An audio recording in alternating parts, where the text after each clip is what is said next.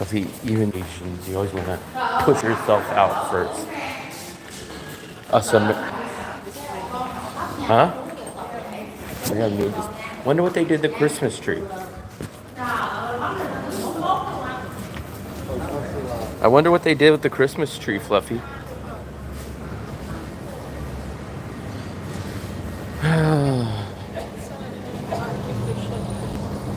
They should have gave it to us for next year. That means we would have to be here the whole year and lug it around.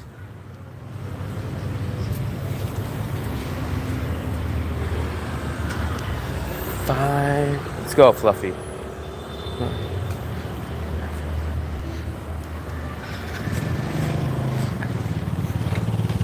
Tranbach gang.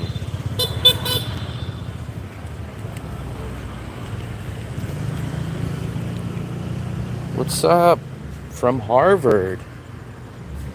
No, we're still somewhat looking for an apartment. Nothing. We're only going to move if we find something perfect. Actually, where we looked yesterday, that's our apartment. And the other place is right here on this other side of this building. So it's literally across from us. It had a lot of potential, but there was just a couple of downsides to it. That there wasn't any one major downside, but there was about 4 or 5 decent downsides that kind of made us pass on it. Wow, they got party going on down there, Fluffy. I just uploaded a new video today, a walking video. I have that video. I'm gonna post a Vietnam celebration video tomorrow. Then the next day I have a walking video. And then the day after that, I will post that apartment rental that you guys are talking about, or that you guys might have seen on the live stream. I made a video of it. So I do have a bunch of videos coming out. I had 4 videos that I didn't edit. I just edited one, popped it up a couple hours ago, and now I have 3 more that I gotta edit. So you guys are gonna get a lot of videos coming up. You found an apartment. Hey guys. Hey, what's up, Blessed? A massage, Fluffy. Yeah, I forgot. We're gonna do a massage one of these days. I'm gonna shoot a video and you're gonna get a massage. Full body massage. So we gotta kind of find a perfect little massage place. We did go to that place. Well, I went to that place and shot a video, but I don't know. We gotta look at prices and kind of a interesting place to do a massage at. I guess we should start getting prices of massages. Find out how much 1 hour or even just 30 minutes massage. Venus Spa. There we go. Let's ask them right here. Fluffy, how much? Okay. 30 minutes is 100. That's for a foot. That's for a body. Yeah. Neck and shoulder. Yes. Body. I don't know how it Hot works. stone. Regular massage. This is foot. Foot, body. So the body, does Yes. that come with neck and shoulder also? Yes. So On. body massage is everything. Yes. Everything. Everything. And that's 60 minutes for $250. Yes. What about 30 minutes? Do you do 30-minute body massage? 30 minutes. Oh, No. Minute very short, Short. time, not Okay. enough for on body. Okay. We have packages too. 60 minutes. Oh, Thai massage. Yes. With oil, without oil. What time do you close? 10 p.m. 10 p.m. 10 p.m. Shampoo. Herbal shampoo. Foot is 100. Body is 250. Neck and shoulder is 150. Oh, and a hot stone too. Yes. Okay. Oh, that one.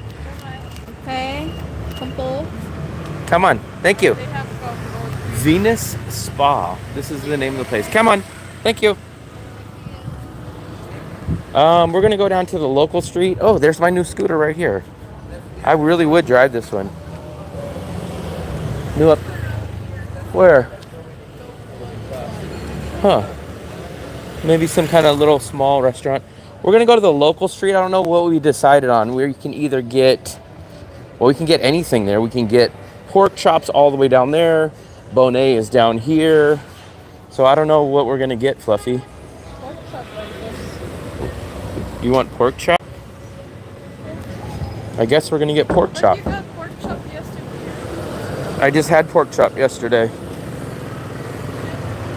Then Bonet. I guess Bonet.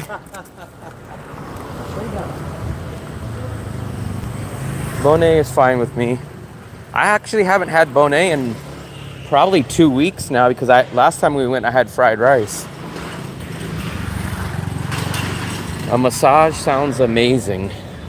Massages, so if you guys look, a full body massage was for 1 hour was $250,000, so it was $10 for 1 hour. You could definitely find them a little bit. You could definitely find them a little cheaper. I think you got to get off the beach, or we can always check down by the night market too, Fluffy. Korean. So it's about $10 for a full body massage for 1 hour. $10. Vietnam, yes, this is Vietnam, Da Nang, Vietnam. Tip is not included.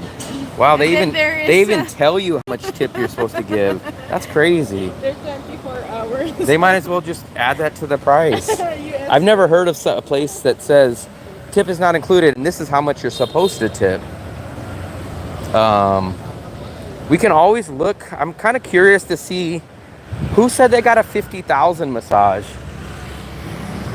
No, that wasn't the market. Yeah, I know. Who was that? Was that Russ? So we're gonna look around for prices. We think we could. I'm guessing. I think. Which way are we gonna go, Fluffy? This is gonna be hard. Okay, we'll go this way. You guys like action? The rainy season seems like it's dying down now. I predicted about the middle of January all the rain would probably 90% be gone. It's been clear for about the past 3 or 4 days. December rained a good amount. September didn't rain. October very little at the beginning, and then at the end of October it started to rain. November it rained. December it rained. But I think in the next 2 weeks, I think the rain will practically be gone. There might still be a little rain, but I kind of think the majority of it will be gone. $10, yeah, but actually $10 is a little expensive. You can definitely find them a little cheaper than that. I wish I never got a massage. I'm not really interested in massages, but I kind of remember I seen a place for either $6 or $8 for an hour. We're gonna try to just go around. I have 3 uploaded. I have 3 videos. That, look at these massages. Oh, they got a discount today. 20%. Thai massage, head, back, and neck, shoulders. So that other place was $250. This place is $230. For 45 minutes. For 45, oh, for 45 minutes. I didn't see that. Yeah, so I just uploaded a full-length video of a walking tour today. If you guys haven't seen it, please go check that out when this video is done. I am going to upload a Vietnamese celebration video tomorrow. That's already shot. It just has to be edited, which I might do tonight. Then the next day, I'm going to upload another walking tour that I've already shot. Just needs to be edited. And then the day after that, I have that video that some of you guys might have seen the live stream where I looked at an apartment across the street from me. So you guys will see exactly what a $315 apartment looks like. That's a cool rooftop. I wonder if that is an apartment. $80. No, this is Da Nang. This is not Hanoi. This is Da Nang. Da Nang, Vietnam. Massage, nails. This is Da Nang, Vietnam, my favorite city in Vietnam. Fluffy, I get you a massage there at the pet shop. My, And you get flea bath. my Flea Beth. The apartment does not. So, in general, My cat just went to the salon and Huh? got pampering today wow, for $10. $10, 250,000. Oh, look at Fluffy. They're almost open. I think they might be open. So that's the big difference between Thailand and Vietnam. So Vietnam's a little less luxurious than Thailand. So a lot of your apartments are not going to have pools and not going to have gyms, but you do get 20 to 30% across the board cheaper rates in Vietnam than Thailand. You could definitely find one, but you're going to pay a little bit of a premium. But we don't really go swimming, at least at a pool. So we don't really care about the pool, but you could definitely find them here, but you will pay a little bit extra. Bay Ka Map. I think I pronounced that correctly. I just did an experiment and added up how much I spent on food, drinks from yesterday and today. I spent it up a little less for $10 for 2 days. Yeah, that's nice. I think yesterday, Fluffy, what did we spend? 65,000 for both of us yesterday. We only went out and ate lunch, and then I cooked dinner. I had some ground beef, so I made some ground beef and some eggs. But tonight, we're gonna go eat dinner, and we are gonna spend probably 80,000 for dinner tonight, which is 80,000 is about $3. And you guys that never have seen us go to the Bonet place, I think you guys will be very, very happy and shocked at how much we pay and what we get. So in just a couple minutes, we should be there. You won't see Dale. He said he's gonna Watch be it, Fluffy. splurging tonight. Sunday. This is not Sunday. This is Tuesday or something, Fluffy. Here's a little local food. You guys want to take a look at some of this stuff? This is gooey con. This is kind of the spring rolls. These are like the fresh spring rolls. They're 6,000 a piece, which is about 20 cents a piece. These are the real local. These are about the cheapest foods you guys can get. I don't really remember seeing this one, but this is like a banh mi place. There's your bread. There's your carrots. Xin chào, just looking.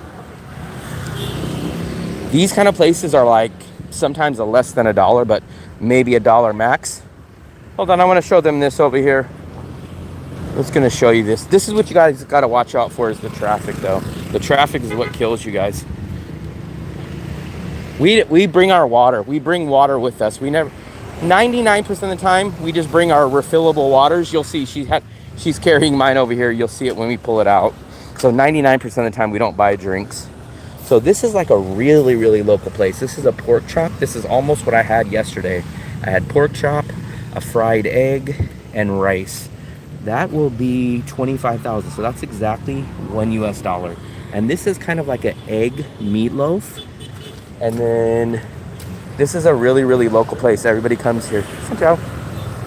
But pork chop and rice. This guy will sell soup. Can I just quickly take a look? Xin chào. Yeah. Don't you? So they're making this soup right there. There's some meat in there, and then they'll put the broth. Oh yeah, I know. $10. $10 is nothing in the USA, but $10 is actually expensive here. It's definitely expensive. You'll see what we get for dinner tonight, and it'll cost us less than $3. So basically, about $1.50 a piece. Gui Khan, yeah. I can't find my favorite dish that I got in Wien Yon, but we kind of pieced it together the other day at a restaurant. It wasn't the same. It's a little different, but it was as close as we can get it. A coconut. Fluffy, how much do we see coconuts for? 30,000? I just saw one at the market earlier, 50,000. I think usually when they sell them, they're about 30. I've seen them for 30, which is about $1.20. $1.20, something like that. I am in Da Nang, Vietnam. Fluffy, watch your step. They have ovens. They have an oven. Maybe they can cook our steaks. So when you do the paint job, it doesn't bubble. Wow, we already got 30 people in here. Big thumbs up, guys. We haven't even got to dinner yet. We're about to be, we'll be there in about 5 minutes, but we took a little scenic walk so you guys get to see the really, really local town, local neighborhood. Last time we were here, we were celebrating Vietnam winning the soccer championship, the Asian championship or something, I think it was called. When Vietnam won, like some of the restaurants and the salon were giving discounts. Maybe that's why. $10 is literally 2 days of eating and drinking in Saigon. Coconut should only be about 15,000. I'm not sure. I've never got a coconut, actually. I think the only place I've ever... 15 or 12. 15? Okay, we'll see. I think there's a coconut down here. I have no clue. I've never got a coconut here.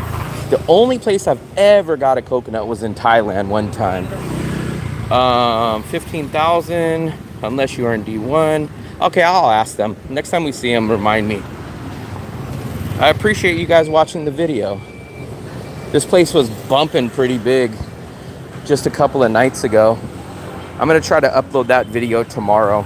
It's all shot. I just need to edit it. Hopefully I can edit it tonight and then get it up in the morning for you guys. I just posted another video this afternoon, so hopefully you guys will either check that out before. We'll probably come back here. This is my little dessert spot. Have you tried? I just ate a custard apple today. They asked if I ever had the custard apple. We just bought 2 at the market yesterday. I had 1 yesterday, and then I had 1 earlier a few hours ago. We got 2 custard apples for 50,000. No. Two custard apples for 25,000. There's our banana fritter place.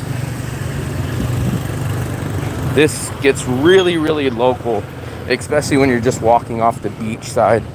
Here's a haircut place. I'm gonna get a haircut here eventually. Here's 60,000. So usually they're about 50,000. Usually they're 50. This place is a little more because they have the Joker out here. The combo, it's $475. Yee, for what? I don't know. Shaving. That's the works. Facial. $475. A haircut's 60 by itself. So 75. no, that's a combo. Oh yeah. Look, haircut's 60. Shave the face, beard, wash the hair. Okay, that's 75,000. That's not a bad deal. You usually can get a haircut here for 50,000 and then a shave for 25. I love watermelon too. Actually, I just had a watermelon juice, a fresh one, at the cafe right there just like 2 nights ago. I'm not sure. I've only had the juice. We've never bought a watermelon. I did see one. We just seen a Fluffy. Remember we seen a watermelon yesterday at the market, but I don't remember how much it was. I didn't remember seeing a price on it. Yeah, there was no price on it, but we did see them yesterday. Mitsubishi Electric Asian Cup. That's what it was called. ASEAN, or however you guys pronounce it. But I actually visited a coconut farm, and the farmer told me he sells 5,000, 10,000. I see. There's always a markup, guys. Anytime products switch hands, stuff gets marked up. No matter what city, no matter what country, no matter what continent you are, that's just how business works. That's just how it works.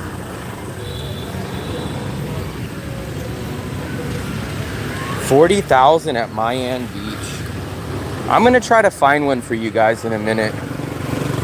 I could have swore they had one right here. We were actually down at this little cafe the other night. The locals pulled me in here and they wanted me to sit down right there.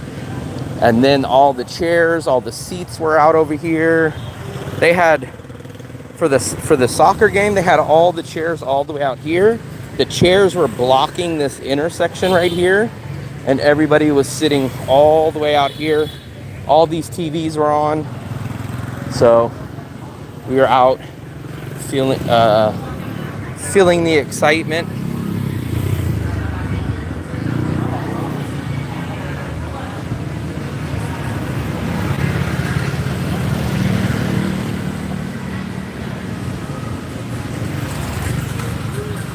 "36 people. Thumbs up to all you guys.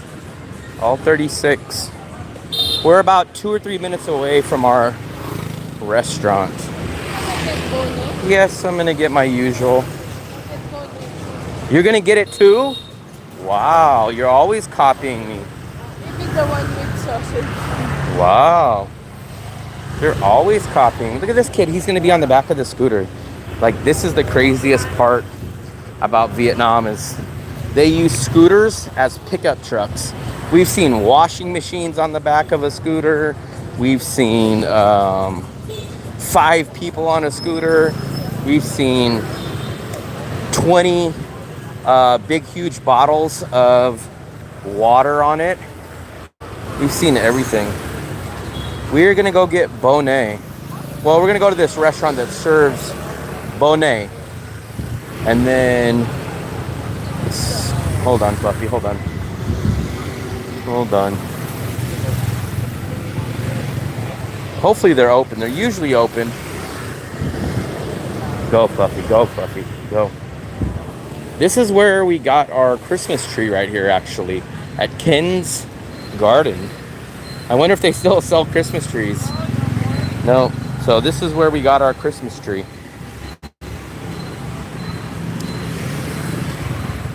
I did voice to text, so actually it's the voice to text's fault.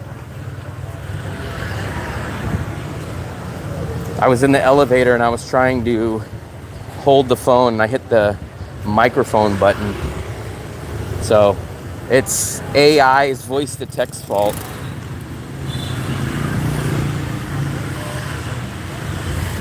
Yeah, so blame AI. Blame or at least blame the microphone for picking up the wrong word. Here we go. The farmer said, I'm gonna get the same. This is the kid that's always doing his homework. This is the restaurant. Sit down. Two bonnet. No pate.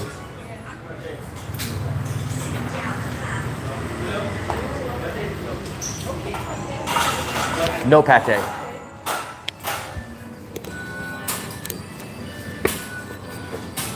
There we go. Let me log into the Wi-Fi. Would you say Vietnam price? Yeah, they're very cheap. We spend about $200 US on food a month for both of us.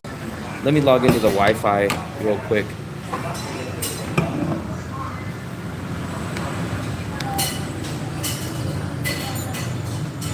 So if you're getting pate, wow, you're very risky. Yeah, this is definitely the cheapest, best overall cost of living place that I've been to, and I've been to 20 countries. So there's our bread. There we go. Look at that. So this is going to be our baguette. We each get one of those. And then I will dip mine in my amazing bonnet. And she'll eat that lettuce. Dark brother, you see we bring our water bottles everywhere we go. I'll be there in March for a couple of days, smack in the middle where you're at. I booked a hotel. Oh, Cecilia, okay. I know exactly where Cecilia is. Fancy hotel. Yeah, Cecilia is only a couple blocks away from us. Actually, I think technically it's on the same block as us, but it's on a cross street. So it's like our street is here and it like sits on the corner. I appreciate it. Thank you for the subscribe. Thank you. We're quickly growing.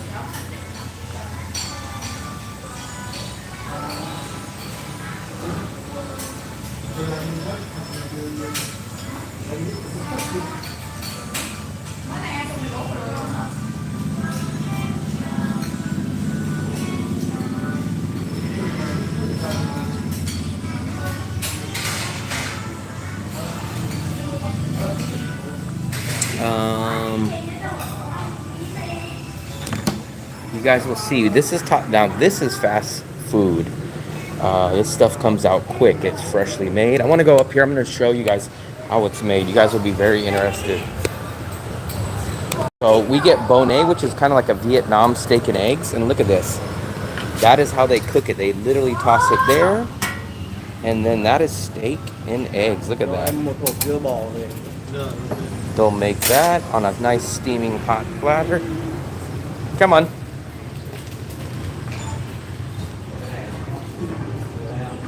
And that is our dinner. How long have we been here for? Maybe 3 minutes? And it's piping hot. Piping hot. Everybody asks me that, and I'll tell you guys very, very simply. Vietnam is much cheaper. Vietnam has better quality, better internet, better infrastructure, better transportation, better everything. Now, that's compared to the Philippines. Now, compared to Thailand, I'm going to give Thailand a little bump up from Vietnam. Thailand's going to have more of your luxury stuff. You're going to get more pools, more gyms in your apartments. You're going to have your luxury malls, but you are going to pay about 20 to 30% more in Thailand. So if you want to pay 20 or 30% more than Vietnam, go to Thailand. If you're looking to save 20 to 30%, come to Vietnam. There we go. Mine's still piping hot. Mine's still steaming. Can you guys see mine steaming, guys? Look, it's very hot. If you put that in your mouth will be burning. No, mine is steaming too. So we paid, I already know what it's going to cost, so I'll show you guys. This, if you guys want to guess, pop in a guess of how much either in VND or how much in US dollars all this combined will be. Got 2 baguettes of bread. No, it's actually fresh because you could see it's still a little pink, but it's on an extremely, extremely hot wok. So not only that, but it still cooks because he puts this like fajita plate on there. But you guys can see when we first got in here, the meat is 100% raw, but he cooks it on an open flame and that thing just cooks very, very fast. $4.50. Nope. I'll just say no. But she got 2 eggs. I got 2 eggs, bonnet. You do get a salad, you get that. Here is exactly what we paid. $80,000 or $3.15 for all this food. Very nice price. Very nice. So let's try to, can we move this one? $3. What is the name of the place? What place is this? This is a regular bonnet place. But Fluffy, is that the name? It is, but it's, so on Google, it'll have another name, but technically I think that is the name. But if you look on Google, Google has it as another name. $3.50 or $3 and no, not $3.50, $3.15. So just barely over $3, guys. And that's how you eat it. She never knew how to eat it until she seen me start eating it. I do wish my eggs were a little more cooked, but how I'll fix that is I will flip them over and they'll cook a little bit more in this nice broth. So let me let mine sit for a little bit. It's still piping hot.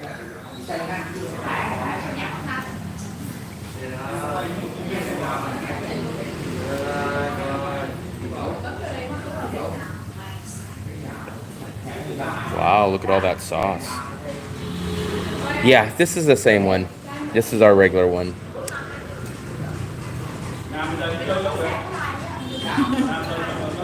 Are you surprising us tonight, Dale and Fluffy, look at how raw your egg is. You should sleep. That's how you like it?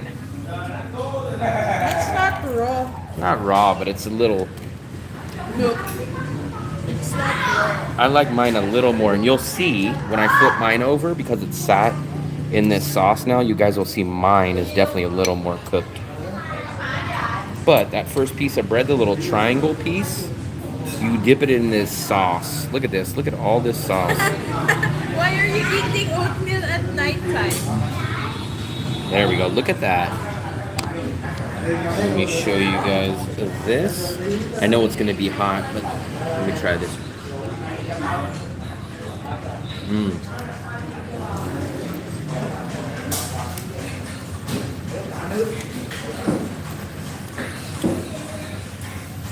I mean, I can work remotely. I just don't have a job. I haven't made money while traveling in the past 5 years.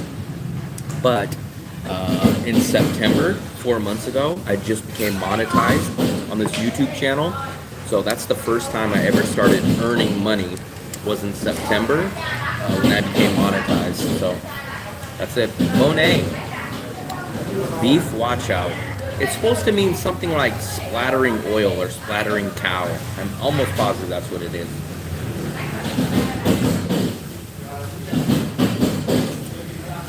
You guys can see that's where you can get free water from that place right there. If Fluffy was being cheap again, she would just go fill up her water bottle of the free water there. Wow. No, Wi-Fi's good. Wi-Fi is perfectly fine. Now in the Philippines, you're gonna run into some problems, but out here and in Thailand, it's no problem. Well, I'm not gonna say it's no problem, but every single place that we've been to, it's been perfectly fine. And I've been here for well over a year. But it's perfectly fine for us. No issues. I watch UFC pay-per-views, I watch boxing pay-per-views, so I stream stuff, no problem.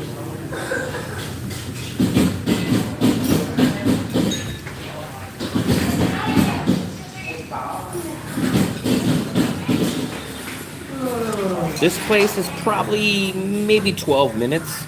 I bet if you walked a little faster, you can make it 10. If you walked really slow, really slow, maybe 15.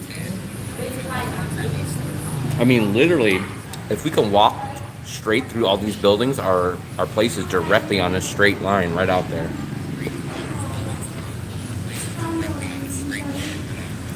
But it's probably maybe 12 minutes, 10 minutes if you put it in high gear.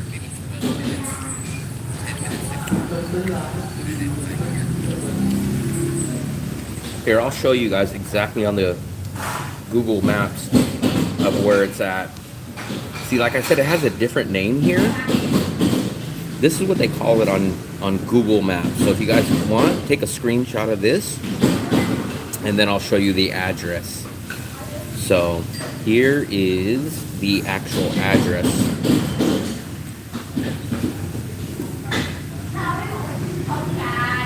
Marcus, what's up, buddy?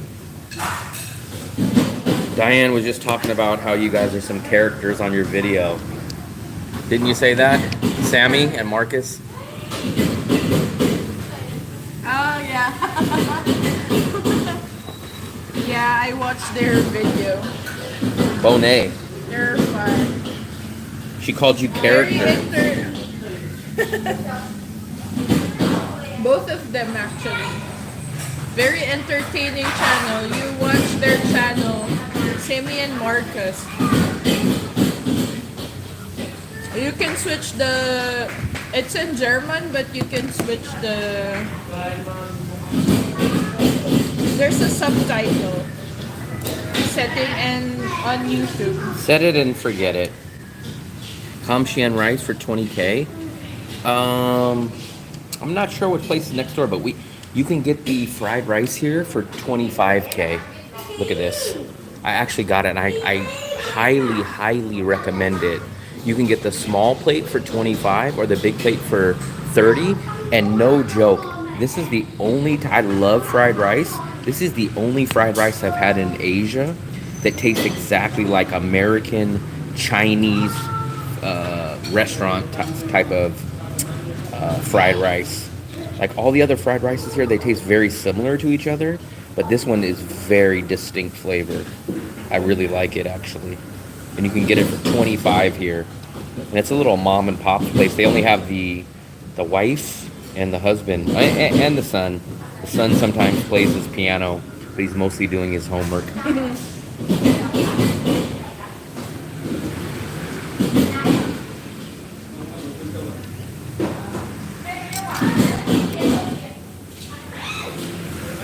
I've had Bonet at this place. I've had it near the beach by our place, and I had it right down the street. So I've had Bonet at 3 places now. Yep. This place you can get the sausage too. Let me see where it's at. Bonet, there it is. So you can add, they have like 10 different ones. One's like with pate, one's with 2 eggs, one's with sausage, one's with like meat, one's with like beef. So every single one of them up there is all under 50,000 for the menu. All these, they only serve like 4 different dishes, but there's different combinations. Like you can get meatballs with it, you can get sausage with it, you can get all these different things. Yeah, I said I'm gonna get the one with sausage.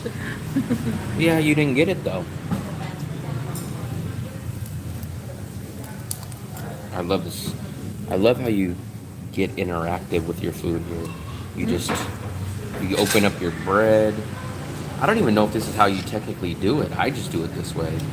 So I don't know if like locals Well, eat maybe you put it like a like a sandwich. sandwich. This is how I do it though. Yeah. If you put it in like a sandwich, the thing will get all over the place.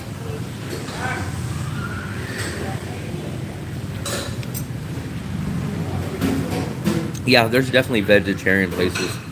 We had 2 vegetarians come in. They did my in-person service that I offer, and I had to go find a bunch of vegetarian places for them.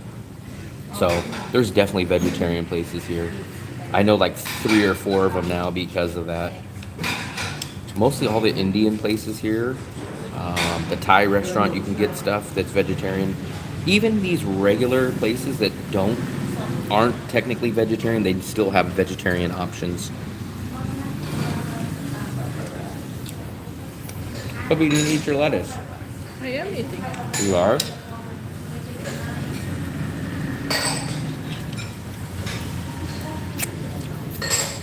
Yeah, let me actually show it to you guys. Watch this, guys.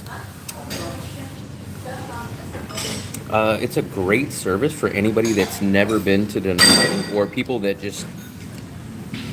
So what you do is you come here, you go into my links. Right here, it's called the in-person welcome service. All you got to do is click on that. It'll take you directly onto my page. It's very, very simple. And this is a description of what everything does. I literally pick you up at the airport. I get your currency exchanged either at the gold shop or show you the no ATM fee ATM machine. The next day we go get your SIM card at a real legit place so you don't get ripped off. I give you an hands-on neighborhood tour, answer all your questions. I show you where Moon Milk is. I show you where the good restaurants. I show you where, if you're a vegetarian, I'll show you where all the vegetarian places. Basically a whole welcome you into the city. And by Native is asking about pharmacy. And basically by the time that we are finishing the tour that I give you, you guys will feel like you've been here in Da Nang for a long time. Let me scroll back up. Is there a difference between pharmacies, drugstores out here? I don't know, man. I really need to go in a pharmacy and start getting some information, because a lot of people ask me about pharmacies and we walk by them all the time, but I've never been in there. Native, I have to tell you something about pharmacy. Because, like one time I was having cough and colds, and then there was this like lady who keeps I was just getting generic names of pills that works for me, since it's just cough and colds and I really know what to get for cough and colds. And then they they keep pushing me to buy this and that and some drugs. Thumbs up, Marcus. I appreciate the. I didn't really get it because pharmacists are supposed to read or like give you medicine. It's like they're playing as doctor. But I didn't get the medicine because I'm a nurse, so I know what you get, and like I just told them how I was feeling. That's why I needed to get that. So they stopped and just gave me what I needed. But I've seen that they try to push you to some medicines. Remember, Will, when you buy an ointment, they give you an ointment that. Yeah. They gave me something that was completely different. But it cost you how much? 50,000 for that ointment. Big thumbs up, Marcus, man. I appreciate that, man. I appreciate the good, kind words. I'm trying to chew and talk at the same time. Thank you very much, Marcus, man. It was good to meet you on New Year's Eve. You have invited me to dine with you. We invited everybody, but you guys gotta pay at the end. We're gonna dine and dash. We're gonna leave the bill to you guys. Huh, Fluffy? Fluffy, when we're done, we're gonna leave. Fluffy, when we're done, we're gonna leave them the bill. We're gonna leave the bill to all the viewers. On the stream, on the live stream, I said, "Come, you're invited to come to dinner with us." Generally, there is a price. There's very good drug prices. $30 for cough medicine is crazy. Yeah. I don't know what happened there. You have to be careful and like you have to ask for the prices. Yeah, Marcus would know because I think Marcus and Sammy go to the Australian place. I don't know how that roast works, but I think Marcus can probably tell you. Yeah. We met the owner, Rod. That was his name, Rod. And the other guy was Scotty. SoCal. Bonet time. Yeah, I haven't had Bonet in about 2 weeks now. Last time we came here, I ended up getting the fried rice instead. So, this is my first Bonet in, I don't know, at least 10 days. Maybe 2 weeks.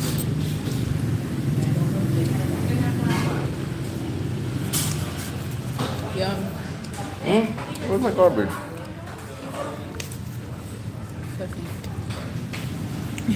I remember when we were first going out. You're right. That's how we are. Like we always fight about food. Maybe you're always fighting. No, it's you. Do they have a pharmacy? Ask them if they still... Oh yeah, I'll ask them that. Good question. Good question. Let me ask them that actually. Good question. Usually, you guys always ask me good questions, but usually it's when it's too late. So, good timing on that one. Are you guys open during... Let me ask them. Good job. Are you open during the test? No, closed. Okay, so it looks like they're closed. He looked at me crazy. Like, maybe that was like, are you crazy? No, it's like she's saying, "Oh, I'm sorry." It's like he's upset. Yeah. I just wanted a yes or no, and he looked at me like, "Are you crazy?" No. Like I was saying to Santa, "Hey Santa, are you working today?" How come I taste ginger? Huh. Maybe because from the pate. Maybe. What is the max exchange? We should invite the people here to go and have bone. The only problem is we could get lucky and have this, but we can get... What happens if this whole place is full? Then what? Then people come down here and do what? I pull out... I've pulled out 20 million, which is like $800. So I'm not sure how much more you can pull out than that, but I've had no problem pulling out like 800. I believe they're the same. It's not all you can eat. I looked at the ribeyes. The ribeyes look pretty good. He showed us the ribeyes at the Australian barbecue. They were just about to put them on. Australian bistro. That's what it's called, the Australian bistro.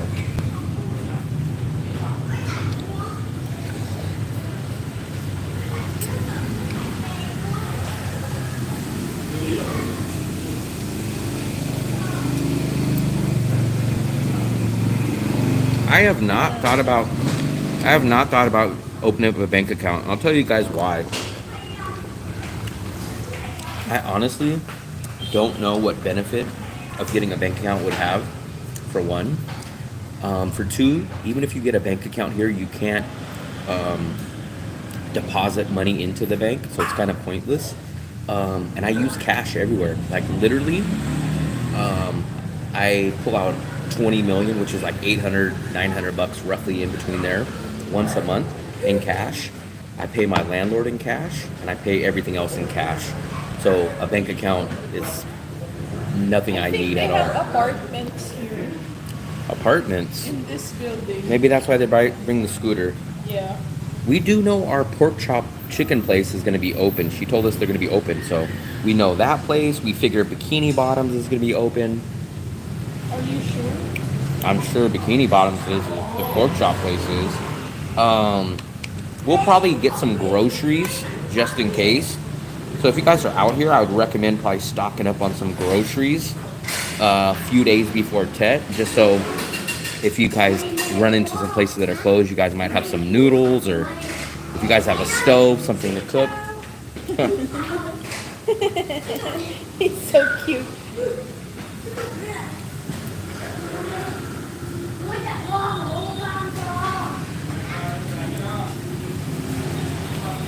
So, Seymour, I've heard even if you get a bank account, you can't use the QR code. Something, that's the big thing. So, a lot of people want the bank account for the QR code, but I could be wrong, but almost everyone that I talk to tells me foreigners can't do the QR code with Zallo. I could be wrong, but multiple people. You know who would probably answer that better is actually Sammy. Sammy probably knows the answer to that better than me. Sammy knows all the little ins and outs and stuff like that. What's up, Chris? Yeah. That's what I'm going to do. I'm going to go to Moon Milk and get some ground beef and go stock up. Just toss it in the freezer or something. But we do know at least 2 or 3 restaurants. I'm pretty sure the banh mi places will be open. I can't say for sure, but I'm sure some of them will. You can transfer your debit card from America to... That's what I do. So I transfer... So I have 2 bank accounts. I have a Bank of America account and a Charles Schwab account. And every month what I do is I keep all my main money in my Bank of America account. When it's time to pull out money, I transfer over some money a couple days before I need it. It goes into my Charles Schwab account. I use my Charles Schwab account at the ATM, pull out money, because at the end of the month, Charles Schwab refunds all my money at the end of the month, the ATM fees. And I just take out money once a month, and then I just keep cash on me the whole month. I pay my rent in cash, all that. Carry as much cash. Yeah, I would recommend that too. So don't wait till the last night to go to the ATM before Tet. I would say go try to pull it out 2 or 3 or even 4 days. I think Tet technically is the 25th or the 29th. So I would recommend pulling it out like 22nd, 23rd. Pull out a little bit of extra money, because the banks might start, the ATM machines might run out of money. I wouldn't be surprised, and they don't fill them back up, especially on something like that. Okay. That's a cool name. Okay. As the American German, I was going to ask you about Schwab account. I love the Charles Schwab. I've been traveling with it for 5 years. A lot of Seymour, I'm pretty sure a good amount. You guys might have to use Grab during that time, but there will be places. Obviously, McDonald's, I'm pretty sure, will be open. Jollibee will be open, I'm pretty sure. KFC will probably be open. The mall will probably be open. I even think banh mi places. I mean, you guys aren't going to starve. I just think if you guys have 7 or 8 favorite restaurants. I bet 3 or 4 will probably be closed. Wow, you finish your bonnet. Yeah, Mom. Finish your food. Or what? I can't get up? Or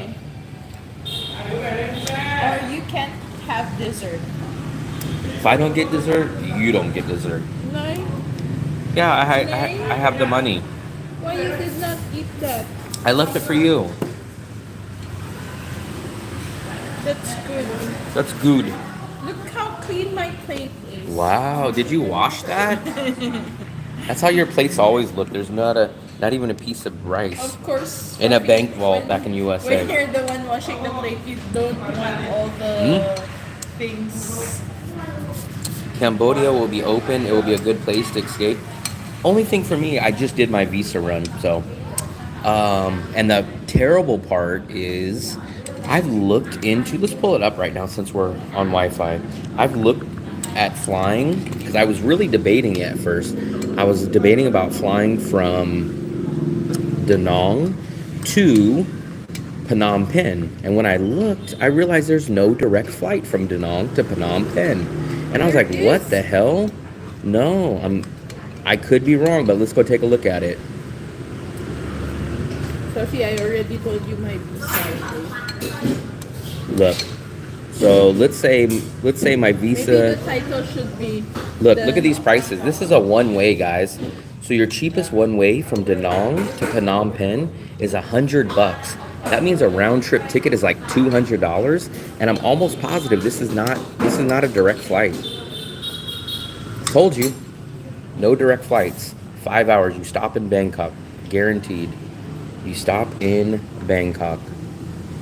Oh no, you stop in Ho Chi Minh City. So that's why we don't do Cambodia. For one, Cambodia is not as good a value. Cambodia is a little less safe. It's a little more sketchy. There's no direct flight from Da Nang to Phnom Penh. There's just no reason to go to Cambodia for me. You're leaving Da Nang, a safe beach, amazing value city. March, at the end of March.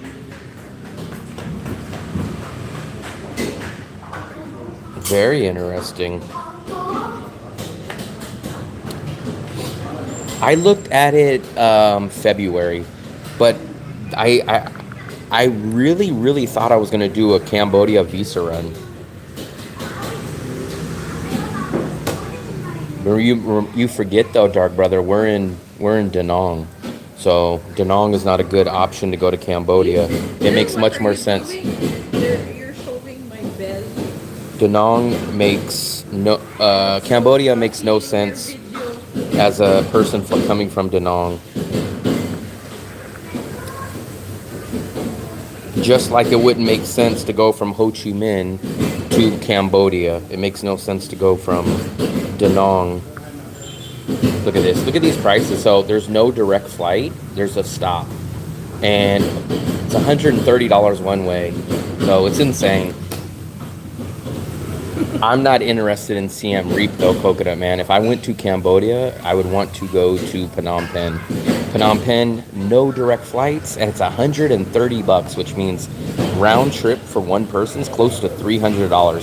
So if me and her go, it's like $500 and something. It's not worth it. A 5-year visa exemption, max stay, 90-day. Timothy, what country? So the only people that get the 5-year visa that I've ever heard of is a business, but I think the business is only 1 year. 5 years if you're married to a Vietnamese lady or you're Vietnamese yourself. But you definitely, no matter whatever visa it is, you have to leave every 6 months. You definitely have to leave every 6 months. Angkor Wat, I think it's going to be the same. So Cambodia is just not a good option at all. Cambodia is just not a good option at all coming from Da Nang. It doesn't make sense.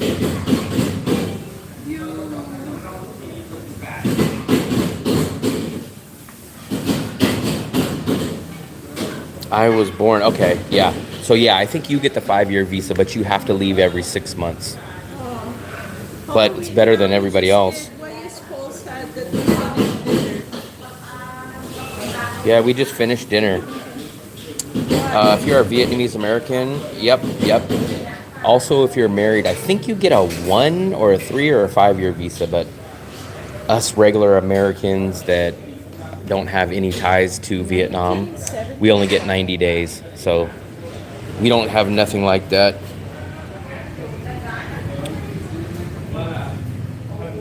But I was I really thought I was going to go to Cambodia. Then I heard all the stories about Cambodia. Then even without the high airfare, I was like, I'm leaving Da Nang to go to Cambodia, where everybody says it's more sketchier. We just heard of a story about a guy getting choked out there. We heard another guy get his phone stolen. And this is from a guy that said he loves Cambodia. So I was like, if you love Cambodia, imagine the people that don't like it, what happens. But then it's a hassle. You got to fly from here, land in Bangkok, get back on a plane, fly from Bangkok to come all the way back to Cambodia. So it just doesn't make sense. 30-day single entry for March. Here's my opinion, guys. If you guys ever do an e-visa, always apply for the 90-day single entry. It's exactly the same price as the 30-day. And I would rather have too much and say, wow, I really wanted to stay.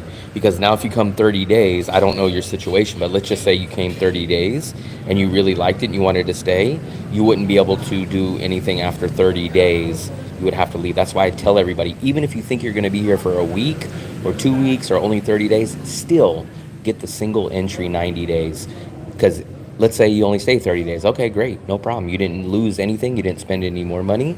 But on the flip side, if you get a 30-day and somehow you want to end up staying, you can't if you only have the 30-day. I wonder what should I get for dessert? You're going to get dessert. Married, get 5-year. I had my 2. The other place I like the dessert there compared to the.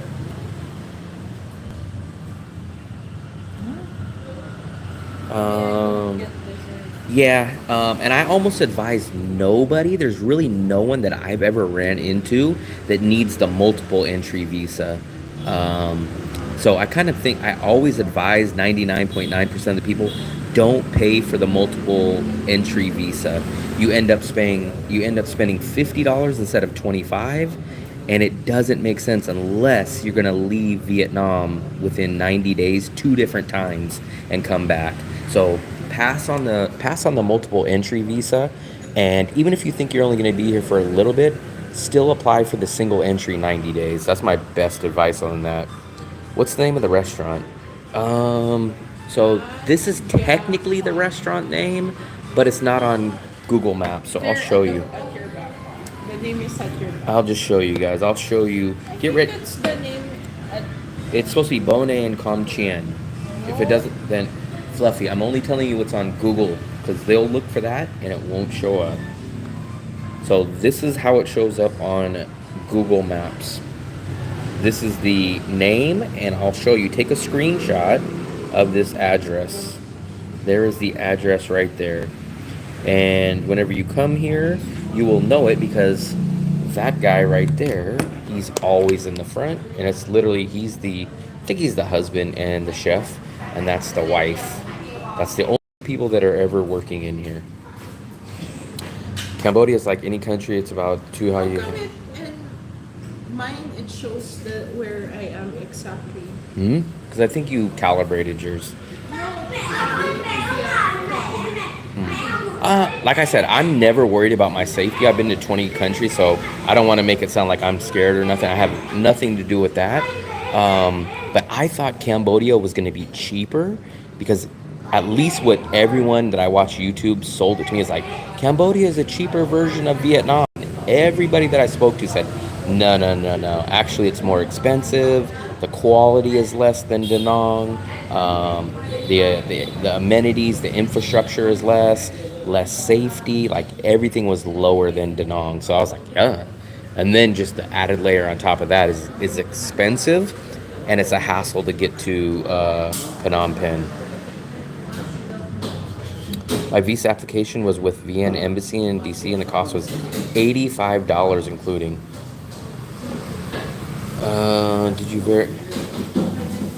Did you marry a Vietnamese? Wow, Marcus, I really appreciate it, buddy. I think that's the first time I've ever seen of that. Gifting a membership. I really, really appreciate it. Thank you very much, Marcus. Appreciate it. Big, big thumbs up. Thank you, thank you. Really appreciate it. Thank you. Big thumbs up. Wow, that's crazy. I really appreciate it, man. Wow, wow, wow, wow. Marcus, man, you are the man. I really, really appreciate it. Crazy. Really, really appreciate it. Thank you very much. Even Fluffy thanks you. Wow. Don't forget to subscribe to their German channel. Yeah, please go. It's called Sammy and Marcus. Well, actually, I was spelling it wrong. I thought it was A-N-D, but their channel is U-N-D because it's in German. But you guys can translate the text. So go join it. Actually, if you guys go look at my New Year's Eve stream, you'll see the link to their channel in there. All you have to do is click on that, and it'll take you directly to their channel.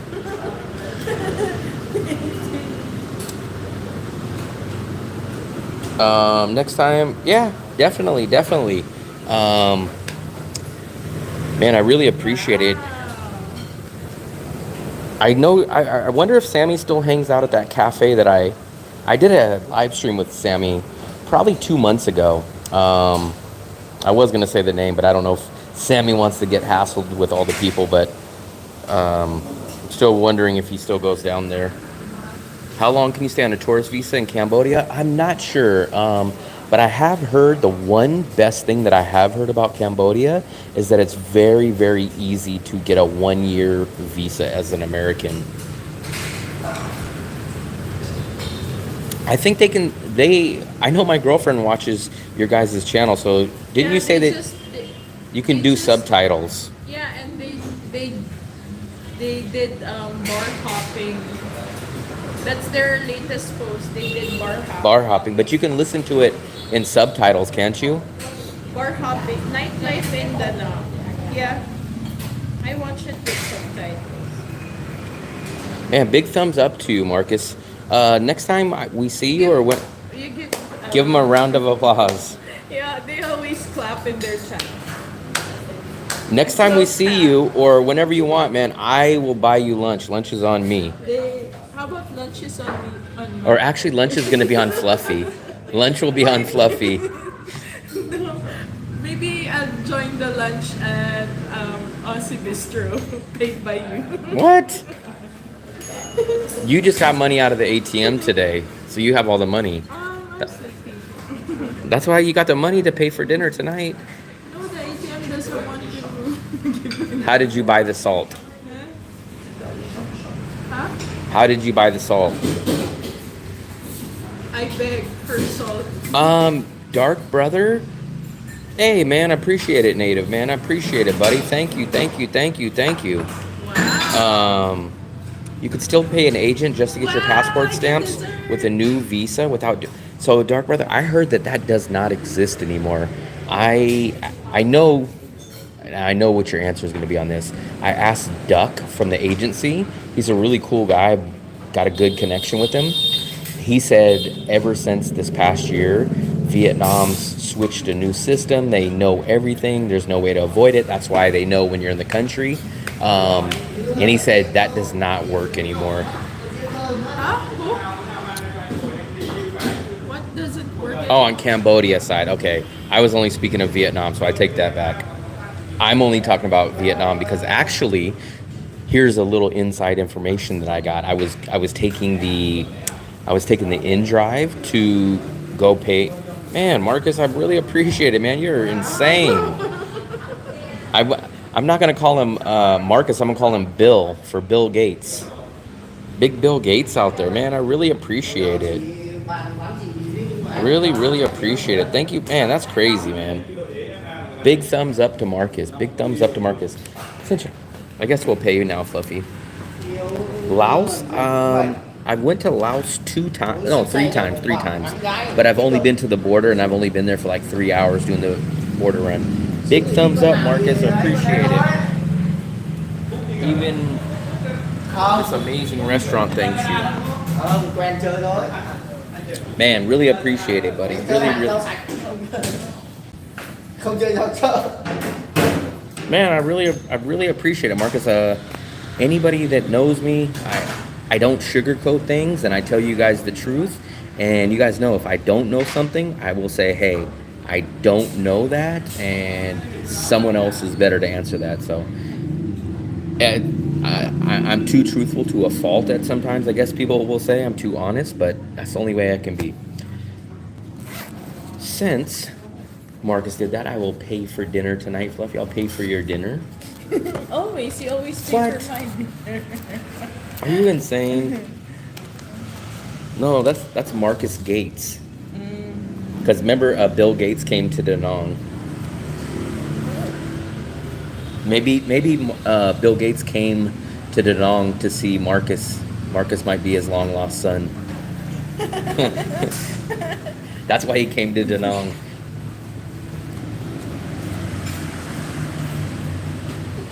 Let me take a last drink. Fluffy, you have your Spray? Mm-hmm.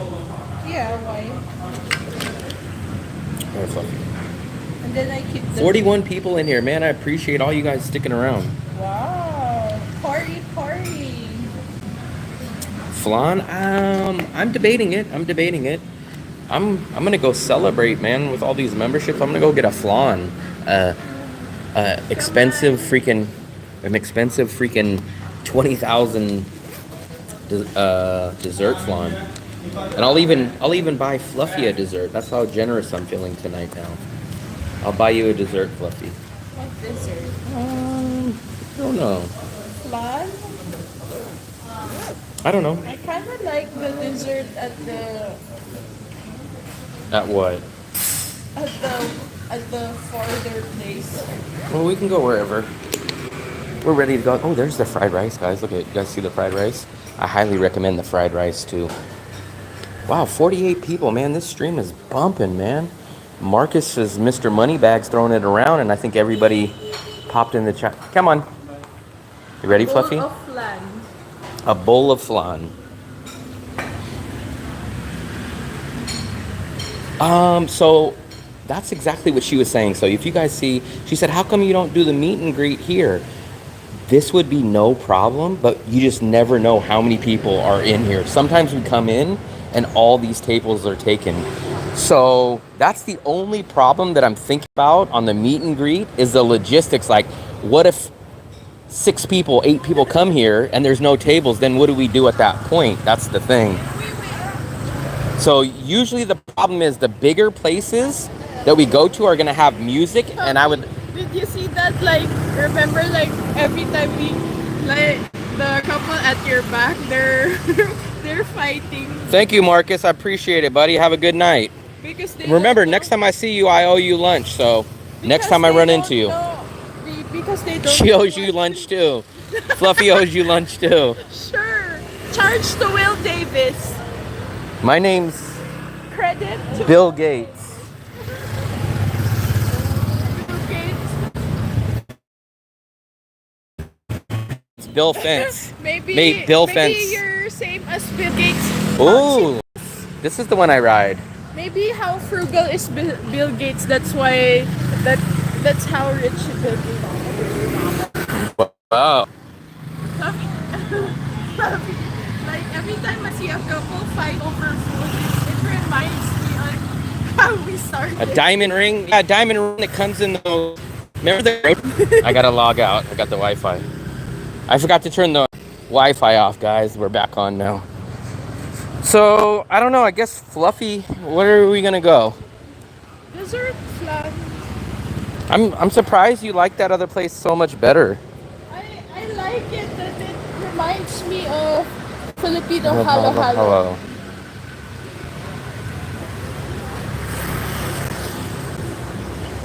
Oh, you don't like that place? It's okay. I wish they would have the damn flan. We went there 2 times and they never have the flan. I think he just says like, oh no, not today, but I think they really don't ever have it. Maybe, or like, no, nobody really gets it that much. I watched your video on My Dai Dong area. Very nice. Yeah, the whole question, so I wanted to do a different walking neighborhood, so I chose that area.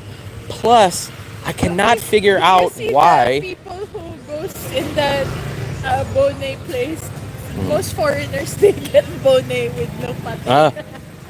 I wanted to figure out why is that area, so why are the landlords in the Mai Dai Dong area trying to charge as much or more than the heart of An Thuong? It's not An Thuong. It has the worst part of the beach, in my opinion. There's no direct access of a straight line to the beach, and it's much more local, but yet the landlords are asking for the same price or more than being smack dab in the heart of An Thuong. And I don't, maybe Coconut Man popped up at a great time. Maybe he can answer that question. I don't understand why the area outside of the main hub is asking for too much. Man, big thumbs up. Man, Native, appreciate it. Wow. Wow. Going. We're having a nice stream tonight. Wow. Fluffy, what is that? Avocado? Yeah. Avocado. It's a nice and I understand that, but it doesn't make sense. It would be like so Brooklyn is going to be the main hub, the highest spot in the Brooklyn area, right? It would be like charging higher rent to live outside of Brooklyn than to live in the Brooklyn. Like, it wouldn't make any sense. I don't understand what's going on there. That's the big question. Now, I have 2 opinions. I wanted you guys to leave a comment and answer that question on that video, but my personal opinion is 2 things. One is these landlords are trying to raise the rent, and they're going to let these places sit until someone meets their demand. Or here's what I think.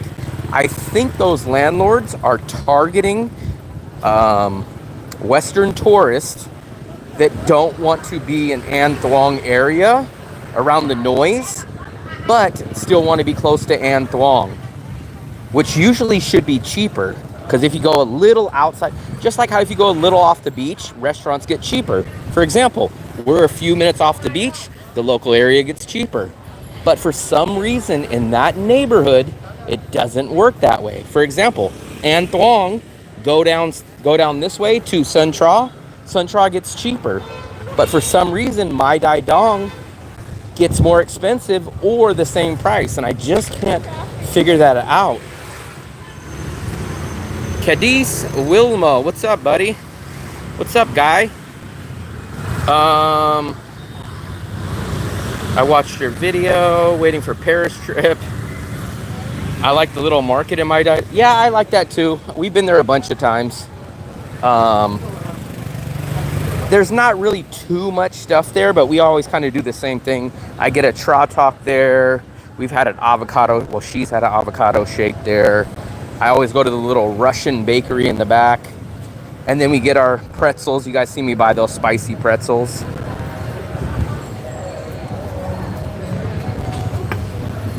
Where are you going, Fluffy? I thought you want this. I'm okay here. You are? Yeah. Where are we gonna sit? Huh? Where are we gonna sit? Okay. There's a lot of people out tonight. I'm gonna get my regular, no ice this time. So my flan, but with no ice. Yeah. What's up, Simply Social? It might be that they just replaced it with better quality. I don't know, but I just know, I know you guys are gonna say this isn't the USA, but you couldn't charge more in the USA than what the main area is, especially when you have to come back in, because all those people, the people that are moving there, here's what I really, really believe. I believe there's a lot of people like me, like the guys that don't party, that don't want to be around the noise. So what I do is I don't stay in An Thuong 1 through 10, right? So what I do is I come up a little bit, but it's still in the An Thuong neighborhood where the Q Market is and everything. I live up there. It's still the same price. It's not more expensive or anything like that. But I'm still in the heart of An Thuong, where I think it's these, I hate to say it this way, these hipsters or the travelers with a lot of money. And they have this, I don't know if you would call it a complex, but they want to feel more local. So they'll say, yeah, no problem. That's fine. I'll overpay to stay with the locals. We're still 4 minutes scooter ride and 20 minutes away walking. I think it's those people, and the landlords are targeting them.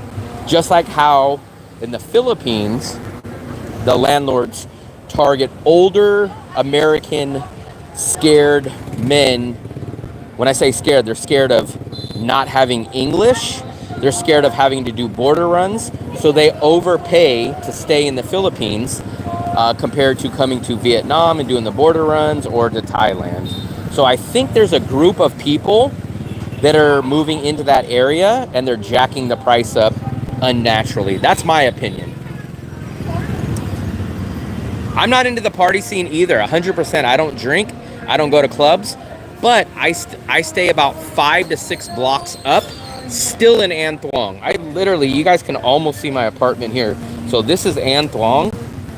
Yeah, there's my apartment right there. If you guys can see it, that building right there is my apartment. So I'm still in the heart, and I still pay the same price as being in the main area, yes. But these guys, they're about a 15 to 20 minute walk away. So they're not even in the main area. They're in a much more local place. So there's not the amenities. There's not the bikini bottoms. There's not all these Western amenities that they want. Plus, like I said, here's the other kicker that no one talks about. They don't have direct access to the beach. So the beach directly is this way, yes. But the way that the streets are, they have to come up this way. They got to come down this way. They got to come down this way. So there's no direct access. And then that's the worst part of the beach to me, honestly, guys. There's all those big resorts, not big resorts, but big restaurants. And it's not as good as the Mai Key beach. So literally they're paying more for so much less quality. So I don't understand why it is. The guy that was threatening to jump, they arrested him. If you go watch the end of my stream, you will see I have the money shot of him coming out of the building. So I had the camera right. He was coming out of the building with being handcuffed, and he was about this far away, and I had the camera there. He was laughing. He seemed like he was having a great time when he was arrested. So nothing happened to him. He just got arrested and no harm. Thao Den and Thao Tim area outside of District 1. It costs more. I don't understand what that is. So in USA, that's not a thing. So everyone wants to live area. It would be like saying, what city would be a great? So it'd be like saying this. Okay, Miami, right? Miami Beach is where everything happens in Miami. It would be like saying, hey, Miami Beach is, let's just call it just $1,000 a month. It's not 1,000, but let's just call it 1,000. Now to live outside of Miami Beach, where nothing is at, 15 minutes away, costs you more than living in Miami Beach. It makes no sense. Da Nang and Tourist is so small, I'm sure you'll run into one of us. Where do you guys, this is our kind of, we love this street. We do a lot of stuff on this street. We go to like 4 different restaurants here, but this is still 12-minute walks from the beach, walking from the beach. Yes. Dale, that's the Mai Dai Dong area. So basically Mai Dai Dong kind of starts where, right before Le Bordeaux and the butcher shop, like that big intersection that you cross, and then going into that area is like the Mai Dai Dong area. Mai Dai Dong. Good. I gotta make a decision very soon, guys. It's January 7th. My rent is due January 12th if I decide to stay here. I just turned down 2 jobs from China. So, Fluffy, you got a banana fritter. Yeah. For what? For celebration. Oh my God. Oh, I'm not blaming the landlords. I'm blaming, like, it's just like the same thing. So in politics, I used to get mad at the government and blame the government, right? And then I realized it's not the government's fault, it's the voters' fault. If people wanted change, people would put their foot down, they would vote against things, they would stand up. So the government's only going to allow you to do what you allow them to do, just like landlords. Landlords are going to make you pay whatever you're willing to pay. So I don't blame the landlords. If the landlords can get as much, that's not on them. It's on the people that are willing to pay it. I just don't understand who these people are that are paying that money. Oh yeah, Native, did you get your SIM card yet? I forgot about that too. Anyone been to Akazi Japanese restaurant? Never heard of it. Akazi? Was that place? No. Few embassies. Area, my Dai Dong died. The government brainwashes them. Was going to buy it, thought I was getting sick, had a cough, just so went to the beach. Yeah, go get it tomorrow. Will Travels and Fluffy are killing it. Man, I appreciate it. Native is sick? He said he had a cough.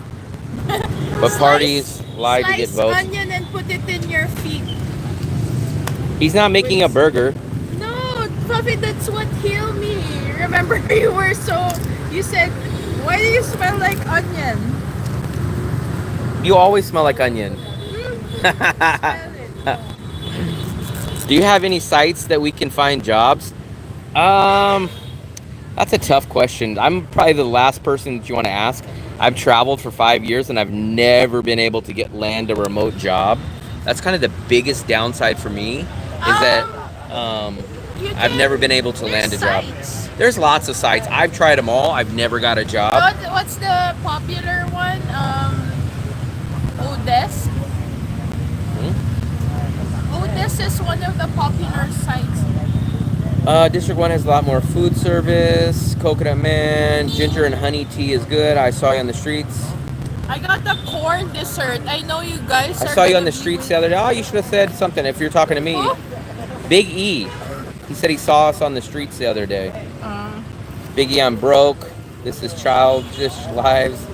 Put onion on my feet. She's talking. She thinks she's making a hamburger. No, it really. At China. nighttime, you put onion in your feet. Sliced onion on your feet. I've seen jobs advertising for China. Oh, where's my chair? I've seen jobs advertising for China. Let me wipe this off. This screen's a little dirty. I've seen jobs advertising on LinkedIn from China. I don't know if they technically use it there, but there's jobs definitely posted by Chinese schools. Look at this. Hey, Fluffy, I've never seen this one before. That kind of looks like you, except for your eyes are looking more drunk. Yeah, your eyes look just like that one. Same eyes. I'm broke. You're broke? Big E, I'm broke. Same here. You should learn how to freeload. My opinion is, so I taught English in 2019 online. I taught for a Chinese company, Why VIP is Kit. Coconut Man laughing? And they paid decent money back then, but the TEFL online English market is so dead now. I was paid $17 an hour in 2019, 5 years ago, and now they want to pay you. Oh, they gave me eyes, Fluffy. Oh, put it here. It's too hard to scrape it all out. It's too hard. And now they pay like half that, guys. It's terrible. So my advice, you guys don't have to take my advice, but the only way that I would teach is if I taught in person in China, because China pays you 4 times the amount that Vietnam will pay you. Plus you get a free apartment, plus you get paid holidays like winter and summer. And oh, let me log into the Wi-Fi. Plus you only work Mondays through Fridays. You don't work weekends, you don't work nights. China's a much better option. There we go, we're back. Fluffy is from the ocean part of the Philippines. Oh, I'm from Baguio, up north of Philippines. The mountainside. What is this? Mountains. Fluffy.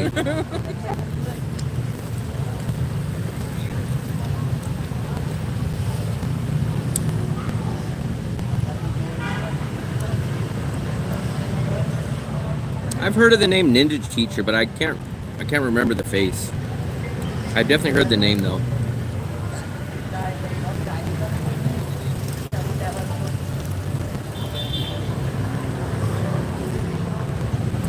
Everybody knows her as Fluffy. That's her new name. It could also be because of the weather. Now it's a bit hot. Hot. Fluffy, it's still cold. No, but like the sun is out now, and like a few days ago it was cold. Look at this huge. They put 3 of these flans in here. Let me show you this, guys. 3 flans. And these are some big boys.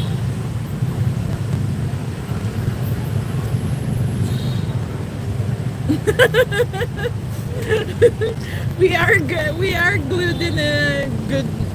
You guys are watching us and we're watching you. Yeah. We're saying, who are all those people out there?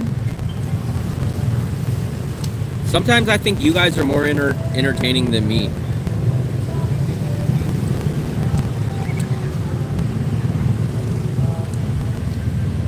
It's like we are family. Talking African with English teacher skills? Never heard of him. I swear I've heard the name, but I'm so bad with names, guys. If I didn't have my own name written on my boxers, I would probably forget my name. Islands. I'm from the. It's not really an island. She's from Fantasy Island. Fantasy Island. Will is from Fantasy Island because I just said that. he's with me. That's called Nightmare Island. What singing? I'm not yet singing. Singing for a green card? Look at this coconut cream. Let me show you guys this. I'm singing for a green card. This is like a coconut cream, the tapioca balls, 3 big pieces of caramel flan, and this is all 80 cents, guys. Not so friendly side of the locals. I got shouted at. Today I encountered. Oh. Let me move this back a little. Maybe I seen a YouTube video where there were some Vietnamese people fighting at a restaurant. Maybe you were at that place. Really? Vietnam football shirt? Were they mad? Maybe they were just happy and proud. Ha. Not really mad. Shouting because they're happy. So if you didn't even show them that. Banana fritters. Hold on. Hey, how's it going? Ah, okay. Nice. Did you ever find an apartment? Did you move? I sold 7 apartments tonight. 7. 7? Yeah. Hey, I had a question. When you come back out, I'll ask you. That was the first guy that ever recognized me. Richard. He's the very first. I think he's the first person that's ever noticed me on my channel in person. Did he ever come to the chat room? I'm sure he's probably been in, but I don't think he's commented. I was walking from the butcher shop one day. This is like middle of September or October, and he was like, "Hey," and I wasn't paying attention. I was just walking down the street, and if you're 7,000 miles away from home, when someone says, "Hey," you don't think they're talking to you. And I kept walking, and he probably was thinking like, "Hey, this guy's a jerk. This guy ain't responding to me." And then he walked up and he was like, "Hey," and I looked and I was like, "Hey, how's it going?" And he was like, "I watch your channel," and I was like, "Really?" Because this was only like September, maybe October.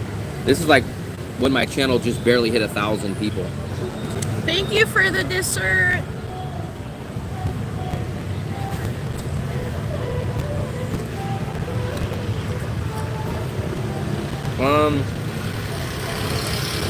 What do you want to know? So you know Mai Dai Dong area, right? By the butcher shop where Yeah. where the Thai restaurant is, all that area down there. I've noticed, maybe it's just me, but I've noticed landlords are wanting more for that area Yeah. than An Thuong. Oh yeah.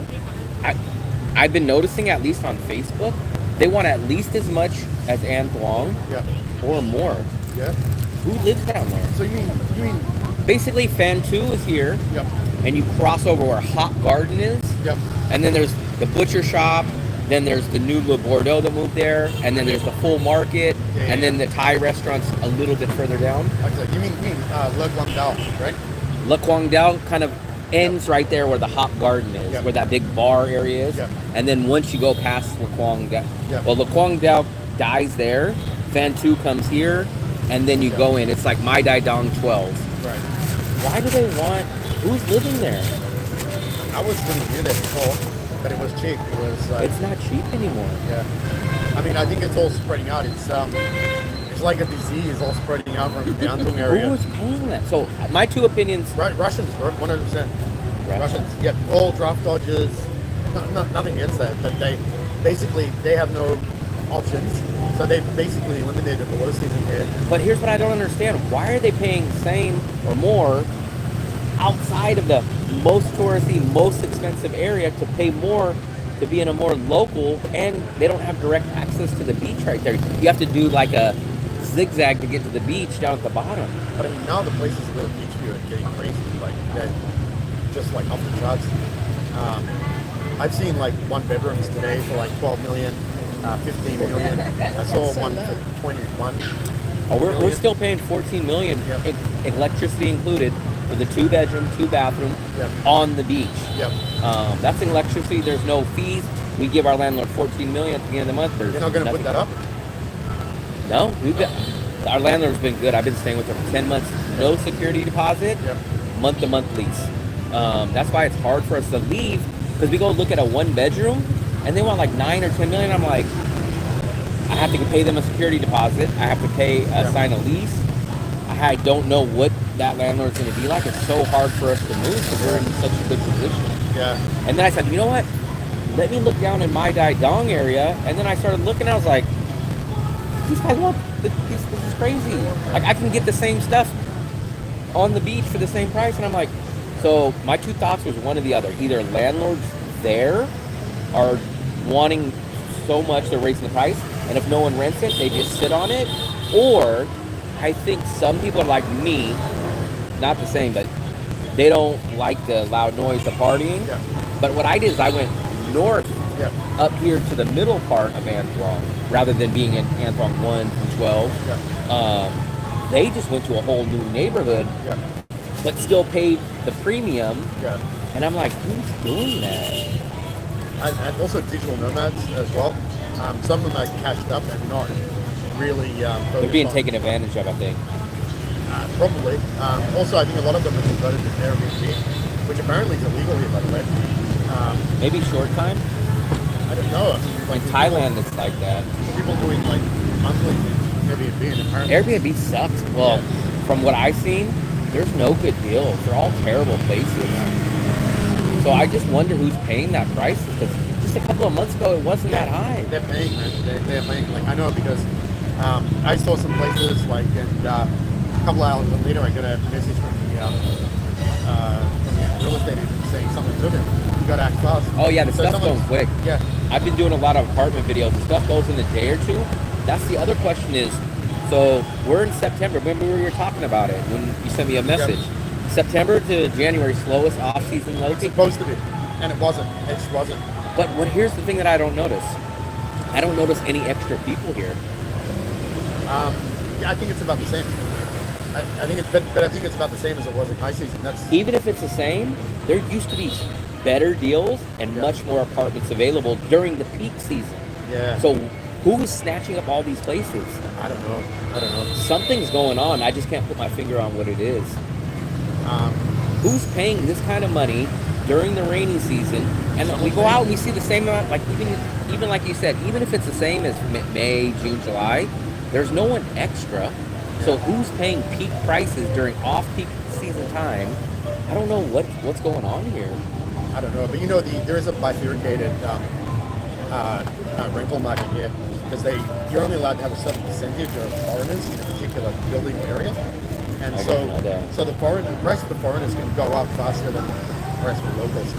So what was happening a year and a half ago when there was great deals and great prices? Do you think it's just the visa turned into a 90-day visa and everyone came here?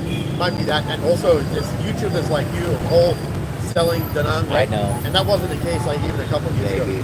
Maybe I told her that. I said maybe unknowingly me and Sammy are showing videos and we're screwing ourselves out of the rent. 100%. That's terrible. But you have to make more revenue from the channel to cover this extra expense. The thing about it is I've been desperately trying to find an equivalent to Da Nang in Thailand or in the Philippines so I can kind of jump back and forth or go, but there's no such thing.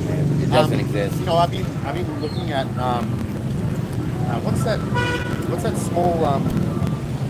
small beach town in Win Yon? No, in Thailand. Oh, Hua Hin.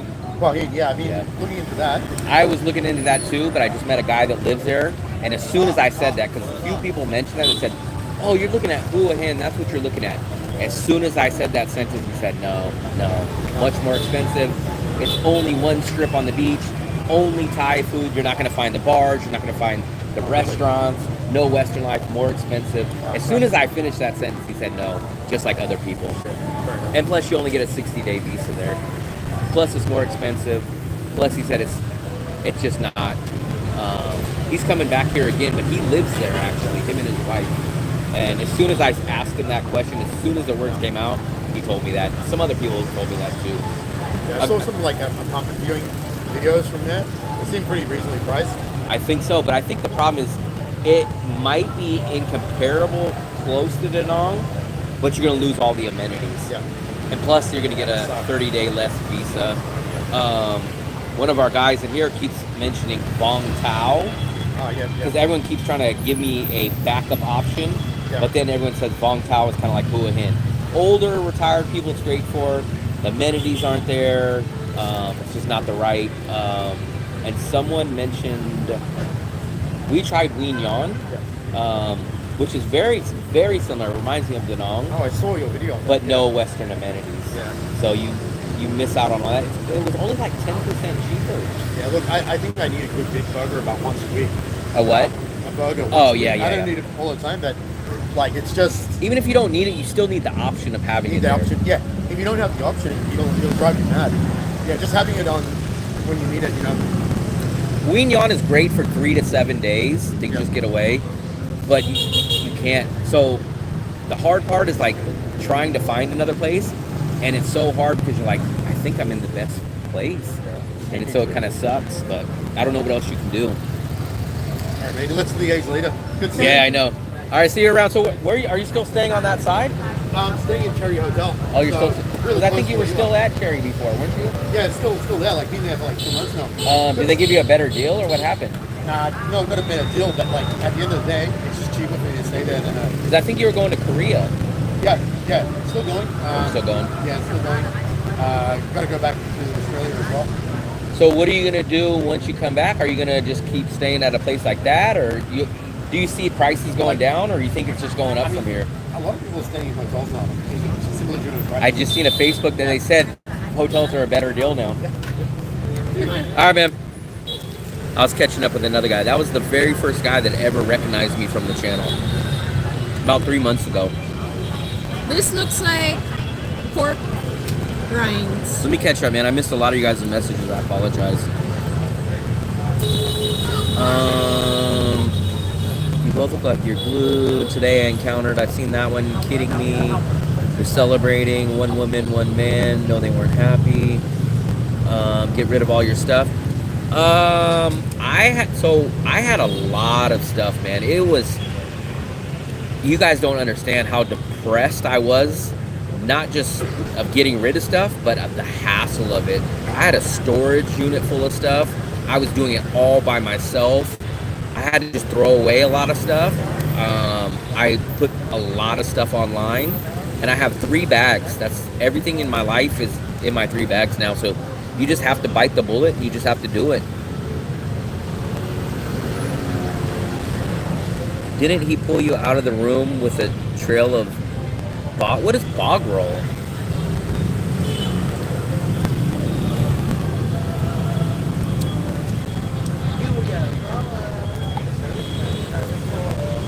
Wow, Fluffy, you ate a banana fritter. I know you don't like it because there's no caramel. That would have been I me. influenced another European to eat this. If that was me, I would have went in there and I would have bought the little condensed. And then I asked the barbecue lady if she could put the condensed on the grill and make some caramel for me.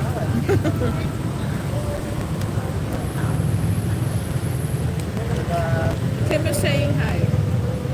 Where's Kim? Hold on, let me refresh. Maybe I missed a lot of you guys' messages. Oh, there we go. I missed a lot of your guys' messages. I had to refresh. Man, I missed a lot. Canto, that was another city you guys told me about. I was talking to the first guy that ever recognized me out here. Can you show Marcus on live? Can you show Marcus on the live chat? I think I just met him. Can you show him? No, Marcus. Marcus was in the live chat. Live chat. Not in. Yeah, he was in the live chat. He left though. He left when we were eating dinner. He gave some. He gifted 10 memberships. 10 or 20. I think 10. 20. I think he did it 2 times. Let me double check. Let me see if I can pull it up.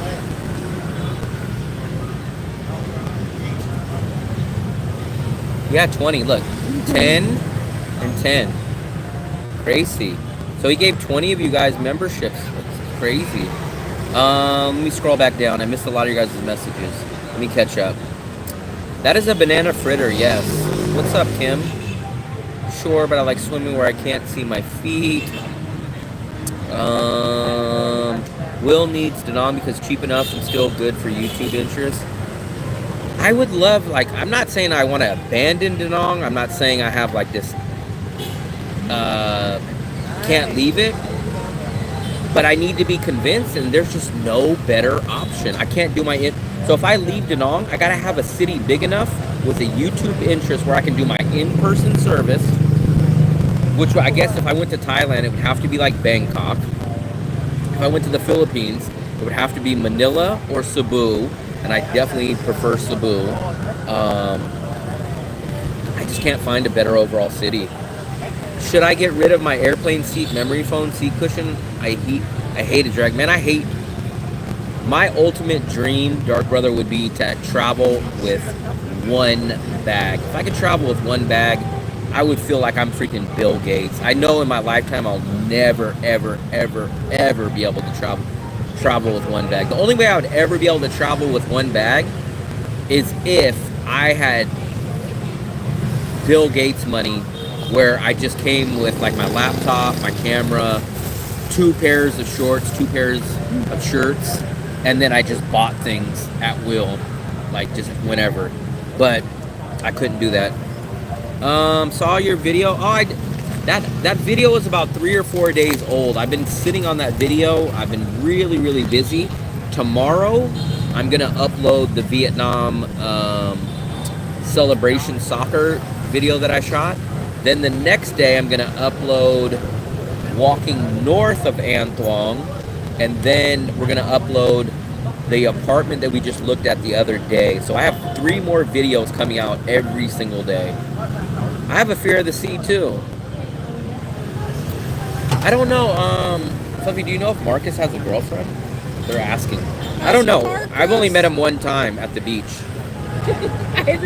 We don't know. The very first time I met him was on the video that you guys watched. You guys should have asked him. I know Marcus from the regular chat has a girlfriend.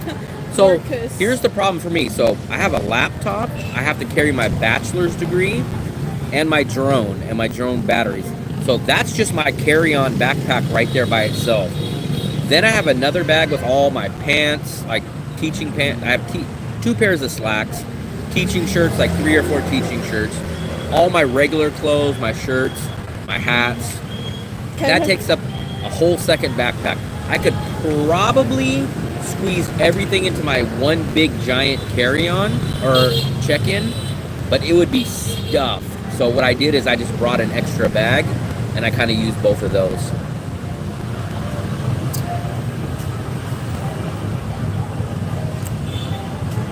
Marcus does a channel, well, this Marcus with a K does a channel with Sammy. So Sammy has 3 channels now. We met Marcus on New Year's Eve. We were walking on the beach doing the video, and I think they were doing a video, and I was talking, and someone tapped me from behind. I was like, who the hell is this? And I looked, and it was Sammy, and it was Marcus. That was probably like the 5th or 6th time we ran into Sammy, but that was the first time that I've ran into Marcus. Then the other Marcus is the guy that we did the in-person with, and he's a viewer. He pops in here every once in a while. They just moved in not too far down the road from here. He's Australian, but he lived in Georgia. My best trip to Southeast Asia was when I came to Thailand. I would love that, man. But the problem is, what do I do with my laptop? What do I do with my drone? What do I do with all my electronics? What do I do with my college degree? What do I do with... I don't even have a second pair of shoes, guys. So you guys think I have a lot... I don't even have a second pair of shoes. I don't know how you guys do it. My travel buddy from Prague, he'll travel for 6 months and have a freaking school backpack. Like the Jansport type of backpack. That's all he'll carry for 6 months. And one of the things in his laptop is his... one of the things in his bag is his laptop. I have no clue how that's even possible. Once you get to 10K subs, you won't read this comment because it will be... I think anybody that really knows me in person knows no matter how big or however this gets, I'll still always, like, I don't care if I had $1 million right now, I'd be living 95% of the same life that I live now. I'd travel more and maybe eat an extra steak or 2, but we'll always, you guys can remember this day. I almost guarantee 100% I'll always do live streams. Now, maybe if I had 10,000, 20,000, maybe I would do them less, obviously, because I probably wouldn't have the time. But I'll still always find time to do a live stream. And I'll still always remember your guys' name. Because almost all of you guys are individual characters. I haven't flown my drone in a while, actually. But I did fly it on the beach. That was kind of a little while ago. But I flew it in the Philippines. I flew it in Thailand. Oh, the security stopped me, too. I don't understand either. So I just packed 3 bags. But do you know, I used to bring a lot as well, even in just a regular purse. They said, but one of my friends said, the more, they said that what you have in your bag is your personality. So if your bag is heavy and has a lot of things, it means that you have extra baggage. We arrived today and we love it. Very nice. Yeah. I remember the first time, I literally remember the first time coming into Da Nang. We actually stayed at the same building that we live at now. And I remember exact moment. We took a grab and we got let off right inside of the Korean market. And when I looked out, I was like, man, this place looks just like South Korea. I still remember it. And I knew at that point I was going to like the city. I like the Da Nang airport. It smells good and it's like not stressful airport. When you arrive, it's like so quiet. I like it. It looks small, but it's not really that small. For an international, maybe yes, but I like it. It's not good. Actually, I used to fly out of Da Nang to Bangkok every single month last year to do the visa run, because Vietnam only had a 30-day visa run last year, and I would just pack. I wouldn't take anything. I would take an extra pair. Excuse me. I'm a volunteer. We are rising money to help poor people in Vietnam province. We are selling candy. Okay. One candy for 15. Oh, Mentos. How much? 15,000. 15? Okay. This one? Yeah. You guys remember Mentos? 15? Yeah. So, you have 50? Here. Is that 15 or how much? 15? 15. 15. Yeah. 15,000. The 10,000 and Look, those are 5,000. 1,000. Ay, sorry. Then for 6. Here. 10. How much? Sorry, I didn't. How much is it? That's That. For 1 million. sorry, I didn't know 1,000. I thought 10 Puppy, 10 is orange. or green. Green. Green. You guys remember Mentos? You give me 20. 20,000 and I give you 5. Come on. Okay, thank you so much. Have a Thank you. nice day. Mentos, the fresh maker. Take down. Let me see. Stella Maris. I never heard of it. It's a school. Yeah, Da Nang Airport. So Da Nang Airport's kind of the farthest point to the beach, and it's still less than 15 minutes grab drive. It's about 12 or 13 minutes, and it costs us $2.50 if you take in drive. Full-size chopper. I take down Paris Ascot races. Who in the chat is Da Nang? Are you living in the main area? I can't believe it. Really, the Nang does this? What? It's plastic over paper. Wow. Wow. Grab is getting a little... Stop using Grab, guys. Stop using Grab. Use InDrive. I tell you guys all this. I just signed... Well, I didn't just sign up, but I have travel payouts now. And I did notice that InDrive has an affiliate link.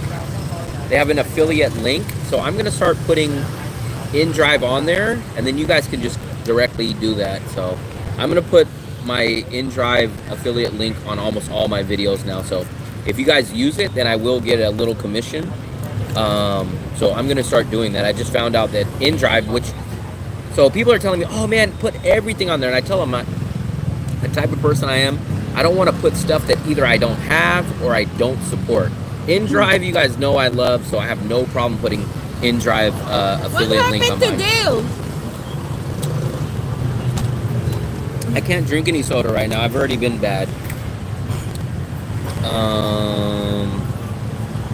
Use InDrive, guys. Use InDrive. I'll even put the affiliate link in my next video. I have the DJI Spark.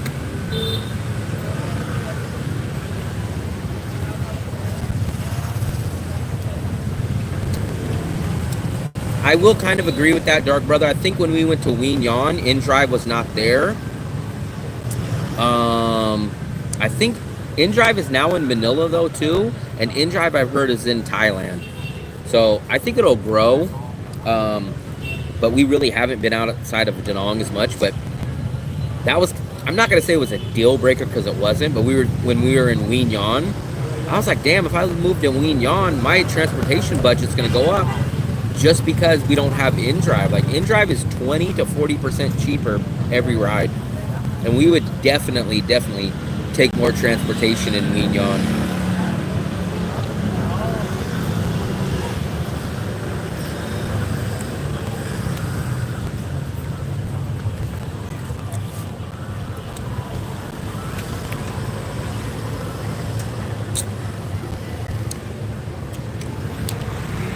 We're outside of the convenience store. What's up, Hendrix?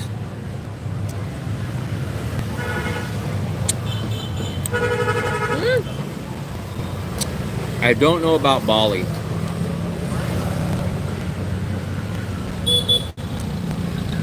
Did you end up getting another loaner bike, Hendrix?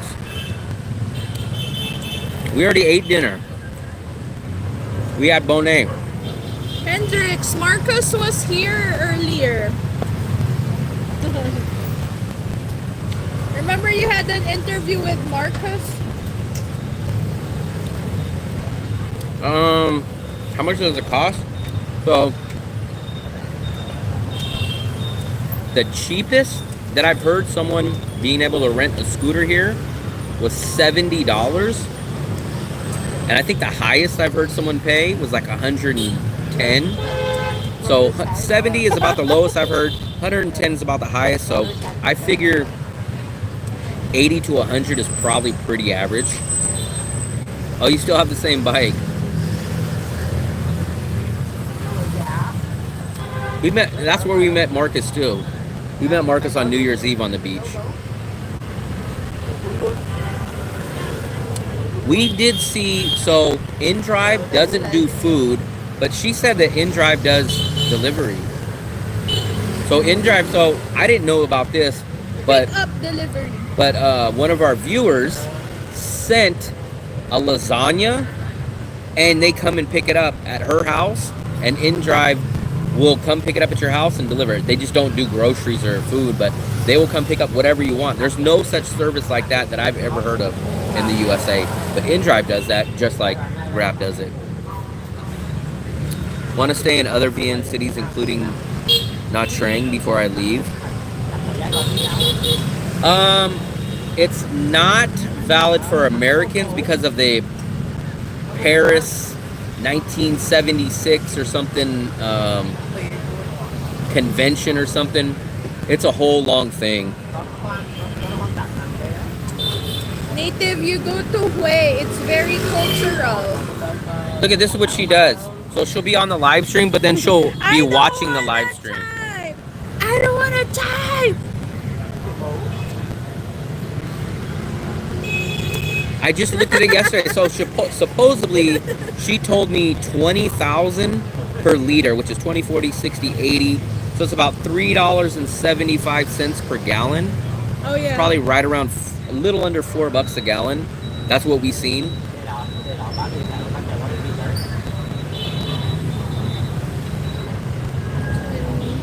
Yeah, I think we seen it yesterday. It was 20,000. 25,000 is $1, so it's probably like 90 cents roughly. Grab is half price of Venison taxi. Never heard of it. Venison is the like Visa reply saying they're missing an agency. An agency? I've never heard of that one before. That's a first. I would double check that. An agency, maybe. I'm not sure. Did you fill out a box or something that said that someone else was applying for you? I've never heard of that. Tell me exactly. Do you know exactly word for word what the message was? Been loving your videos and live streams. Been watching them from Australia. You know what, man? I appreciate it first. Second of all, I don't know how, but I have a good amount of Australian viewers. I don't know how that happened. So USA is definitely my #1 subscribers. And I think, no. Number 1 is USA. Number 2 is Vietnam. But I am in the belief that the people in Vietnam that subscribe are not local Vietnamese. I think they're travelers. Because I've never had a local Vietnamese person ever come up to me and say, oh, I watch your channel. So I believe Vietnam, when it says Vietnam, is actually tourist. But my number 3 is Australia. I would tell you, Native, I would take the train if I were you. I would take the train up to Hue, and then you technically can take the train to Nha Trang, but I think it's like 10 hours. We're gonna probably do that. We're gonna take the train from Da Nang, but to Nha Trang, but what we're gonna do is we're gonna break it up. We're gonna go from Da Nang, we're gonna stop in Quy Nhon, which is a beach city just like Da Nang.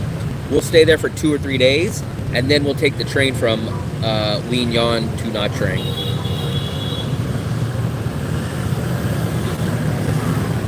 Yeah, I don't know if they're hot right now, but she always has the bananas, and the thing's always frying, so we get them at 11 o'clock, 12 o'clock at night sometimes when we're leaving here. They're usually 7,000. How much was your homestay at Viva? $13. I just looked at Quy Nhon, and I could get the same building that we stayed at for $14 or no more than $17 to stay on the beach at a TMS. I'm really, really looking at Quy Nhon. If I stay here in Vietnam, I'm looking at Quy Nhon February or March. You need to use travel agency officially to apply for visa. Not the e-visa, Coconut Man. He's applying from the USA, unless some rule changed in the last month, but I've never heard anyone using the visa agency to do an e-visa from your home country. Never heard of it. Hui's very similar to Da Nang.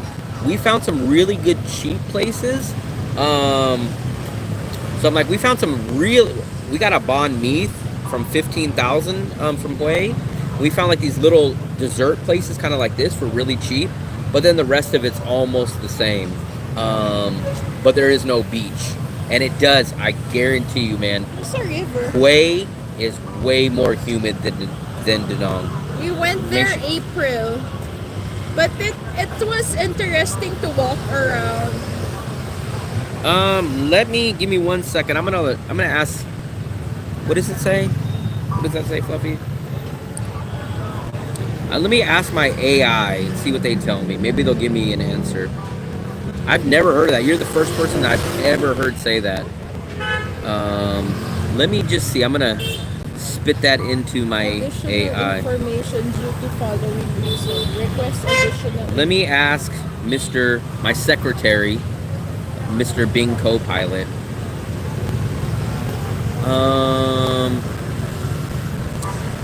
Now you're applying from your home country, correct? Hold on. I applied for an e-visa for Vietnam. There's an error requesting additional information about the agency or organization expected to contact in Vietnam. What does that mean? Let me see what it says. I feel like needs the phone number, or are you staying in the hotel? Remember, like you have. I think that's who when I see Vietnam, I think it's travelers. I don't think it's local Vietnamese that are following me.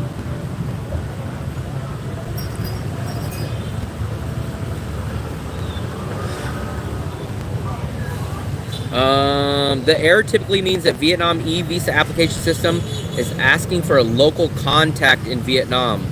This could be an agency, organization, or individual you plan to visit or work during your stay. This is what it's saying. So I think you didn't put your address of where you're going to stay. So it's telling me, provide accommodation details. If you are staying at a hotel, you can enter the hotel's name, address, and contact information. So I think they gave you that, but I think you didn't put the full address of the information. You need to put everything. If you stay at Mona Lisa Hotel, you need to put Mona Lisa Hotel. You need to put the full address. You need to put Da Nang. You need to put the zip code, every single thing. Because when my girlfriend did that, we did our visa at the same time. I actually did both of them. I did them both. They not denied, but they made her amend hers and that. So I think yours has something to do with your address of the place that you put that you're going to stay at. That's what I think. We stayed at Eva Homestay, but I looked there. So that's kind of smack dab right in the tourist spot. There's about 4 other places right there that are pretty similar. Those prices are pretty. My opinion is all the cities that we went to, Quy Nhon, Hue, Da Nang, we've never paid more than $20. Usually closer to $10.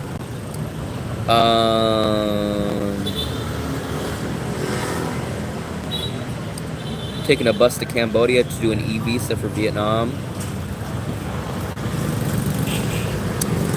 I think your problem, I'm not an agent or anything, but I think your problem is your address. I think you left something out on your hotel or whatever address you plan to stay here. He's Greek.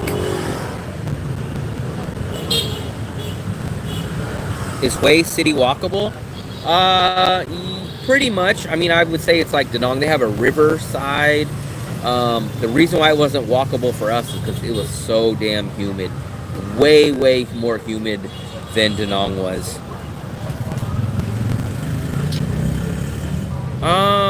I think they would have denied him or amended him with the length of the visa. I don't think it would have said something about the visa agency, but I don't know.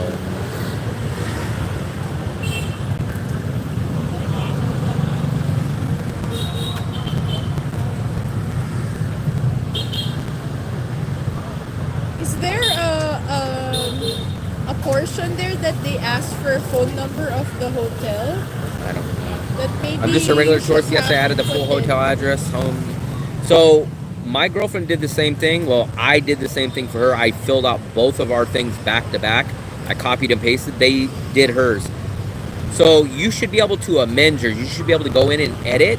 I would go double check your address, and maybe instead, maybe you pick another hotel. No, but the thing about that is, even though we place the same address, I think I still play I even though I submitted the right address, I still at the ending I still submitted the same, and then it got accepted. Yeah, so it was like a Just- crap answer for some reason. Like they do that sometimes. I'm They'll not just make sure. you do it Yeah. again, and then you do it, and then it works.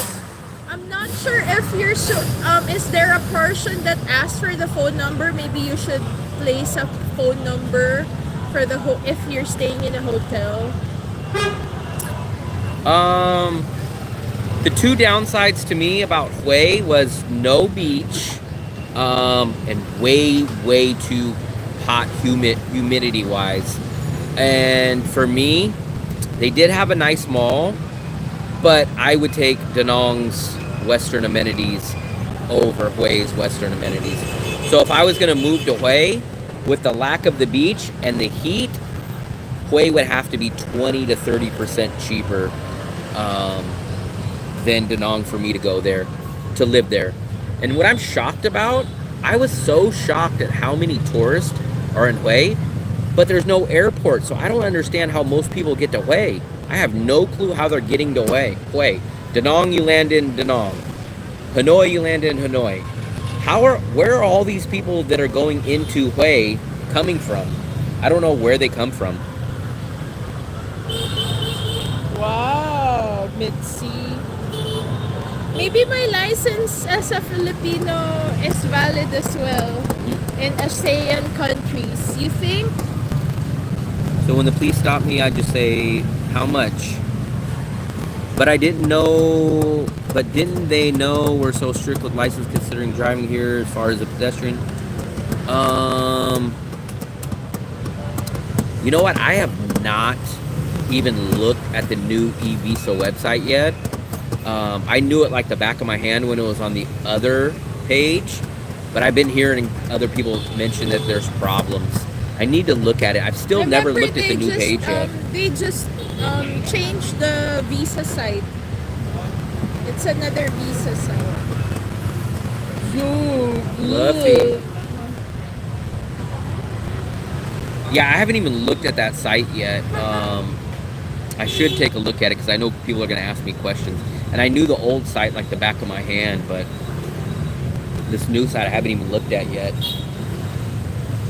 And they did say it was supposed to be easier and faster, but it doesn't seem like it is. Bound you.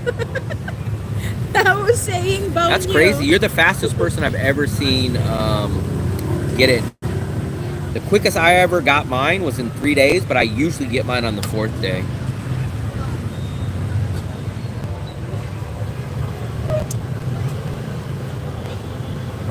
I don't know how Are people... you staying here? Yeah, go home. Bye. But good for you. Bye. I guess I'm gonna go too, Fluffy. I'll ride up and drive. I guess I go home too. What was I gonna say? I guess we're gonna walk back. You always confuse me and make me forget what I was speaking of. New one. You always blame me.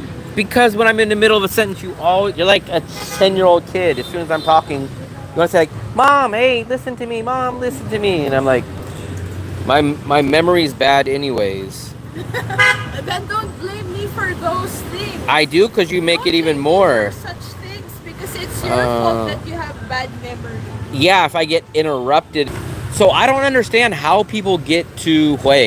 We saw a lot of tourists there, and like us, I don't think a lot of tourists are getting on a Vietnam Railways train and taking a 3-hour train ride from Da Nang to Hue. So I don't know how these tons of tourists that we've seen there, I don't know how they're getting to Hue. I doubt it's train, but there's no flights into it. She distracts me every day. I never got mine. Remember, guys, I've probably done 12, at least 10. Xin chào.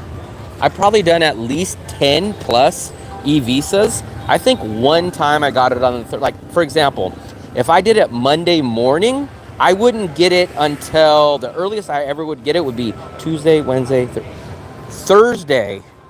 If I did it Monday morning, the earliest I ever would get it would be Thursday, but most likely I would usually apply for it on Monday and I would get it on Friday. One or two times I got it on 5 days, but usually it's the 4th day. I think once, maybe twice I got it on the 3rd day. You have to remind her that you're actually working. I know, man, I know. She doesn't, even if I remind her that, and then she gets mad at me. She'll say, you're always getting mad. And I'm like, I'm not getting mad, but one, I'm helping people out. Like, imagine, where'd she go? I don't even know where she went. I just seen her. And then when she's working, if I go mess with her, she's like, I'm working. Where'd you go? I'm walking. Walking backwards? Just like make sure you use your middle name. Yeah, you have to copy your name, whatever your name is. Even if your name is spelled wrong on your passport, you have to spell it wrong on the e-visa. You cannot, if it has a dash, you got to put the dash. If it just has if it has your first name the wrong way, like you have to do it identical to whatever your passport says. There's a taxi service, minivan that does multiple pickups. This is great info. It's great info because I've either messed up or I've learned the hard way or I've ran into other people that have done this. I don't know where she was going. I usually get mine on 4 days, Kim. Like, I think once or twice I got it on the 3rd day, but I got it as late as 5 days. And I almost count on it always coming in on the 4th day. I'm flying out for next visa and paying Lynn visa 60. Yeah. So that's kind of the most rarest one, Mitzi. So people don't know this. It's not really an affordable option and it's not really the smartest option, but it is an option. So what you guys can do is you could fly to Bangkok or Kuala Lumpur. Those are your 2 cheapest flights. And then once you land, you can contact Lynn Visa. You got to send your exit out of Vietnam stamp, a picture of that to them. You pay them 50 or 60 bucks, and then you get a return visa in 4 hours. If Mitzi's gonna stay in Bangkok, that's what I'm talking about. Huh? I hate you. So, I'm not gonna speak to you. Fluffy, you could speak, just not when I'm in the middle of a sentence. They're asking me a very specific question. So, now I forgot what I was saying. So, yeah, you could pay them the $50 or $60, but the problem is, by that point, you've already paid more than what you could have paid to do the bus run. And you have to get up early to go to the airport. You got to wait for your flight. And here's the risk. The risk is if they don't get you your 4-hour visa in time, you lose your return ticket and you'll miss your flight. So that's why it's not really that great of an option. I applied Wednesday near midnight, got the acceptance on Monday. So Thursday, Friday. Yeah, that's pretty good. I did my e-visa through the crowd, supposedly. If we go out of the country, Yeah, but I think, so what it sounds like Mitzi's going to do is he's going to try to do it all in one day. He's going to fly to Bangkok or wherever he's going, and then he's going to land. He's going to contact Lynn Visa and send him his exit stamp, and then he's going to try to return back that same day, which is it's a little risky, guys. And not only is it risky, but you're going to still spend the same, you're going to probably spend a little more than what you would spend on the bus ride. Fluffy, they said you're always eating.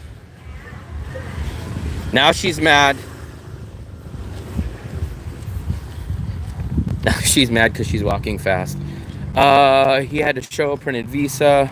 Always check the date because they will mess with you changing the date. Yeah, so that's another tip, guys. So do not leave the immigration line until you check your date. So before you get up there, make sure you know when your 90 days, like, let's say your 90 days is like July 4th or whatever it is, right? So as soon as they give you the stamp, don't just walk out of the line. Look, make sure it says July 4th or whatever your 90 days is, because as soon as you leave that line, even if they only gave you 1 day or 2 days or completely screwed you over, once you leave, there is nothing they can do for you, and you will have to leave the country. So check that date.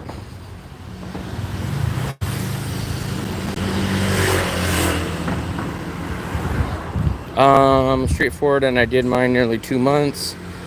I see. I was thinking to stay in Thailand for a week. You should pay $25. Yeah, $25 on single entry is either for 30 days or 90 days. It's the same price for 90 days or 30 days. So I always recommend you guys just apply for the 90 days. It's better to have it than to not have it, and it doesn't cost you any more money.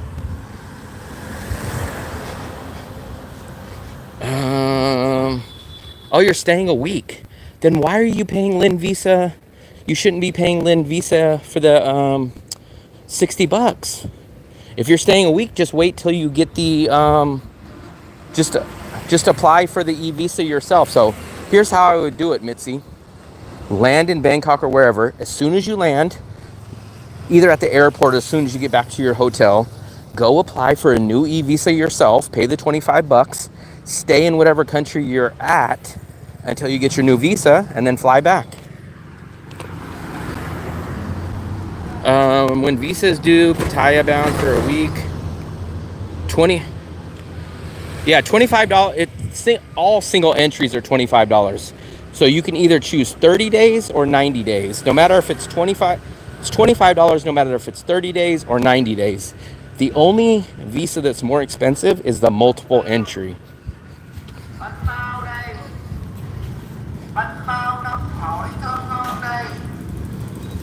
My visa had the end date. That is what gentlemen used. Don't forget that they will close. Yeah, so a lot of you guys are probably going to get, if you guys don't get it in the next 2 weeks, you guys might get hammered by Tet. So if any of you guys are planning on coming in soon, you guys better get your stuff in like no longer than a week from now, because stuff will be shut down.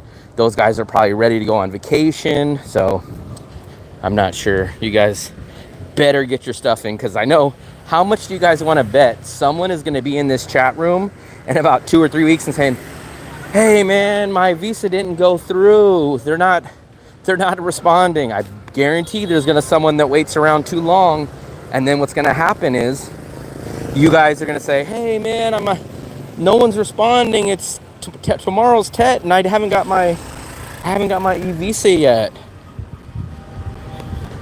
And I'm going to tell you guys, I told you guys to get it in.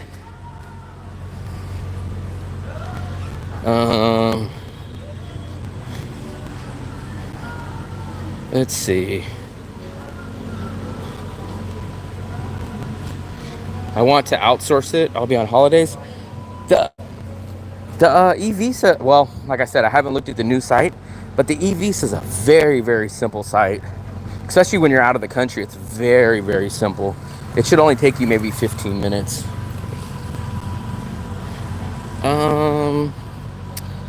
I just want to receive an email. Yeah, that's fine. You guys, I always forget, I am the lowest guy on the financial totem pole here, and all all you guys are Mr. Bill Gates. I always forget that. But even if, I don't know, I always go by budget. But not only that, like I said, guys, I've literally done like 12 e-visas for myself. So I actually know them pretty damn good. I do need to check out the new site because I don't know if it's any different. Pattaya is the place. Will's gonna have to go. I'm not gonna play that game. I always tell her that. I always say, just if you want to talk, just wait till I finish my sentence. Because then, like I say, you guys will see I'll get thrown off. And like I said, she doesn't understand, like, I don't want to say this is my job, but when I'm on here, I'm here to provide information. And then sometimes she's like, hey, that place just messaged me. And I'll be like, okay, Fluffy, let me finish this sentence first.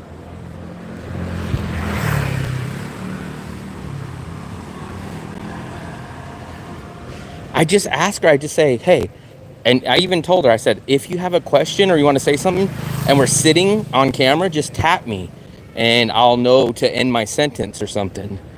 But it's like she always has to give me something right in the very middle. Like when I say, hey guys, let me explain this one part. This part is so important. And then at that second she'll say, hey, do you want to go walk now or later? And I'll say, Fluffy, hold on. Let me just finish this sentence.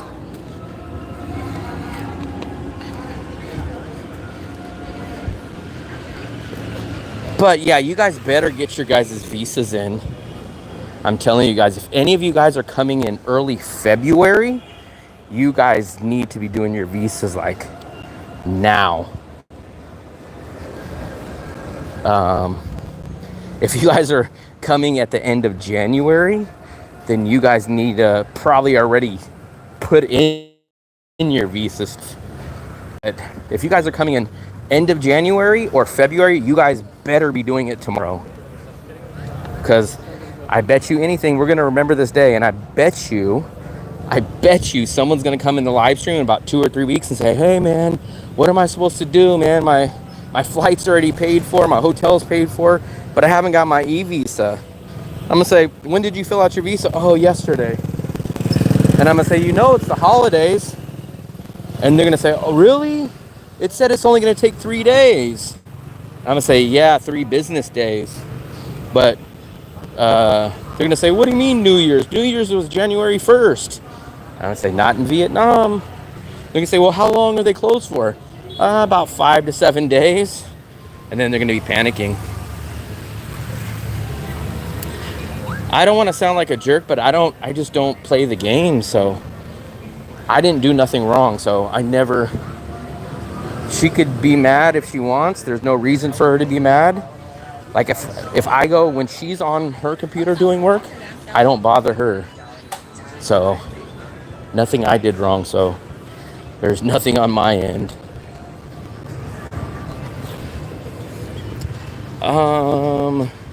Give at least 7 days. Yeah, I would give it at least 7 days. So when you go do a border run, like when you're here, I like to give it 1 month. I go down to the agency and I have them do it a month ahead of time.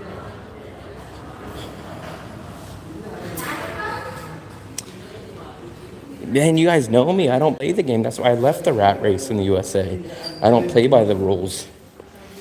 Can you bring edibles back from Thailand? I wouldn't risk it, man.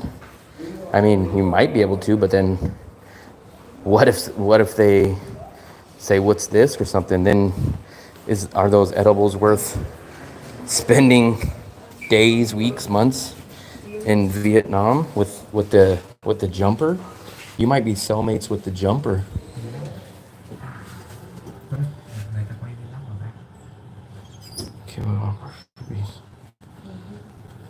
Can you bring? I thought it would take 3 to 4 days. Got it. Yeah, so are any of your guys' visas? How many? Let me put a poll. I haven't put a poll in a while. Any visas due?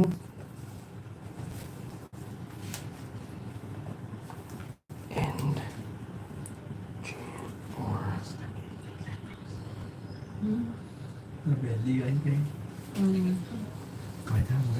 yeah, that's where he's gonna end up with the cellmate with the jumper.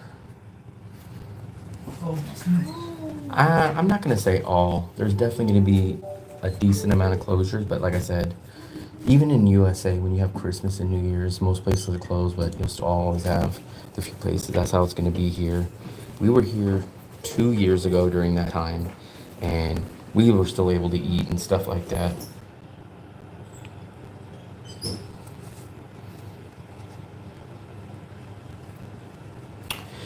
If I had the money, if I had disposable income, I wouldn't be care where I was stuck.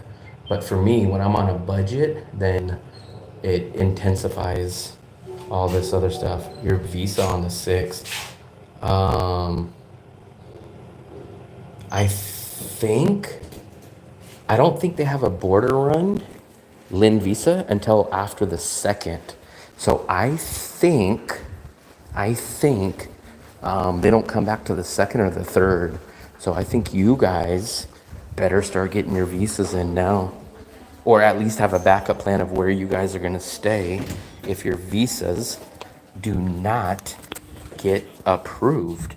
That would be at least my backup plan. Wow, a lot of you guys answered 10.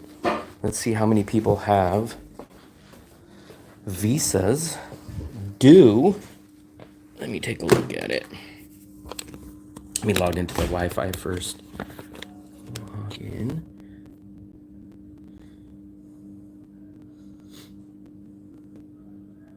Let me see. Give me 1 second, guys. Let me see your guys' poll results. 50-50. So half of you guys better get on the ball.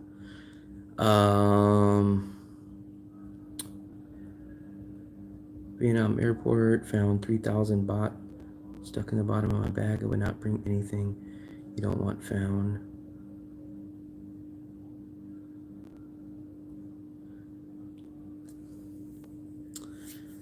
Am I buying what? Oh, you missed it. The dinner, man. You missed it.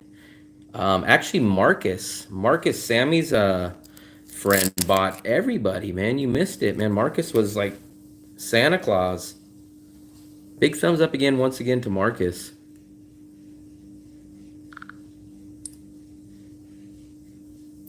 Big thumbs up.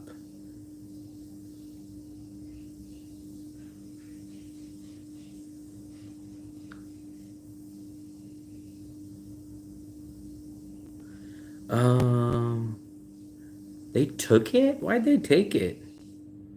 Why would they take your money? That's weird.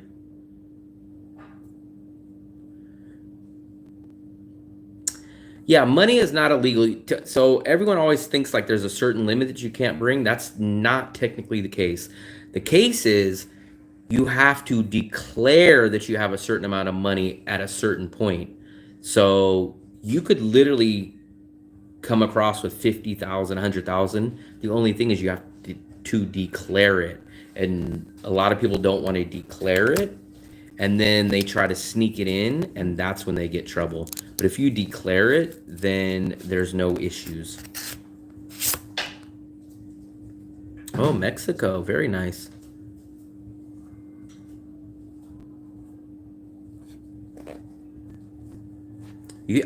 I thought you had to declare like something over like hundreds and hundreds.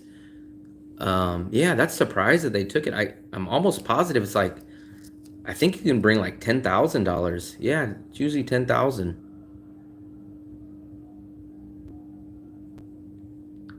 That's crazy.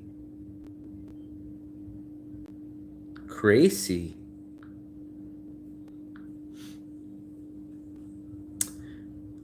Not only most things will be closed, but they will leave Da Nang a mess. I didn't. We were here 2023 during that time. I don't really remember too much about it. I do remember stuff was closed, and like we would go like to a place and they say, "Oh, I'm going back home. Oh, I'm going back home," but we didn't run out of restaurants that we can go to or nothing like that. We did notice that stuff was closed. Like I said, maybe if we had 5 or 6 restaurants, maybe 3 or 4 of them were closed. But you're able to get around and stuff. That's why I said pull out some money a few days before Tet, because if you wait to the last minute, I bet you the ATMs are going to be drained and then they're not going to be refilled. Put some food in your refrigerator. Put some snacks in your refrigerator. If you cook, maybe put some ground beef in your freezer. Get a loaf of bread and with some cheese or something. So maybe if your place is closed, you can't find something, make a grilled cheese at home or something. Get some noodles or something. I can't figure out how to use the credit, Elvis, man. That's the thing. So I sent back the controller. They approved it. They credited me. So when I go to their shop, it says buy this with voucher. I click on that. When I go to the shopping cart, it doesn't recognize my voucher. It wants me to pay. So I can't figure that out. I hope I'm not going to lose that credit, but I can't figure out anything. I tried to email the store. I tried to email Shopee and no response.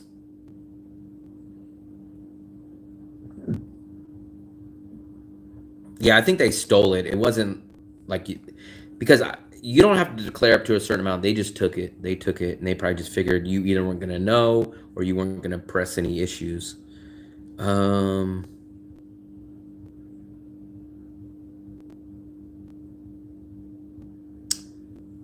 Bangkok, is it called 3K bag? A 3K bag? Never heard of it. Ooh. I saw a video the other day of someone losing money on the plane. I think I watched a video of Sammy. Someone stole I think they stole Sammy's card and some money out of it, but I don't know. Sammy travels. I don't know why. I think he put his wallet in his bag and then put his bag up in the overhead thing. So I was like, wow, that's crazy. And he said they took his card and took his money. That's crazy. I never let my money leave my sight. Usually when I go on a plane, I usually have this bag. I hate this bag. It looks corny, and you guys can say cheesy and old man style, but I keep my wallet in here. When I travel, I keep my wallet, I keep my passport, I keep everything right there.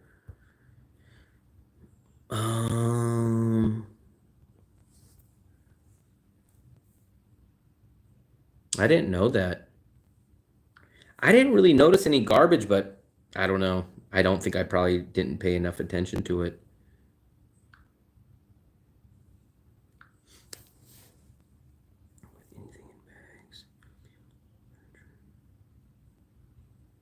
I keep my stuff in this bag, or I do have a bigger bag, and I have that, but I always keep it on me. It's kind of bulky and it's kind of a hassle, but I'd rather be inconvenienced on the flight of having to move this around and have this on me than to lose your card or lose some money.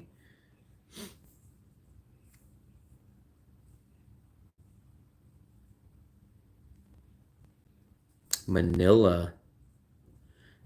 I was in Manila about 10 months ago, 11 months ago. Yeah, I always keep my money on me too.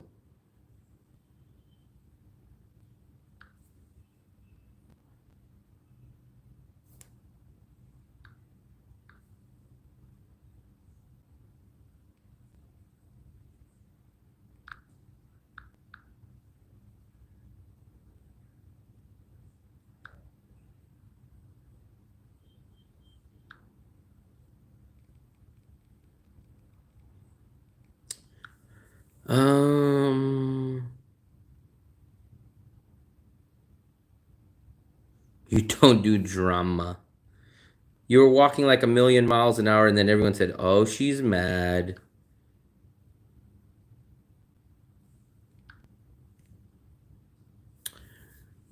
Fluffy tap out. Yeah, it's past her bedtime. It's already 10.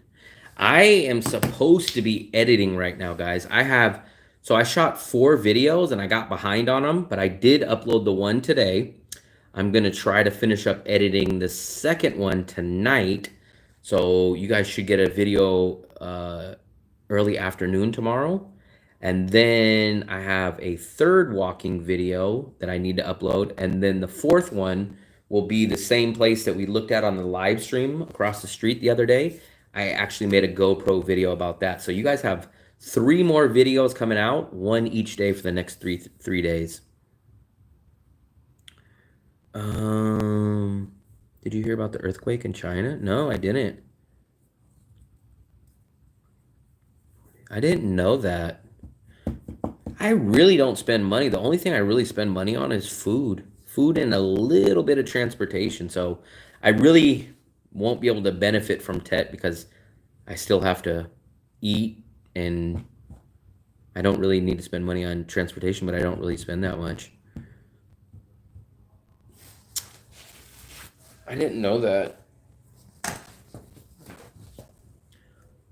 Wow. I didn't know. I didn't hear about no earthquake. I didn't hear anything about that.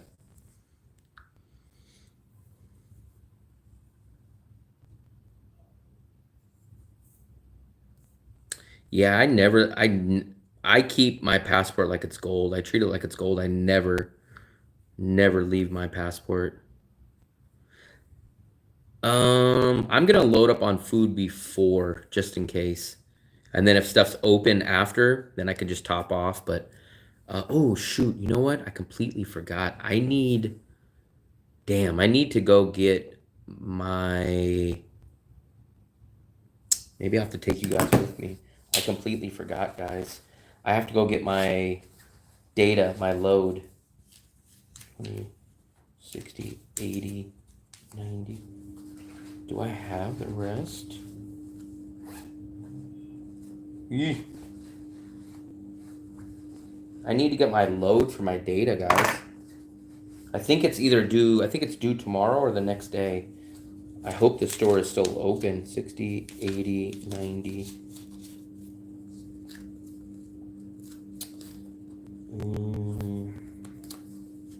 So I'm going to take you guys down there. I don't know if they're still going to be open. I hope they are, but you guys will see how you recharge a data SIM plan. I completely forgot about that. Tet is like Vietnamese New Year. I'm not sure if it's tied to Chinese New Year, but it's what they celebrate. They don't celebrate it till the end of January, and it's like 4 or 5 days. Yeah, I keep telling you guys, load up on the bank, load up on food, and get enough money out just for like maybe 2 weeks.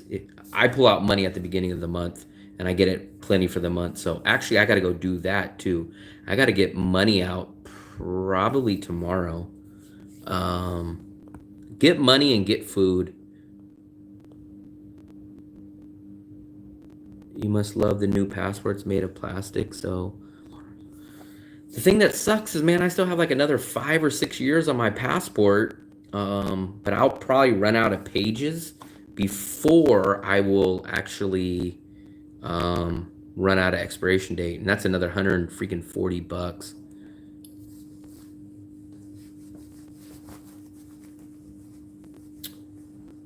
Full moon in China, Vietnam's New Year. So 1 year I experienced like 3 New Years. So 1 year, I obviously experienced January 1st. We were in Bangkok. Then we left Bangkok. We came to Da Nang, and that's when Tet was. And then we flew back to Bangkok. And then Bangkok had something like Chinese New Year or something in Bangkok. So I experienced like 3 New Years all in 1 year. Give me 1 second, guys. Let me check my balance on this. Give me 1 second. Fluffy, where's the card? I got to go. So this is what I'm going to go replenish, I guess you would call it. I'm going to get 150,000. This is the cards that you need to refresh your data plan. I guess technically you guys can do it online. Can you guys see a card here? Do you guys see a card? Yes or no? Is it me? I do not see a card. So we're gonna have to go without card. I just hope that this place will be open.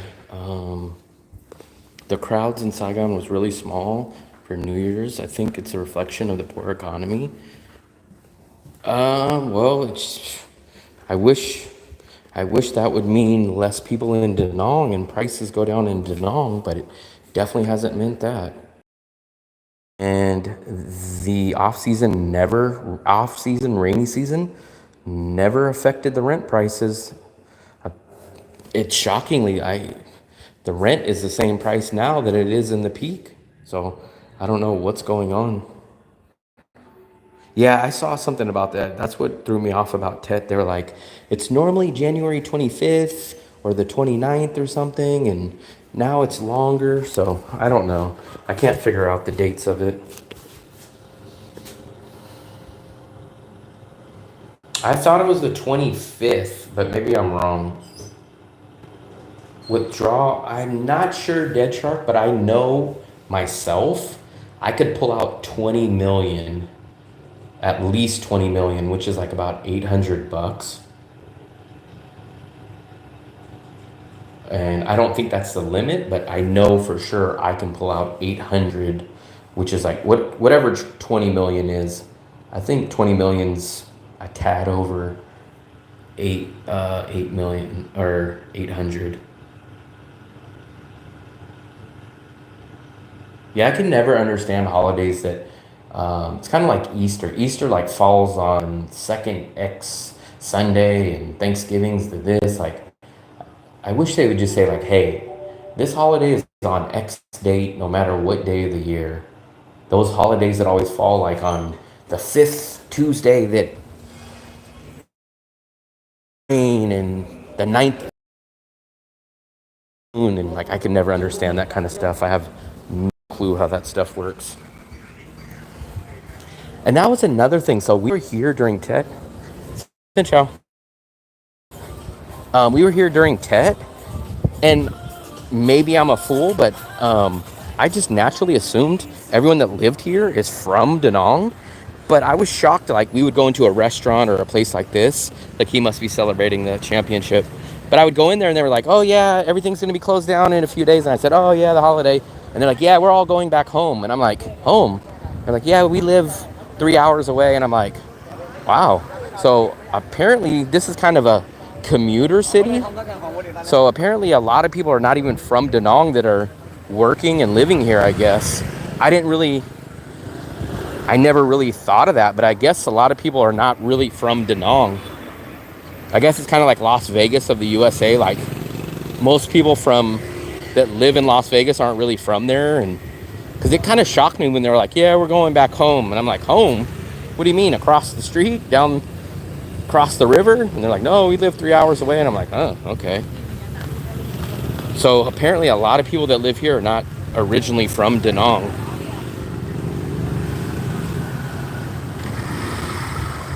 Coconut Man would know that. Tips on flying.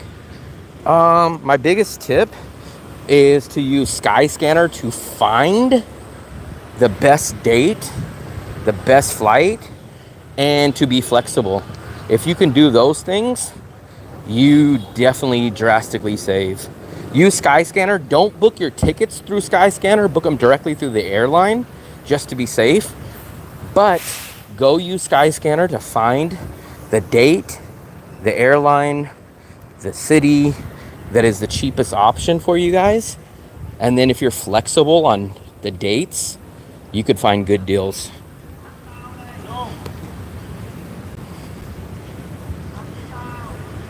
Yeah, I didn't know that. It just doesn't strike me that, like, when I am in a city, I just assume people are from that city. For me, I was born and raised in my city. The only time I guess technically moved out was when I went to San Francisco when I went to college. I lived there for 6 years. But besides that, I was born and raised in the city for the majority of my life. So Like, it's just always weird, and people are like, oh, no, we're not from here. And then it's like, we're from 3 hours away, and I'm like, then I think like, damn, how the hell did you get out here then? Why did you leave 3 hours away to come all the way out here? And it wasn't just like one person. We heard a good amount of stories. They're like, yeah, we're going back home. We're going back home. And I'm like, is this like a city that people just like transfer from other cities? I think it's kind of like that in the Philippines too. Like, people will come to Manila and I just think they're from Manila and like, oh no, we don't live here, I'm going back. It's much more like that in Asia, I guess. In the USA, it's not like that. Like, most people are from the area, or even if it's not the city, but they're usually from that area. Where it's like here, it's like, oh no, I live on another island, all my family's there, but I came here. And it's like, wow. A lot of people in the USA are tied to their family and friends. I think the place is closed. Let me see. I think it's still open.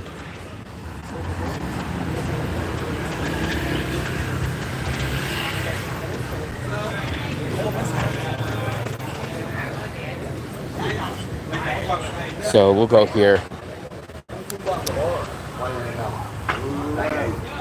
Everybody's out here partying. Xin chào. Xin chào. Hello. Do you want? Yes. I need Vinaphone, 150. Okay. I need both. Muốn mua hai cái này. This is the only place I can find that sells it. No one else sells it. Xin chào.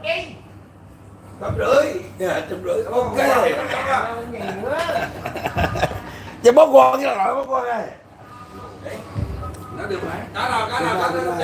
This is the only place that still sells these. I think everyone went digital. 150. Can I see that? This is what you guys want to get, guys. So these are like scratch cards.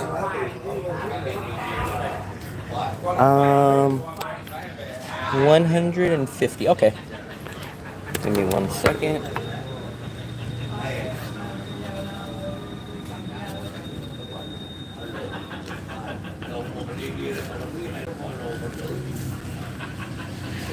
Make sure I grab these, and then you scratch these off. You put that in my pocket. Come on. Come on. So, I know people that see this. Come on. I know people that see this are going to be like, why don't you just do it digitally? Why don't you just do it digitally? Come on. One, because I'm used to this way. Two, I don't like paying for things on my card. I don't like doing it digitally. This way, that if anyone messes up, I have myself to blame. I don't want to give money and then they say, oh, it takes 4 hours, then I leave. So this is the way I'm used to, and this is the way that I do it. I guess they're excited to see me.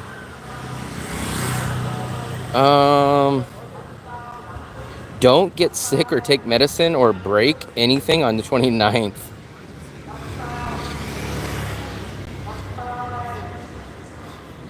Well, I think the lady with the spicy pretzels says, I don't know what they were saying. The way that she said it said loud. It was L-E-I. Xin chào. It was L-E-I or L-E-U-I. And it was the same word 2 times. It was like Leo. But every time I said it, did you guys see that they were laughing at me? So I don't know if they were just laughing at the way I pronounced it, or maybe the word that I was saying meant something else. I have no clue.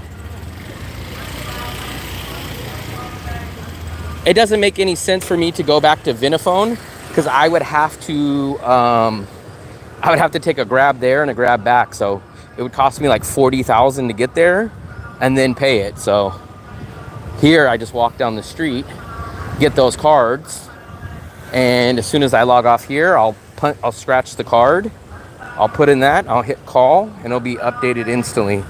So if I was going to go to Vinaphone, I would have to catch an InDrive. It'd be probably 20 to 30,000, probably 25,000 to get there and 25,000 to get back. So to go buy 125,000 VND data would end up costing me 200,000. Wow. Yeah, you guys, you do see that I do walk, but I'm not going to walk 30 minutes there and 30 minutes back just for that. When I could just walk, that's my building right there. So I can walk right here, 5 minutes. So, I cannot find those cards anywhere. And like I said, the only other place that would sell something like that, they wanted me to do it digitally. They said, oh, give me the money and then give me your phone and I program it and I'll run it through the system. And I was like, I'm on live stream. I can't give you my phone while I'm on live stream. So that way it's just easy. Like it literally takes 30 seconds.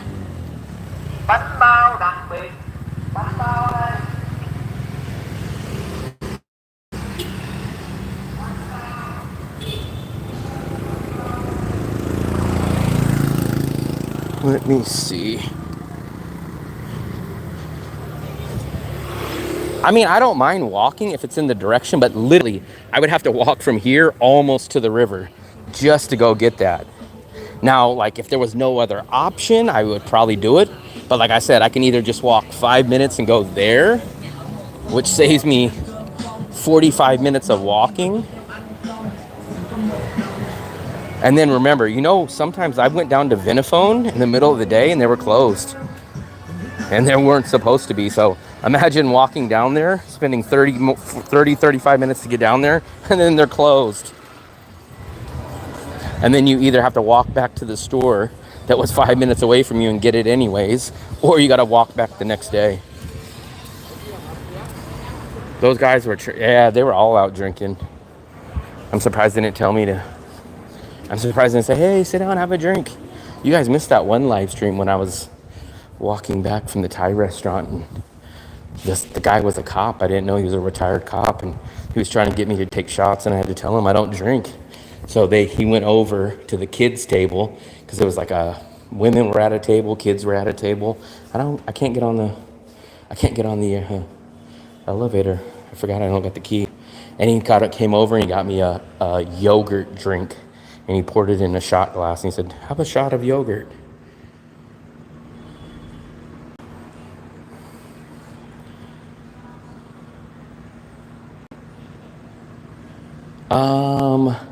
I think the sim lasts for like 3 months or 6 months if you don't recharge it. So I think it's 3 or 6 months. So you got a little bit of leeway time. So I guess we'll just wait here.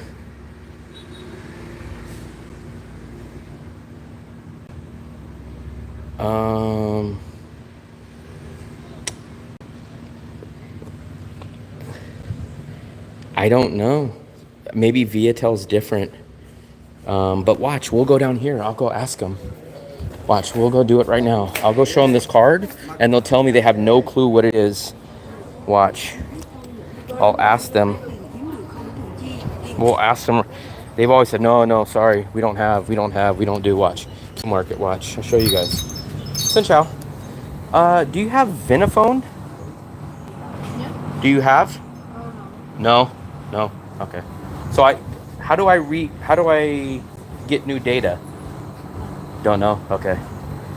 Exactly like I said. So this is what I got mad about when I first came here to Da Nang. You guys were like, oh, you guys can go into any of these markets. They do it. I walked around like 50 freaking places and they look at me like, huh, are you an alien? What are you talking about? So none of these places know this. Watch, we'll go over here and they'll tell me the same thing. So I don't know where you guys go or what, but every single one of these places will tell me they have no clue what I'm talking about.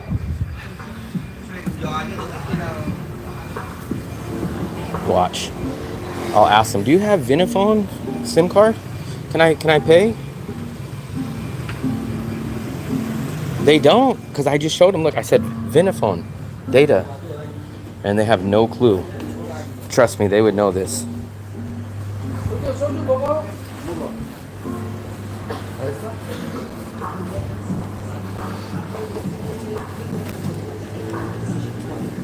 They definitely they don't do it. Like I said, I went to Winmart and was like, oh, Winmart of course does it. I went in there. I even had the translator. If I wasn't on live stream, I'd translate and say, hey, how do I top off my Vinaphone plan? Oh, I don't know. So it's either they don't want to help you or they have no clue how to do it. I like Vinaphone because Vinaphone gives you better deals. Vinaphone, I get 7 gigabytes. Let me ask him, do you sell this? No? Do you know where I can get data for Vinaphone? No? Okay, thank you. Like I said, no one knows. Nobody knows. So either you guys all think you can get it or they don't have any motivation of helping you. But none of these places. What's up, man? Where'd you end up going? What's up, Miles? Didn't you look for another place? Yeah. I just like coming here. You hang out in this spot? Yeah. Where'd you move to? By the mall. Lot Mall or the Vinicom? Like the one next Lot or the Vincom? then Vincom, okay. 1 bedroom or something? 2 bedrooms. So Oh, 2. Yeah. Oh, you guys are still together? Yeah, but I leave tomorrow. Where are you going, back to Canada? Back to Canada. Okay. What, for how long? I don't know. Go back to university. Oh, you are? What about Tim? I'll stay here for another couple months. Another couple months. Then is he going back to Canada or? Probably after this. Probably after. Yeah. You guys had enough of Vietnam, or you guys plan on coming back at a certain time? I love it. I'll definitely come back for sure. Come back. I mean, today's my last day. I'm just like riding around town, kind of reminiscing. But I don't know. There's just some stuff back at home. I feel like as like a younger guy, like social life and stuff. You don't really have that out here as much. Yeah. So at least when you first come out here. Maybe now when you come out, you know it next time. And yeah. Then it'll work like that. Yeah. That's what I did when I went to Europe in 2019 for like 50 days. Yeah. Then I went back home. And then about 3 months later, I went to Asia for 90 days. That was my first year. And then then I went back in 2022. And then now it just feels normal. I know my way around. Yeah. And like the second and the third time are a lot easier. And you kind of know the way about it. Yeah. How much did you guys rent a place for? Like per month? Yeah. I think it's 12 million per month. For 2-bedroom over there. Is it decent? Yeah, I'd say it's decent. That's almost the same price as over here though, right? Yeah, no, it's a good deal, I would say. I mean, here you pay a lot for like the location, the view, and stuff like that.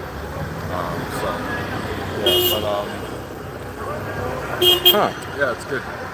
But I don't think you would live over there if you didn't have the scooter though. No, probably not. Yeah. That's the thing with me, man. I don't ride the scooter, so Yeah, I'm locked in. Because everyone's like, go to the river, go to Sun Tra, and I'm like, I'm gonna end up backtracking here. They're like, oh yeah, just take your scooter, and I'm like, I don't ride a scooter. Why not?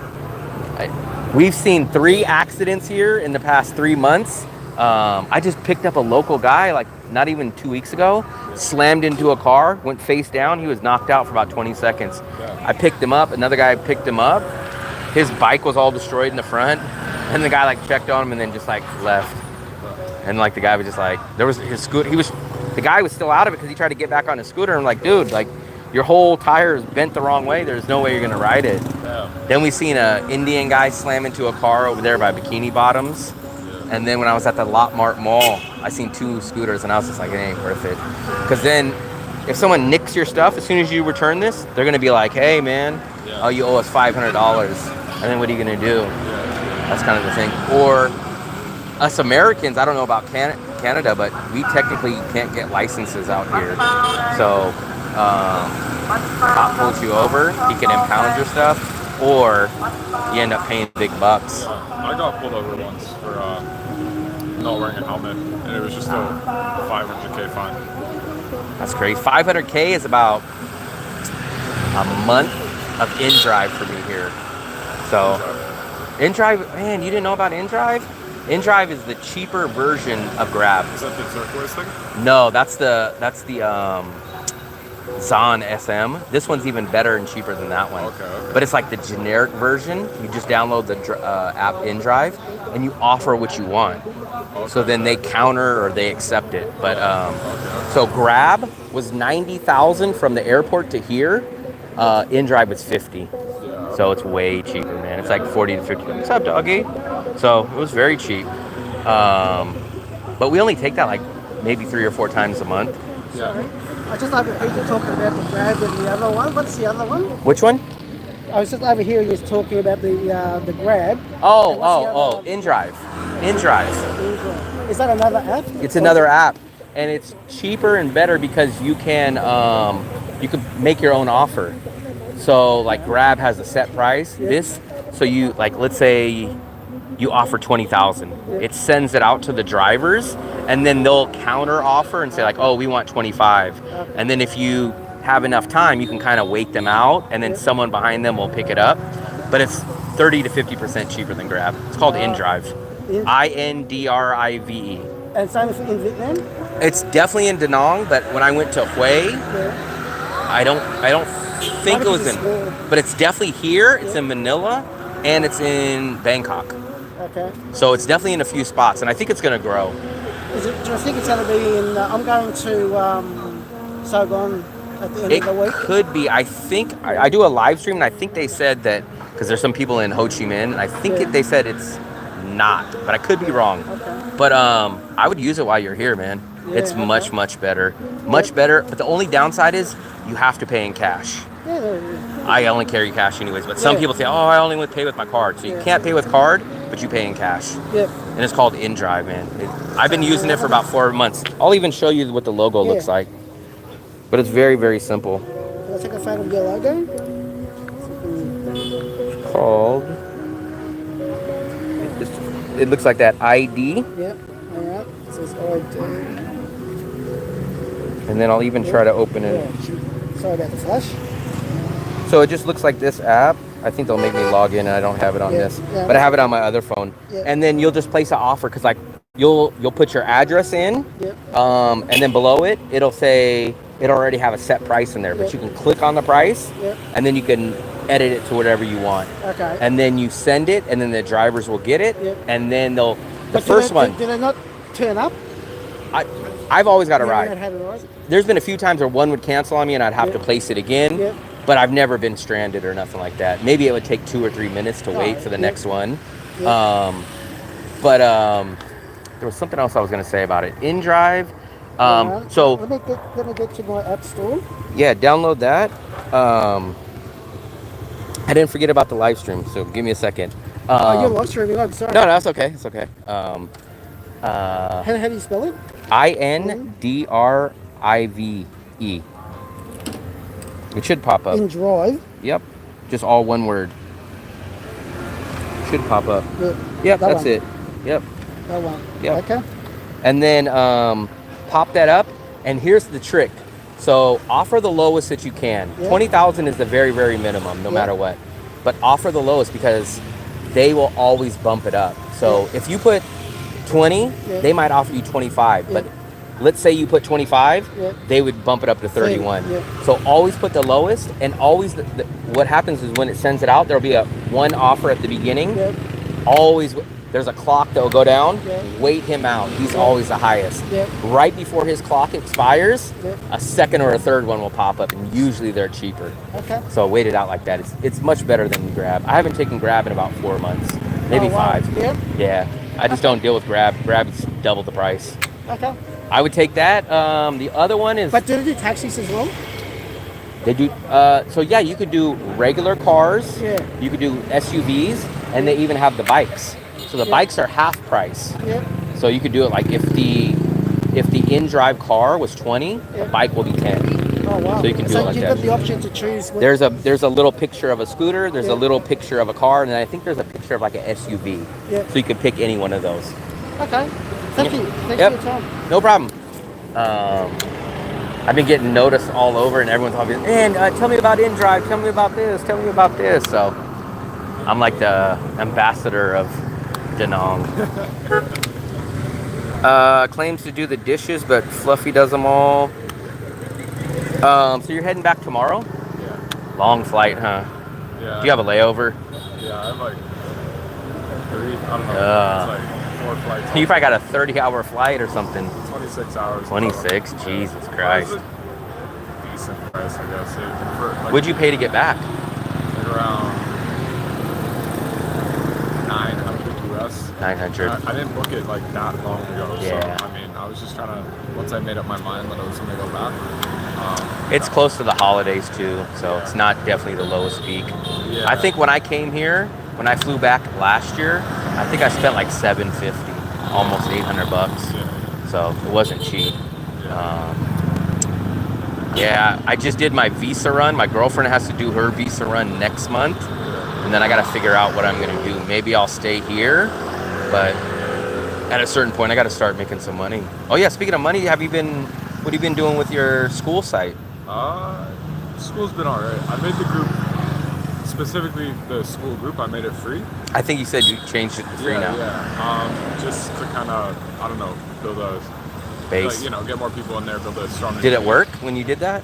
Yeah, and then making more money on like the kind of one-on-one coaching side of things. Yeah, so less do like the kind of like generating a bunch of hype around like a course or whatever, and then it's like more so just on like the helping people one-on-one. Do you do phone calls or something like that? Yeah, it's kind of like there's different. It's basically people who are like dealing with these concussion symptoms. They want to get better. And we'll have like a series of calls. I'll kind of create a program for them, give them all the kind of lessons and resources that I've created around this specific topic. And yeah, just give them all there's a few other kind of like tools and stuff that would take a little bit more time to explain, but yeah, just helping them step by step over a few weeks to get them back to their full, healthy and resilient selves. My channel's still kind of growing slow, but man, you know what? I cannot. Even my real channel, my Instagram, my personal account, I came to Asia 2 years ago with 304 followers. Yeah. 2 years later, on my regular Instagram account, I have 305. I've gained 1 follower in 2 years. I can't grow my Instagram. I don't know if I'm shadow banned. I don't know. I can't grow. Maybe you don't need to though.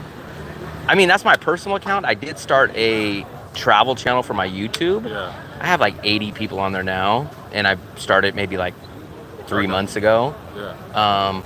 I just feel like I'm doing something wrong, man. What is the thing that people either do wrong or something that people need to do that drastically bumps them up on their Instagram stuff?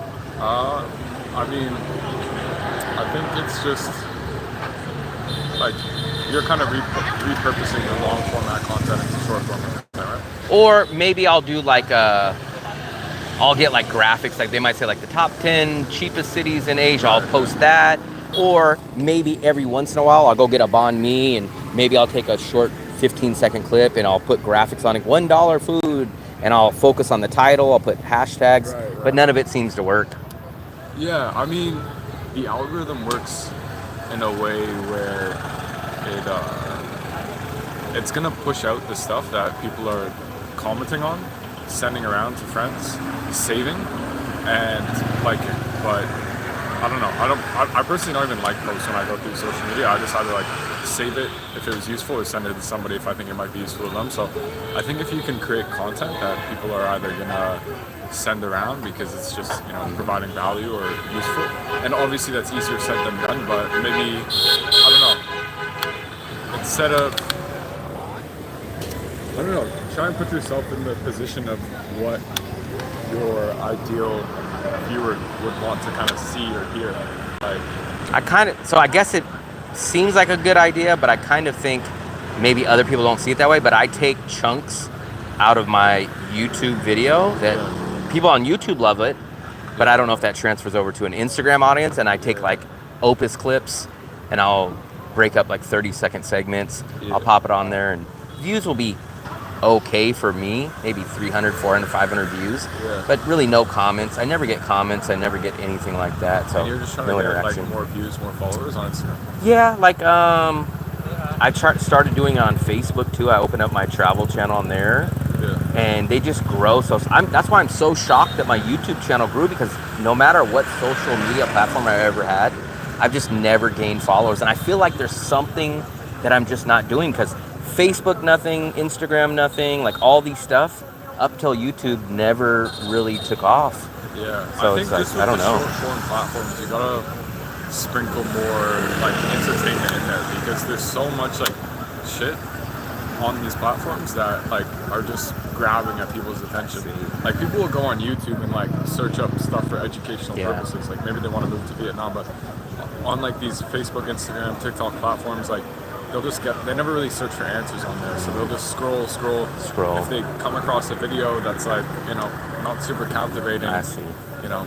Yeah, because my stuff is kind of informative. It'll be like a 30-second thing of, look what you can get for $1 in Vietnam. Yeah. And it'll have like a dish, and it'll show like me walking around, talking to the camera for 30 seconds. It's a quick clip. I mean, that within of itself isn't a bad idea for content. It's just, you gotta look at the content that's kind of maybe similar in performance and model yours after that, because like it's tricky. Like I feel like I have a decent grasp on it, just because I've scrolled so much throughout like my teenage years, where it's like I just have like maybe a decent feel for like what goes viral and what doesn't. But to me, it still feels like it's freaking a genie that rubs something over. Like I honestly, like I'll do a YouTube video and I'll go, man, this video is gonna be great, and it bombs. And then I'll do a video and I'll say, man, I didn't really like that one. And then I'll go like, man, I got 5,000 views. What the hell? Like, it's always a magic trick to me. Like, I never can understand it. I mean, a few things just from like basic short form content principles. You want like the hook, like first 3 seconds. I know, yeah. Activating, and then like maybe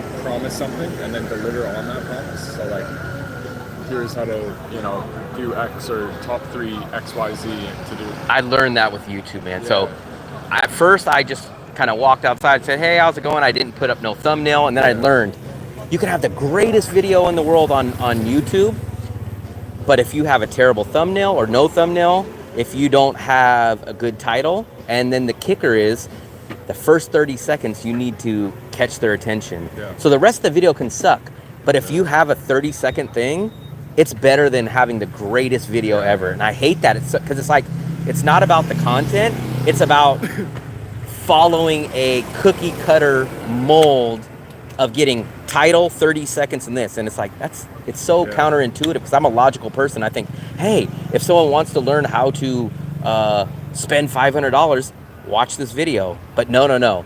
The guy can have terrible information, but if he has a cool part that's 30 seconds and his thumbnail looks cool, then all of a sudden the algorithm pushes him. And then when you watch the video, you're like, that guy didn't tell me nothing in it. It was crap. No, I see that. But I mean, at the end of the day, that's the game. And it transfers over to short form too. So yeah, I think maybe with yours, you could just get playful with it. Maybe like top 3 reasons why you shouldn't move to Vietnam. Give like drama, amazing reasons they should move, and like say like, don't come here because like you're gonna take more of my fun or something like that. I don't know. I learned a similar thing like that the other day. Did you see there was a guy that was threatening to jump? I actually, I checked out your live stream on it. So it popped up on my For You page, and So I think my live stream usually tops out at 30 or 40 people. That day it was like 110. And I was like, I didn't fucking do anything. And it's like, all of a sudden it's like, man, you see there's drama. And I'm like, I'm a stress-free guy. I don't do the drama. I don't do the clickbait. I don't do, hey guys, let me do this. Like, so it's kind of, I'm a terrible person to be on social media, because I don't play to that crowd. And it hurts me, but I get that. I'm kind of, I haven't posted in a while, like on short form, just because I don't know, felt like I was kind of like drawing up stuff out of thin air to like just get more views and attention. But I don't know. I prefer to kind of be authentic. And so I completely get what you're trying to say. I know, man. All right, man. I'll let you get out of here, but man, keep in touch, man. Yeah, for sure. Tell Tim I said what's up, and then I don't know. I might end up staying here for years. Who knows? If you ever come back, I think you got my information on, we're on Facebook. Have a good trip back, and man, keep in touch. For sure, yeah. All right, Miles. Take it easy. Drama like you. That's like the 5th person that told me they seen the jumper on my live stream. I didn't know that many people watched it. I'm still shocked that so many people watch my YouTube channel. I'm still in that rookie phase where I'm like, what? Oh, I got to get in here because I don't have the card because somebody didn't put the card where they said. So now I had to walk back over there. Huh? Huh? Huh? Huh? I'm going to get stuck. I'm not even going to be able to hit the freaking button.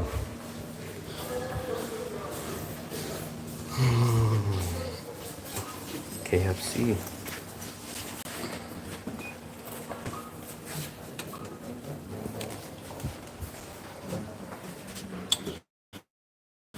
I missed all your guys' messages. Let me scroll back.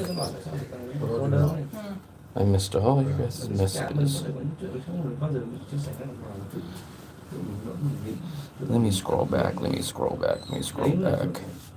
I should negotiate with the jumper. Yeah, I would have told him I'll show him the best Bonet spot if he gets down.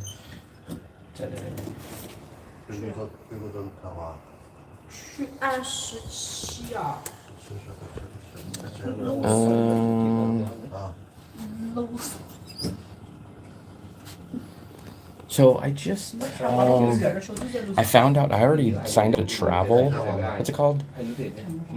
Travel. Man, I forgot the affiliate's name. Oh, sorry. Travel Payouts, I think it's called. And I just realized that they have InDrive and a couple other ones. So I'm gonna start popping in those affiliate links. This is the same as haggling with sharp con artists, taxi drivers by offering counter offering. Well, that's the great thing that the InDrive app has is it's all documented. Grab executed presses for details. Make Will do the dishes. He forgot about the live stream. Plug your affiliate. I heard 50cc bikes are lower. That is correct, Spicy Roads. 50cc or lower, you do not need anything. He can't plug because he's on his other phone. Claims to do the dishes. I've been seeing foreigners selling bike with a blue card on Facebook. The salesman. Blue card is something to do with like the registration or something. I very, very briefly know something about it. The last thing I would do on my last days of Vietnam would be hang out at the mini mart. He was getting an ice cream. I'm sure he was doing something else, but not sure. What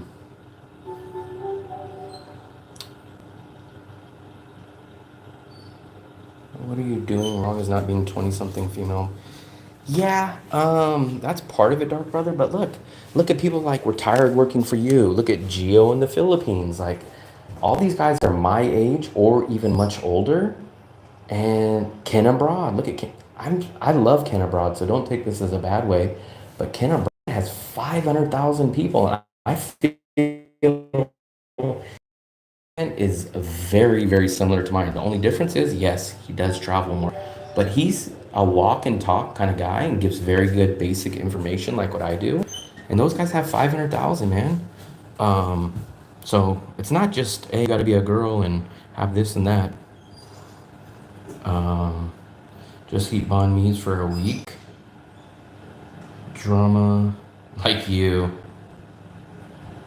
If you're desperate, go to a hotel or a bar where they'll speak good English and ask them to charge their phone on the Visa.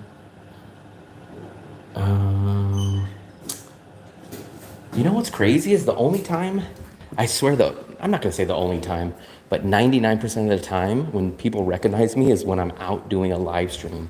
Like if I'm just out walking, not on my phone, nobody recognizes me. As soon as I turn on my live stream, everybody recognizes me then. So then I have to either be rude to them or I have to be rude to you guys. Go back inside before I pull you out the window. Look, where's the card? Yeah, exactly, hidden. Let me log back into the Wi-Fi. I can catch up and keep up with all your guys' information. These are the cards that we went down there about 20 minutes ago for. So you scratch these off and then there's a number. You will type in that code with the serial digit and then you hit the call button and then it all gets loaded to your account.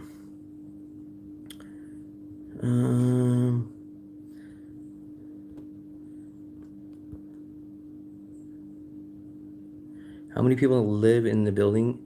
If I had to guess, I think there's at least 15 rooms, at least well over 10, maybe not 20, so at least 15. And then there's 42 floors. So 15 times 40, so I'm guessing well over 500. Probably under 800, but probably 500-ish. And how many non-VN? I would say it's definitely more foreigners, but foreigners including Koreans and everyone else. Let me make sure the Wi-Fi. Oh, let me turn the Wi-Fi on.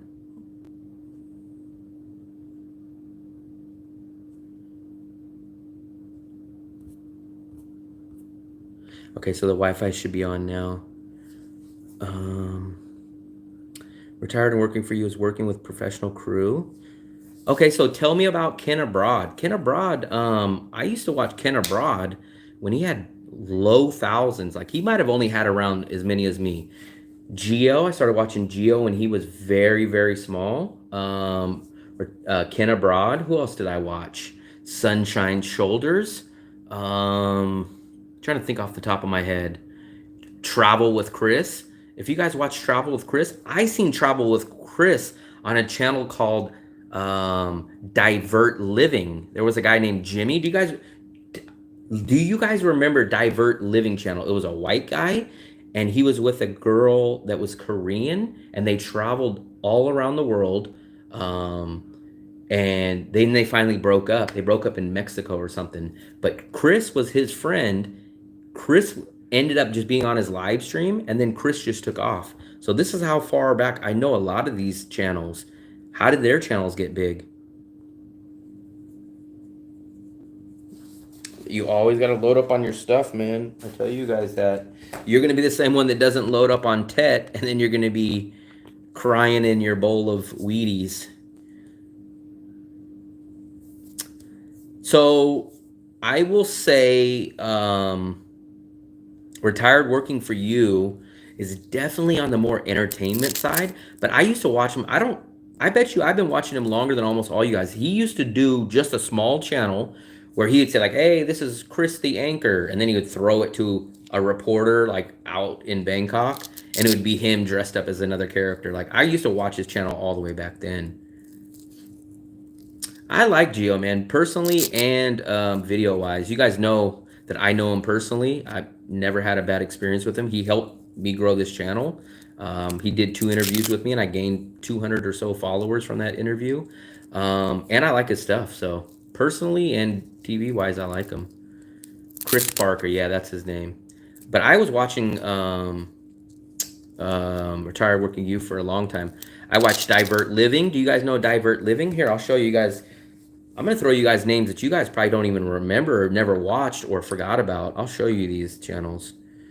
These are channels that I watched like when there were nothing. Filipina P. Filipina P had under 1,000 people when she went on Gio's live stream and she became monetized, or technically she went across the 1,000 subscriber marks on Gio's live stream. So let me show you the guys that I used to watch. Divert Living. Watch. Tell me if you guys remember this channel. Well, see, now he does it with his new girlfriend. But look at this one. Oh, let me scroll to... This was his girlfriend at the time.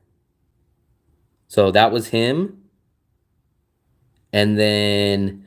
So now they broke up. And now this was his channel. Divert Living. I don't know if he does it anymore. Then I used to watch Holistic Trainer. Like all these guys were very small. I tuned in like when these guys were nothing. Like I'm not saying nothing as in terrible, but I'm talking about nothing as far as subscribers. And this is his girlfriend. And then he's the Australian guy. Yeah, so like these guys were just they were nothing at the time. They were hundreds or maybe a few thousand. Look at him now, 450,000. So how did they get like that? Divert Living. All these guys were hundreds. So I started watching travel channels about 2019. All these guys were well under 10,000. Some of them were well under 5,000.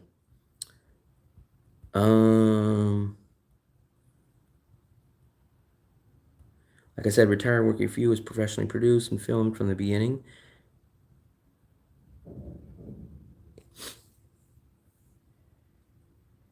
That's the part that really breaks my heart, because two things.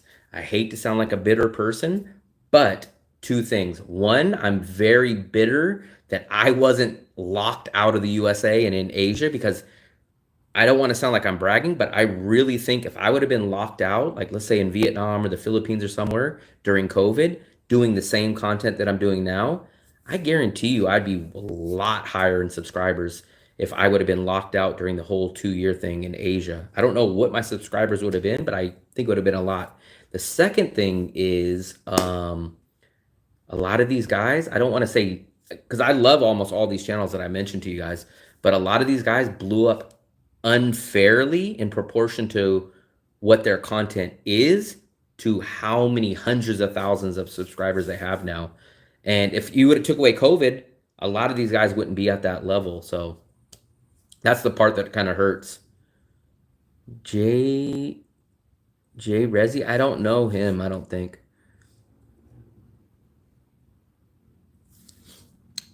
Lonely Girl, I don't know that one. Green Forest Life? I don't know Green Forest. But here's another guy. What is his name? Like Pensive Expat or something like that. Yeah, this guy, I like this guy too. But he grew up and he's no entertainment guy. You guys know him that goes to the Philippines and he buys property. All he just does is like he goes and buys property and then no, he rents property and fixes them up. But like his thing is he goes and rents places for like $36 a month and he tells them, hey, give me a lease for 2 years and I'll fix up your place. But let's see how many subscribers he has now. I mean, like, he's not no entertaining guy. I'm not saying he's boring. I'm just saying he doesn't do all these edits. He doesn't do all this crazy stuff. He's got, oh wow, he's a lot lower than I thought. I thought he had hundreds, but he's only at 18,000. But his stuff is good. He's the only person in the Philippines that I've seen doing his stuff like this. But I like that channel.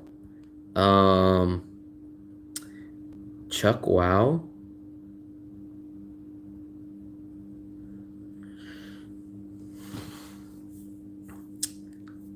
Yeah, man, I gotta figure something out, man.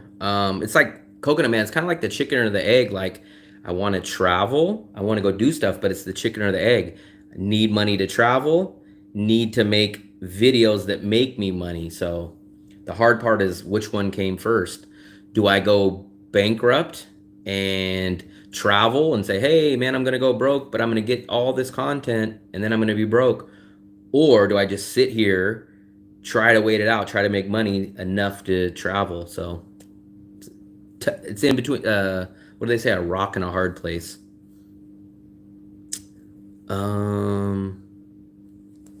Chuck Wow, I don't know him. To travel to different cities in different countries? I can't walk to freaking Bangkok.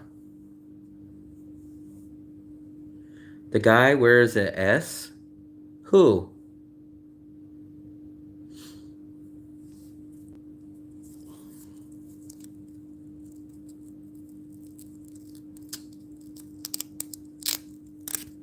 Oh yeah, so I hate to say it this way, but those walking videos aren't, I don't think, I'm actually shocked that that many people even watch those. Those walking videos are just so I can get my library up. I don't expect much out of them. I'm shocked when 2,000 or 3,000 people watch them. And I'm just exploring my neighborhood. So I'm getting my 10,000 steps in. I'm exploring my neighborhood and I say, hey, I can get one of these videos up a day, because a lot of you guys were on my back saying, man, you need to get up 30 days of content. So I said, man, I'm not going to be able to go shoot 30 days of content and do this. But the simple way is to go walk around this part of the neighborhood, that part. So I cover all the main stuff. I double duty it. I do my 10,000 steps. I walk around my neighborhood and I show you guys The tourists don't look, oh, let me look at Hai Chow way over there. They're not looking at YouTube videos this way. So this way I double dose. I learn my neighborhood, I get my steps in, and I show you guys the area that all these travelers look at.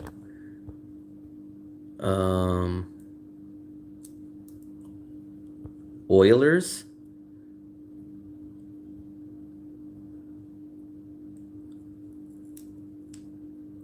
Tim, too bad I'm not invited. Philip's probably in bed. It's past his bedtime. Because some friends came here for New Year, because I'm considering staying here 2 months. Philip is probably watching MASH. I think this is MASH time. So he's probably watching MASH.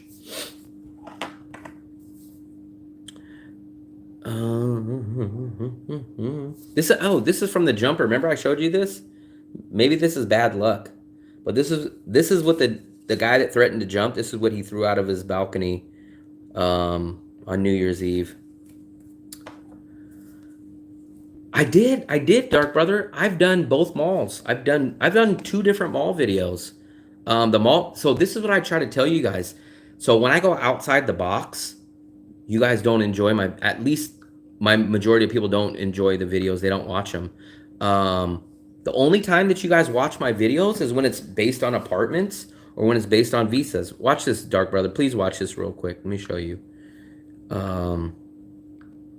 I've done two lot mall videos already, and they both, I'm not gonna say terrible, but they severely underperformed. I did the Cat Cafe. Cat Cafe bombed. Look. So let me show you. So I did the $5 challenge. That one started out good. I thought that would be a nice catchy one. It didn't really turn out. I did a podcast. That podcast bombed.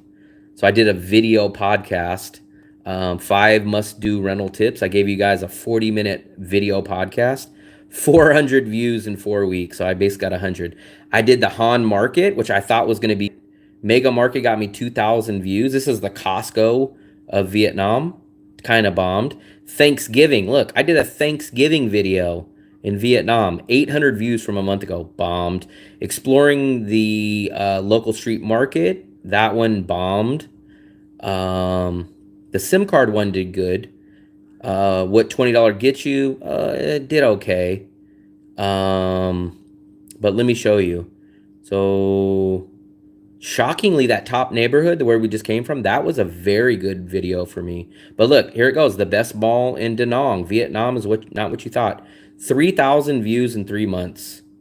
Let me show you guys. So whenever I go outside the box and do anything a little different, like this, eating my way through Da Nang under $10 a day, that stuff I thought would work. Look at this one. This one was one of the best, longest, hardest, time-consuming videos that I put together. I give you guys my top 6 travel apps. It only has 1,000 views from 3 months ago. I've done that too. I've done that, Dark Brother. And when I've taken myself out, they do terrible. Let me give you an example. I take myself out. I did a whole poll, and some people said that, and then I took myself out, and then it still did terrible. Like this one. Here we go. I put a girl in this one. I'm not sure, it's not really zooming in, but look. So I put that girl in there at the market. $6 the vendor. It bombed. I've done that multiple times. Right here. Walking video. Where is it at? Walking video.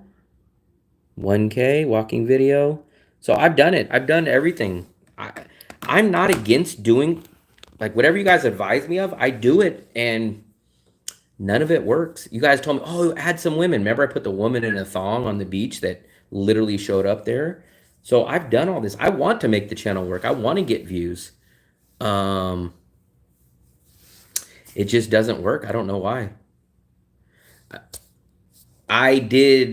So there was a girl that was on the beach wearing a thong, literally on the beach video that I did. And I only did it for you guys because you guys were like, oh, just put someone in there, right? I put this on there. It was one of my worst videos. Not my worst, but I got 2,000 views in 2 months.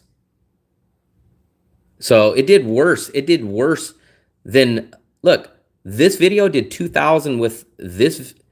The video that I did a day after got 3 times the amount of views. So I don't know. I don't know what else to do. I listened to your guys' advice and nothing seems to work. I'm convinced it's just the algorithm. I know they always say don't blame the algorithm. I don't know. I just don't know. I try everything. I put myself in the thumbnails. I take myself out. I used to do kind of the cartoony-ish, I guess. Not really cartoony-ish, but kind of like a solid background thumbnail. Now I've started doing a real picture background, and none of them really make that much of a difference. So I don't know. My Philippines videos bombed. And I just don't, I'm not going to say, hey, if I just change the thumbnail, magically it would go from 2,000 to 50,000. It's just not that. It's just something else. I don't know. I just feel, am I cutting up? I have my Wi-Fi on.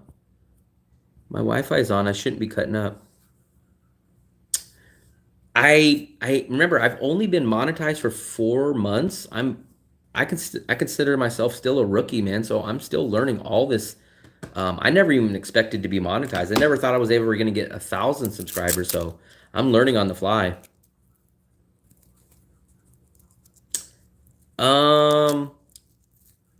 Buddha, I'm in the same boat. The problem is, like I said, it's the chicken or the egg category.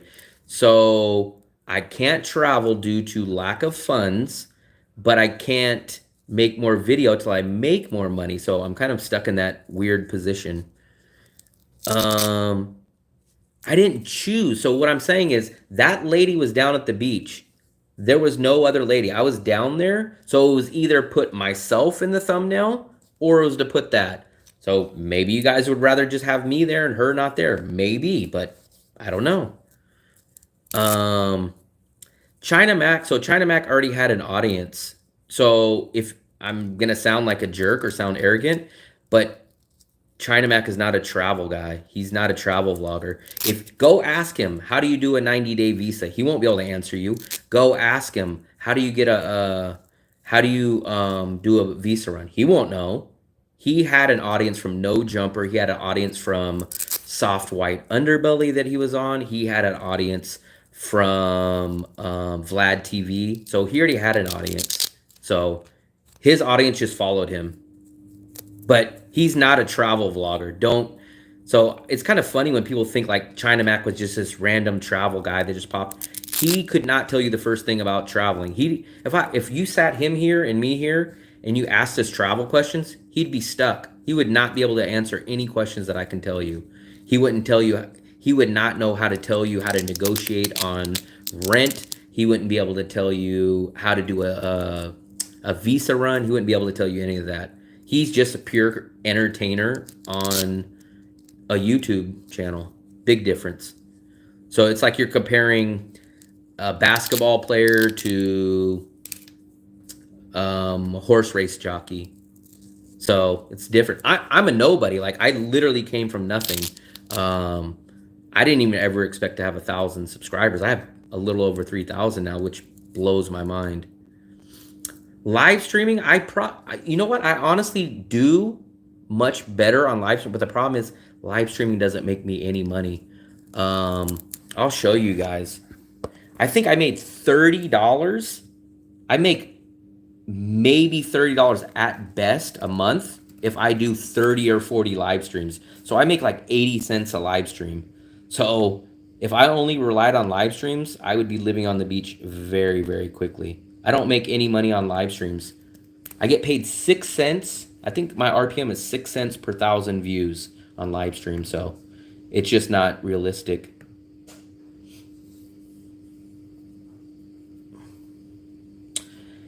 I think I'm too old for that. AE, I think I'm too old. Oh, actually, man, I'm going to be 43 years old in like 3 weeks. I just remembered that. Someone else reminded me the other day, and I was like, yikes. I don't know. My 30s just flew by, guys. My 30s just freaking flew by. So, let me come up to revenue.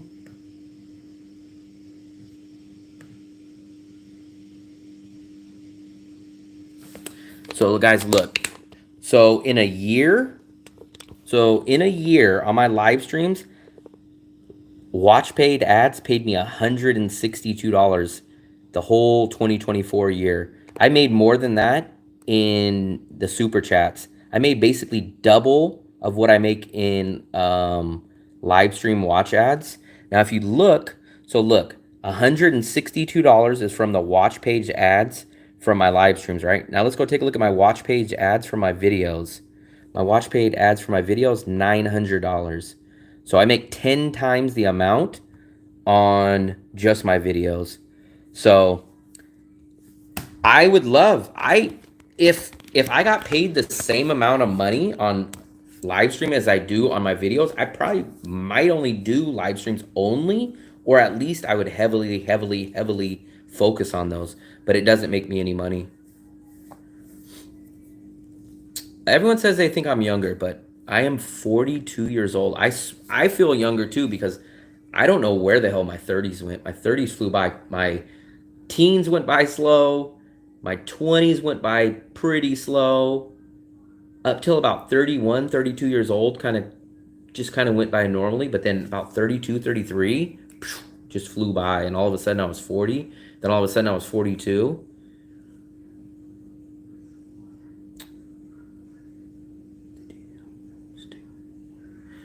I already know my bread and butter on my money wise is on the YouTube videos. The problem is to grow, I got to put out so much content. And the way I don't like putting out, I call it crap content, which shouldn't be. But I can't just, the only way that I negotiate, what's called compromise with you guys. You guys wanted me to put out one video a day or one video every 2 days. The only way that I can do something and actually feel okay with it was the walking videos.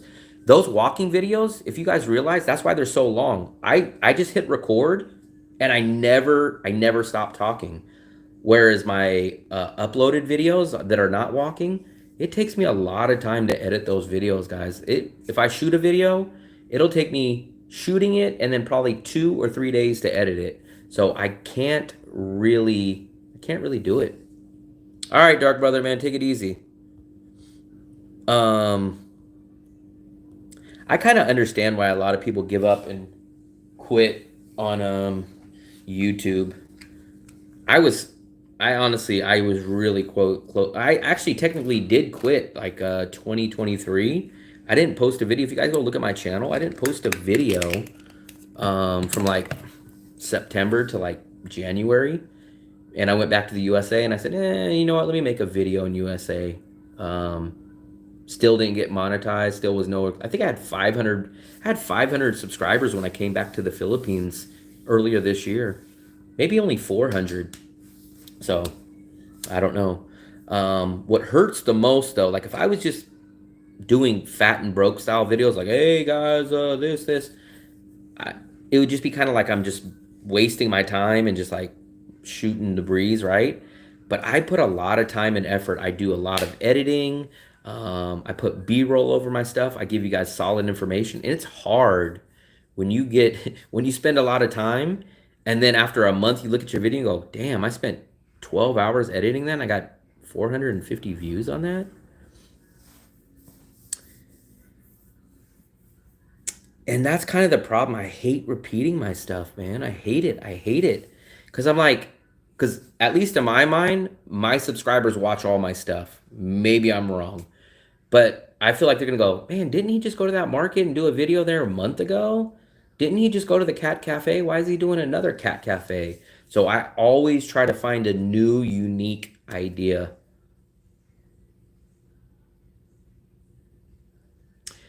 And see, I think YouTube is kind of in that mindset. For example, in the USA, you guys will know exactly what I'm talking about. So in the USA, say a company like Verizon, right? Like a cell phone company, they value new customers over current customers. And you'll say, what do you mean?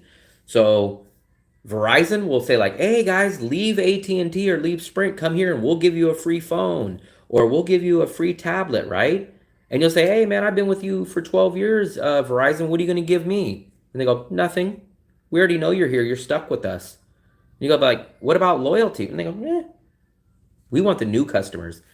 I think that's how YouTube is. Like I feel loyal to you guys. You guys were here when my channel was small. But what YouTube really wants me to do is say, "Hey, don't focus on these guys.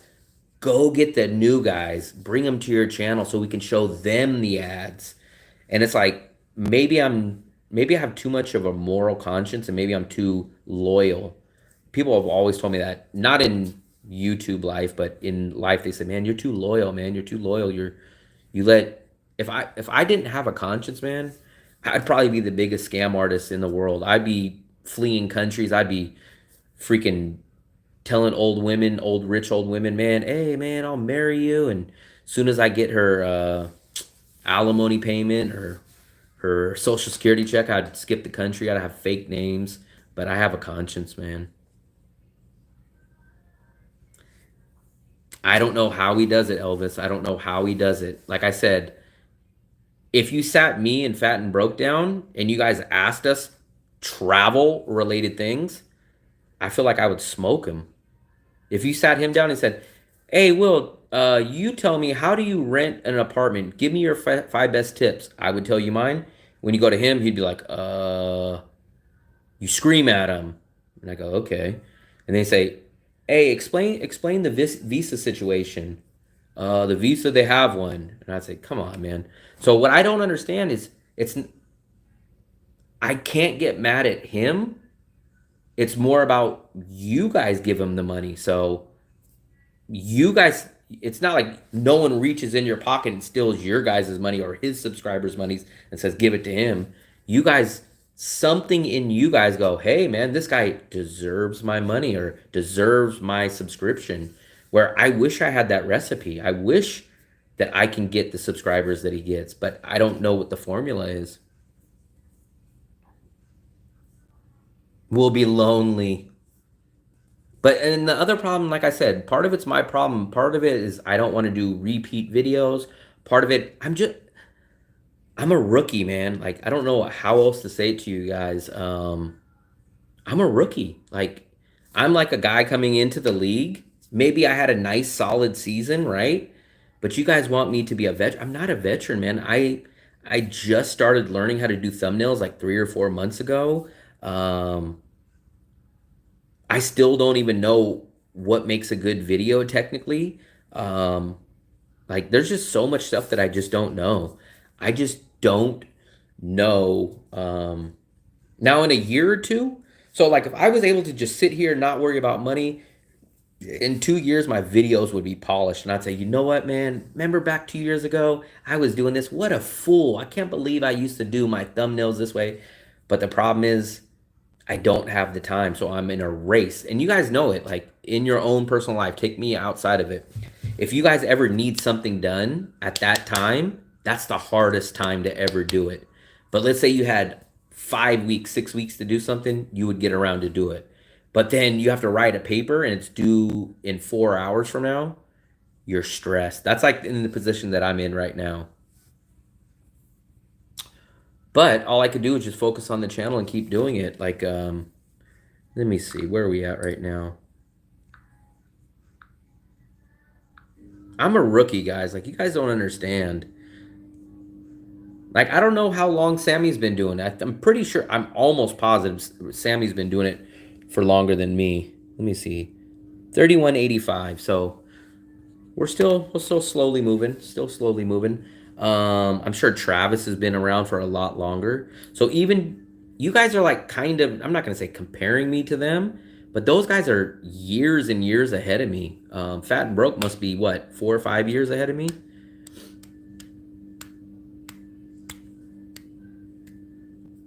I don't know who Chuck Minty is. Oh, I think you guys told me about him. No, so I don't know how to explain it. I love doing the channel, but I'm trying to desperately save the channel. So it's kind of like this. So I'm a pilot in a plane, right? So Chuck Minty probably has retirement money. All these guys have incomes, right? I don't have that. So I'm a pilot that just learned how to fly, right? And the plane is going down. And I'm trying to call back air traffic control and say, how the hell do I land this plane, man? I'm going down. That's the position that I'm in. I already see the writing on the wall. I know I got X amount of time before the money runs out. When the money runs out, the channel runs out. So I'm trying to do that. I would do a video with Gio. He was supposed to come to Da Nang actually in December, but I guess his plans changed. But he did tell me that he is going to come here this year. So if he comes, I'll do a video with Gio. But I'm just an intern pilot. I'm the guy sitting at the side.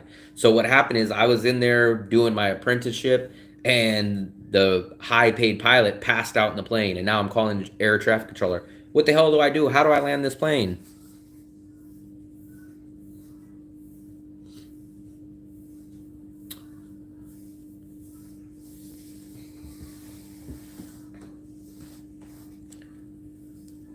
Chuck Minty. Yeah, I think when you guys had me look up that guy, I was shocked. That guy's been around for a long time. So you guys always tell me this. Oh, man, in a year, you're going to have 10,000. In 2 years, you're going to have this, right? But why didn't Chuck Minty? That guy, I've never seen any of his videos, so I can't say good or bad about him. But he's been doing it for years. Why does he have such low subscribers? Like I said, I've never seen any videos, so it's not an attack on him. I'm just wondering why, like you guys tell me, hey, once a year goes by, you're going to have a lot more. Why didn't his channel grow? A game show host. Where's my card at? I need to scratch this SIM card. Why didn't Chuck Minty's channel grow? What didn't... Obviously, he has similar subscribers to me that just don't subscribe or something. I don't know what it is. I don't know what his channel's about. I'm assuming it's travel. I don't know. But then you get a guy like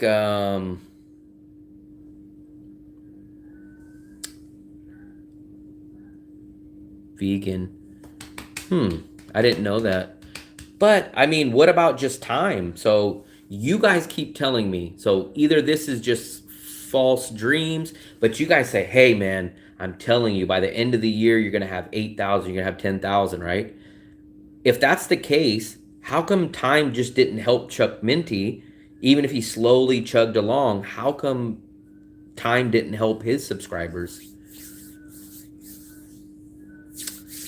It's not really about, so it is and it isn't. The savings won't run out for months and months and months. We still have I wouldn't say, maybe the majority of this year, maybe that's stretching it.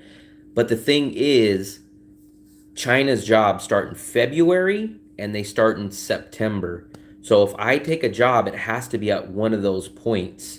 So it's not like I can just go like, oh, okay, in April, if it doesn't work, then I'll just go get a job. So it's kind of like I have to cut. It's kind of like you're jumping out of a plane. The parachute doesn't open, right? You got to pull it at a certain point.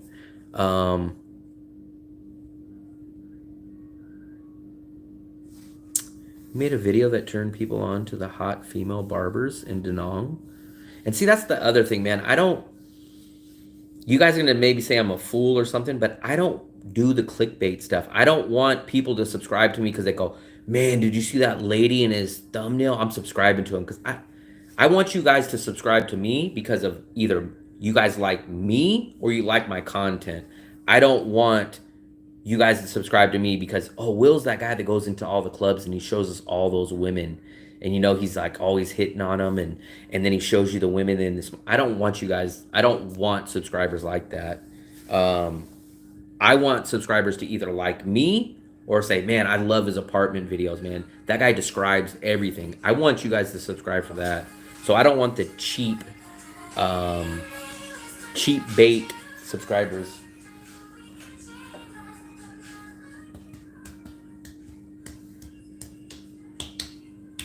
Forgot what I was gonna say. Chuck never got the credit of introducing his female barbers.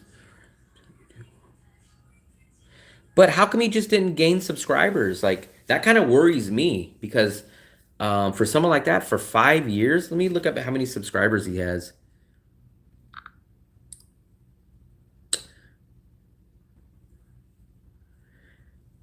That's the problem, man. So if you guys knew me before YouTube, you guys know I've never been a person about money.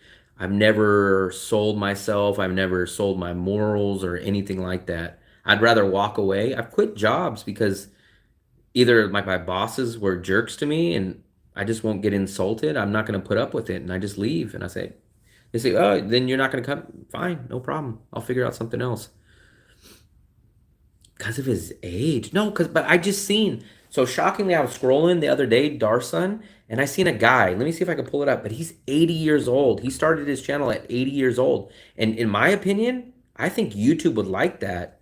It was like, I am 80 years old and I started my channel. 80-year-old starts YouTube. I would think that's a nice market. I think this is it. Let me see. Yeah, here it is. Look at this. How to start a YouTube channel at 80 years old. 237 views from 2 months ago. This guy's blowing up. Look at this.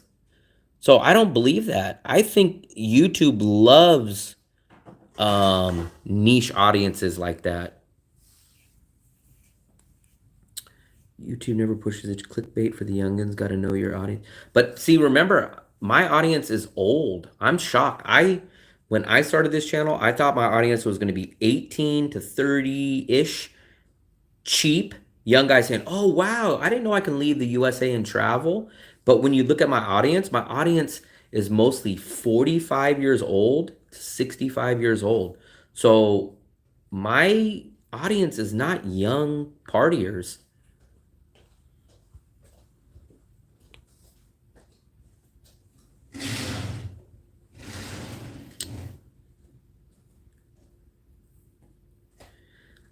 If you were here earlier, Coconut Man, you would see, I don't know, maybe I'm shadow banned or something on Instagram, but like I said, I don't know if you heard, but my own personal Instagram that I've had for years, I came to Asia in 2022. I had 304 followers at that time.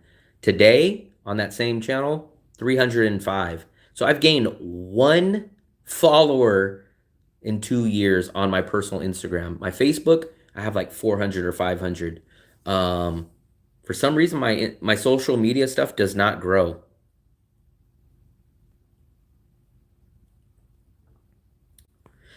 And that's kind of the problem, Trapper. So I didn't know that was going to be my audience, right? I thought my audience would be younger. So now it's the older one. And then the problem is, you guys, I always admit this to you guys. Like, I do videos about stuff that I know. And if I don't know stuff, I tell you guys, I'm like, hey, man, I'm not a good person to tell you this. So older people want to know about pharmacies. They want to know about Social Security, like all that. I don't know nothing about that stuff. I don't know nothing about it. So for me, I'm terrible to do that. Here's literally who I thought my audience was going to be when I started my channel.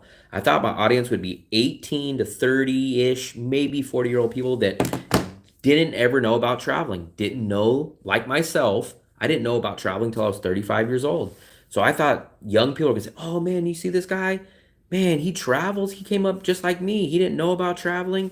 I thought that was going to be my audience. But young people are a very, very small amount of my audience. I have no clue why I attracted 45 to 65-year-old American men. I don't know. I don't show women. I'm cheap. I would have thought the opposite. I would have thought those older guys has the big money. They want to go blow their money. Young guys are the ones that don't have money to spend. I missed some of you guys' messages. People who want to retire. Even the lad told you need to play the game. I understand, and that's where I hurt myself. I just won't play the game. I'd rather grow exponentially slow or just not play the game. But I'm not gonna. So there's someone in this stream, not right now, but usually pops in, and they told me about affiliate marketing, right? They're like, you need to slap all these affiliate. And I go, I just won't do it. I said, now if it's Agoda, now if it's InDrive, I'll put those links on there because I use them. But I'm not like, if you guys see, I know you guys see this Hoyfly or whatever that SIM card place is, and all these other like crazy ones. These big time, even some of the guys that I watch are promoting Huafly or whatever SIM card. It's like $40. It's like $40. That goes against exactly what I'm telling you guys. I tell you guys, no, don't overspend for those places. Go to your local SIM card place and get it for $5. How big of a fool and a hypocrite am I going to look like if I tell you guys this and then I'm promoting Hoyfly, a $40 SIM card on my affiliate marketing? Like, you guys can be like, this guy's freaking preach. What do they say? Practice what you preach. Like, I'm supposed to be putting affiliate links to these expensive places that I know rip you guys off, and I can't do that, man. Chuck Minty came across as a creepy old man when he shows his much younger dates. Okay. But that's what Fat and Broke does. That's what Fat and Broke does. He comes across, I don't know how old he is. I'm assuming he's around my age. He comes across like he has the mindset of a 22-year-old drunk fraternity guy. He's 40 something, I'm guessing, with a wife or a girlfriend. And he goes around walking the streets talking about women. Like, dude, you're 40 something years old. You're old enough to be someone's dad. Doesn't stop his channel. He gets all these tips, all this, right? So I don't understand the difference between him and Chuck Minty. I guess maybe a decade or two older or something. Should have paid to promote. Yeah, I'll never pay. I'll never pay. I'll never pay to promote. I am at 3,100 and something, a little over 3,000. I gain about 15 subscribers per day. I keep track of my analytics. So I probably average 400 a month or maybe 500 subscribers a month, in that range as of now. Every month I get about 400 to 500 subscribers roughly. So every two-ish, between 2 and 3 months, I get 1,000 subscribers. So what's the difference between Chuck Minty and Fat and Broke? They do the same thing. I've never seen Chuck Minty stuff, but old creepy guy. I consider myself old too. I'm 43. I'm sure Fat and Broke's somewhere around my age. Not only that, but he's married or has a fiance or something. What's the difference between him?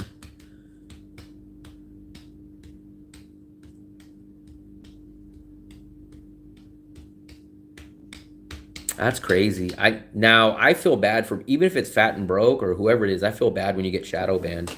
Because I honestly think my personal Instagram and my personal Facebook are like that.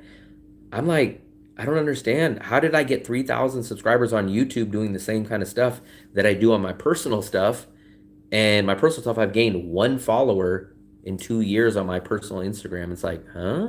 Like, you accidentally gain a few just accidentally a month, but not me. I gained 1 subscriber in the past 2 years on my Instagram. I guess I can shout out my Will Travels Facebook page. That page is still growing extremely slow. But here we go. So here's my Will Travels. If you guys want, please join this page, Will Travels. Let me see exactly. So look, I started this about 3 months ago, and I only have 83 followers. So obviously I don't gain that many there either. I don't know what I do wrong. Facebook, I started a Facebook, so I post my videos from YouTube. I post them on there. Let me go to my videos. Where do I go to my videos? Here we go. So my videos get thousands of views on YouTube.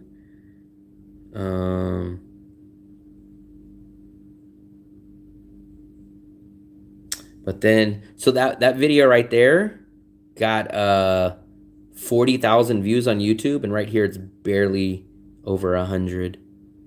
So my channel just doesn't do good. 33 views. That video on YouTube had like, I don't know, 3,000 views. So I don't know.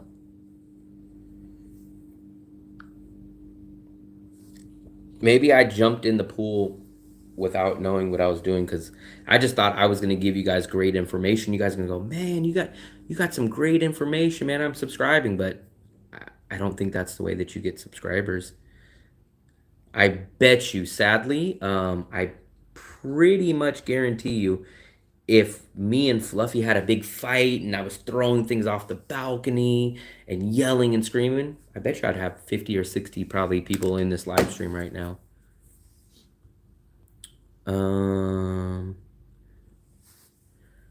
We were looking at that shuttle bus. We've seen it. We've actually, I'm very much debating doing a video of that. We just talked to a guy maybe about a week ago, and he took it. I think it was 30 something thousand. He took it from the beach to Hoi An. And I think it was 30-ish thousand. It was under 40,000 each way.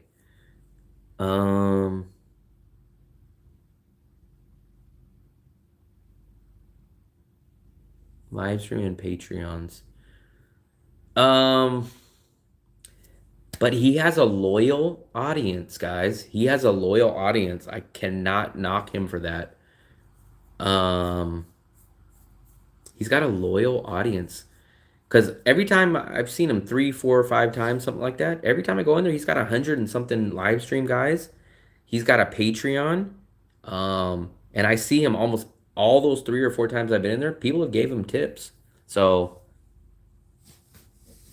there's something about him that people like. There's something about it. It's just like Kim Kardashian. Like, I don't understand the fascination of keeping up with the Kardashians, but she gets millions of views when they did that show.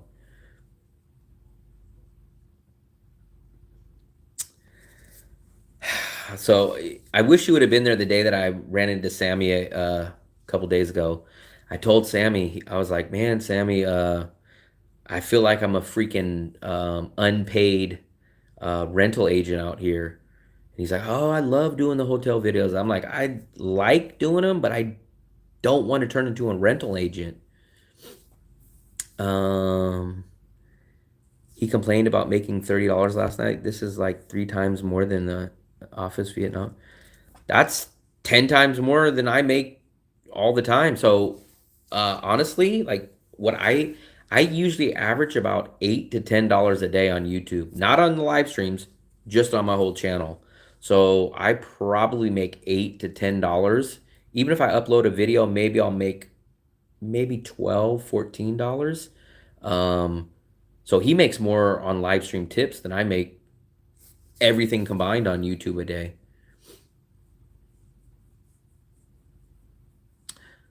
I've done so many live streams at the beach, man. Not only have I done lots of live streams, but my last video, Native, look right here. I'm pretty sure you watched it. I just literally did the Sun Tra walk on the beach. Not even, what, New Year's Eve. New Year's Eve. So I just did that less than a week ago. This one right here. New Year's Eve, 5 days ago. So this is all on the beach. This was a whole video on the beach. I seen you have like the DJI. That's when we ran into Sammy. This is probably like my 4th beach video. He's nice. But just to the shore that I've seen the water. That one got 1.4K views in 5 days. So what is that? 1,500. So it's about 300 views a day. So I got 40,000 views on my very first ever apartment video. That's what really blew this channel up. And I've never been able to ever come close to anything like that again. So I don't understand what I did on that video. Back in that time, I just threw together a crappy thumbnail. I didn't know, I don't even think I included any keywords. I just made up a random title And all of a sudden, that video has like 40,000 subscribers from like 4 or 5 months ago. I have no clue. That video is definitely not my best video ever, but it's my best video views wise. I have no clue why that video did great. No clue. No clue. And then I've done videos exactly the same, but with better information, better editing, and they don't do as good. So it's weird. It's weird because I don't understand why that video did so good. It's my best video views wise, but definitely not my best video that I've ever made. But I don't understand. So in my mind, that's the algorithm. That's not content.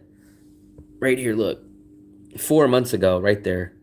37,000 views.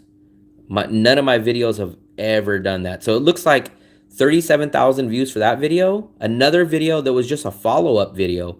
It wasn't nothing great. I got 15,000, and then you could see right after that, everything dumped. Everything dumped. My Visa video did get 10, but look, 3,000, 5,000. Shockingly, that Ween Yon video got 13, but then everything just ended up dumping after that.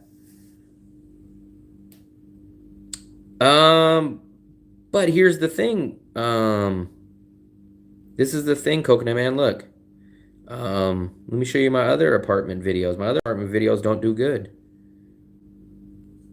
Plus, like I said, I don't want to be an apartment rental agent. If I'm going to be an apartment rental agent, I might as well get a job, work for someone here in Da Nang, and get commission. Because what I'm making on YouTube videos for basically doing the job of a rental agent is not worth it. I'm making $10 a day. Like, at least if I was a rental agent, I would be able to get commission. I just don't want to be a rental agent, guys, man. Like, I don't mind doing 1, maybe 2 a month, but I don't want to only be, hey, this isn't Will Travels anymore. This is Will, apartment rental agent. Channel for the last 34 days, and now I notice you spend a lot of time complaining and how you don't get views. I think you should focus on content. I do. That's why maybe you guys might say it's complaining, but I'm trying to figure out the reason why I don't get the views, because all I want to do is figure out what I'm doing wrong and fix it. So I'm the type, like, if the car breaks down, I want to say, what the hell? What's wrong with the engine? Oh, the engine's this, that. Okay, let's fix that part. That's all I want to do is figure out. So 4 months ago, I didn't know how to do thumbnails. I didn't understand titles. I didn't understand hooks. So I started improving on that. I started doing this, and I'm just trying to figure out what is going to take me to the next level.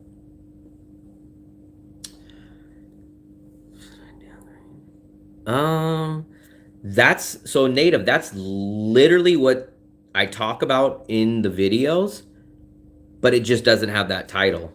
But I'm not saying that title would be bad, but it's literally in the video. I'll say, hey guys, I'm thinking about moving out of my 2-bedroom. It's only because I want to save $200. So we're going to go take a look at this video. So the only difference is that's just not the title. It's like apartment rentals for $300. I know travel includes that, but I've already done like 4 hotel videos in the past month. Like, everyone just keeps, oh, just keep doing the rental. Just keep doing the rental. Just keep doing the rental. We'll change and edit your original apartment video and re-release.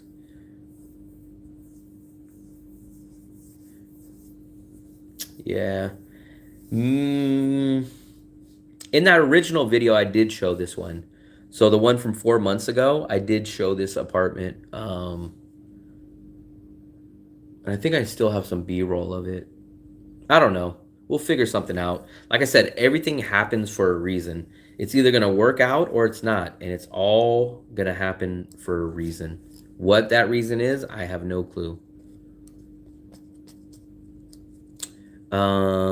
But show your apartment and show the 1-bedroom. I do have some B-roll of this place. So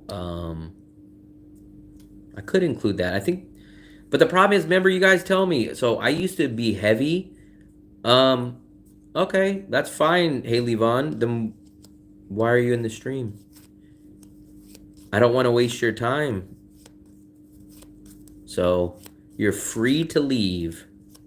It doesn't cost you any money to leave. Compound your big view vids.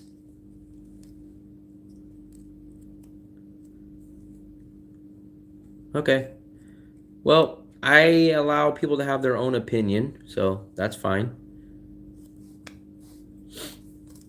Some of your videos got amazing content. Just focus on that. That's what I do. Okay, well, you're free to leave, Haley. No problem. Like I said, I'm only me, so I think you guys take it as being upset or whatever, but it's not. I love doing these live streams because there's been Elvis. Elvis has taught me a lesson about doing the live streams in panorama mode. So I come in here and this is kind of my brainstorming. I lay out what I think I'm doing or not doing. And then people will say, oh, we'll try this. And I'll say, hey, man, I did try this. And then someone will say, we'll do this. And I'll go, okay, that's a good idea. She's not really helping me because she doesn't bother me one way or the other.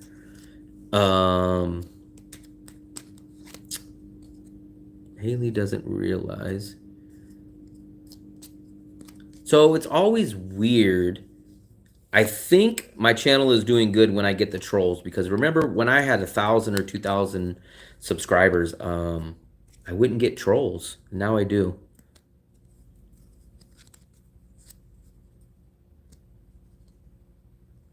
Actually, I don't really run into too many bad comments.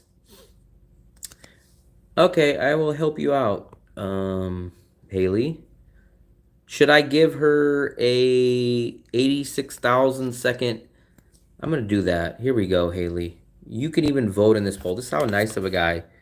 Haley gets 86,000 second timeout or a ban. Which one? I'll let you guys pick.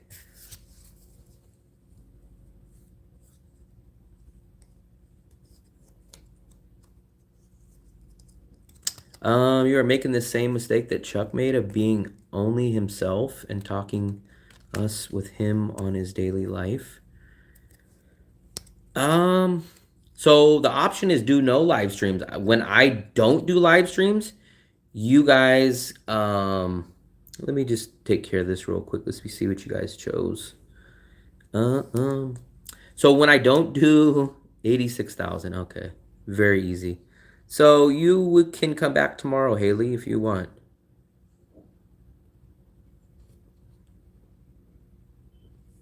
So when I don't do live streams, I stopped doing live streams 2 different times. And then when I did no live streams, everybody would comment on my page, man, where are you at? We want to see the live stream. So, I mean, honestly, like I said, I don't make any money off doing live streams. I do it because I enjoy it and I enjoy helping people, giving information. I'm the only Danong live streamer. I'm the only Danong YouTuber that does live streams. Nobody else in Danong does live streams. So if I go, then nobody has a live stream to watch from Danong. So it would help me out because it would save me time. But at the same time, I think a lot of people would miss some valuable information. A lot of people found out about Bonet Place that never would have been discovered. Nobody would have found out about George. No, you guys would have found out about George Costanza because I did a video on it. But you guys wouldn't have found out about a lot of places if I didn't do live streams. So, I can always stop doing the live streams.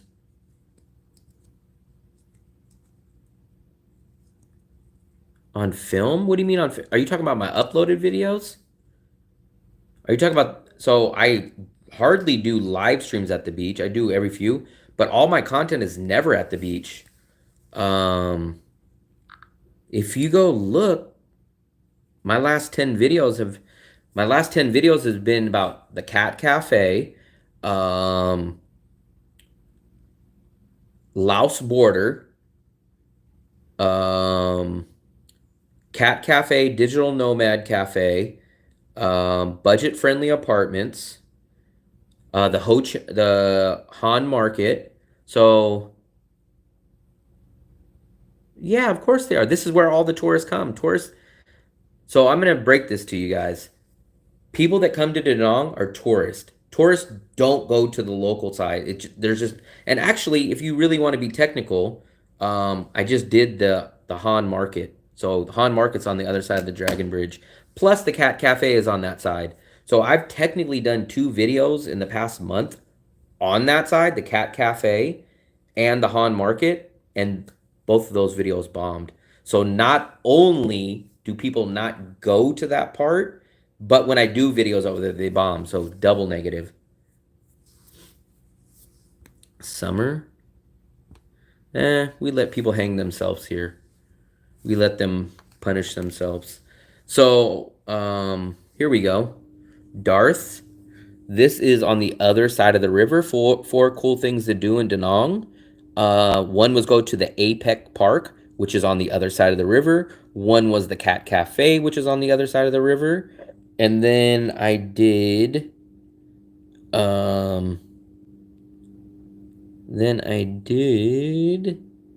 this one, the Han Market, 2,000 views in 1 month. So not only do tourists not really go, the farthest that real tourists go is to the Dragon Bridge. But even when I do videos on that side, they bomb. Possibly. But at the same time, Darth. So 2 things. I like doing videos about stuff I know. I don't know anything about Lady Buddha. I don't know about Marble Mountain. Second part, like I make no bones about it.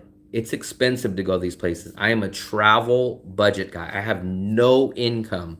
So, am I going to go spend a week's worth of food to go make a $6 YouTube video? If I was Bill Gates and had unlimited pockets, man, I would go to Bana Hills. I would go here. I'd go here. But this is a small channel running on a limited budget, and I can only do certain things. Bana Hills is like $60 each person. So $60 for me, $60 for her. I think a ticket's like $40, and then it's like $20 or so for transportation. So 2 people, it's damn near $100. $100 is half of our monthly food bill to go make a $6 video that YouTube may or may not push. And I make $8 at the end of the day for it. Bana Hill, I think it's $40 a ticket. Let me try to look it up real quick. If any of you guys went to Bana Hills lately, what was the cost? Bana Hills.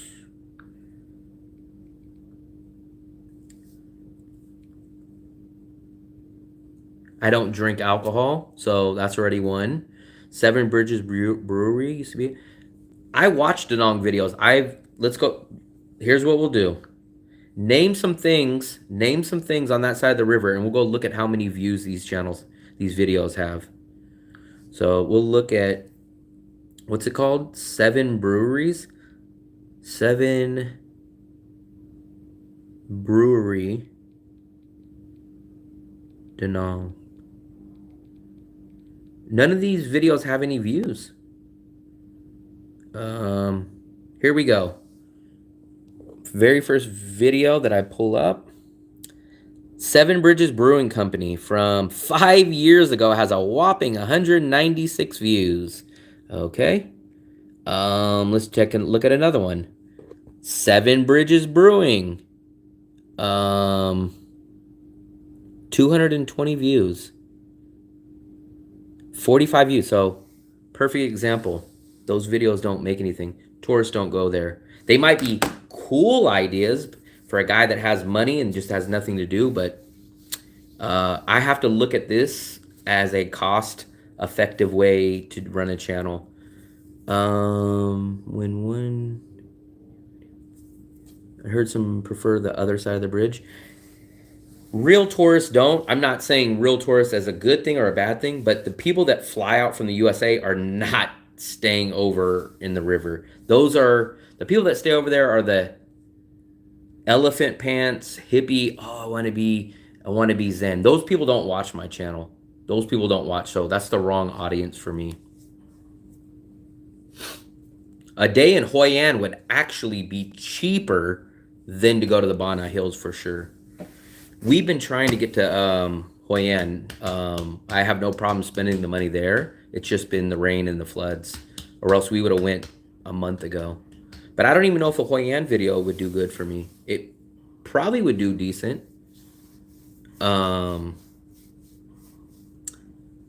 Yeah, we've been over to, it's called, now I can't even think of the name, the amusement park. It's freaking slipping my, the amusement park is right next to the Lot Mall. And there's a night market called the Helio Night Market, which I've seen a couple of videos on, and those videos didn't do good either, because my idea the day that I went to the Lot Mart Mall, I was going to double duty it. I was going to do the Lot Mart Mall, and then I was going to do the Helio Night Market. And then I seen all the videos were just like bombed, so I was like, but we walked there, so you can walk into the amusement park without paying. So we walked around. We didn't do any rides that day. The wet market, I'm not sure what wet market you're talking about, but we just did a live stream yesterday or the day before where we walked through a wet market. We went to the local wet market right over here. We did a whole nice live long stream about it. We ate at a local restaurant. Let me see. Let me try to pull it up. Yep. This was it right here. Let me try to pull it up for you guys. Tourists go to Vietnam, go to Nha Trang, Da Nang as a traveler. Let me see if I could. Here we go. Let me show you this. Why is this quality so damn low? When I tasted it, it reminded me of American. Here we go. 1 o'clock to 2 o'clock. Some places close from 11 to 2. Some places. Even worst case scenario, even if it. So this is at the wet market yesterday. Only a few blocks from home, but I've never seen this scooter till now. But I like that one. I would ride that one for sure, guys. Here's the wet market. If you guys are squeamish, look away. This is like where they have fish. This is going to be like the pig snout, the pig stuff. They're butchering everything here.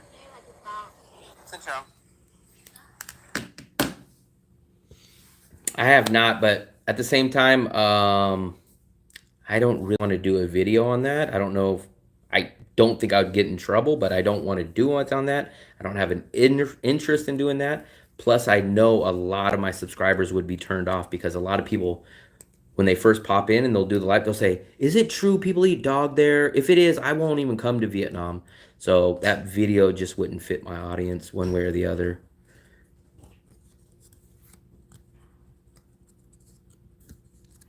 We get a lot of questions, not a lot, but I would say we get a decent amount of questions about people say, is it true? Maybe the beef isn't beef. Maybe it's dog.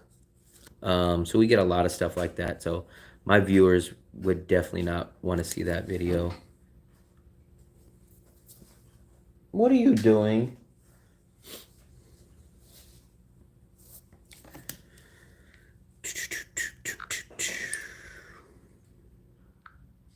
What I would love to do, which just fell through, was I would love to do interviews. I would really, really, really, really, really love to do interviews with locals. But two issues, which I'm sure you guys already know. One is the lack of English. Two is the few amount that speak good enough English to do an interview don't want to be on camera.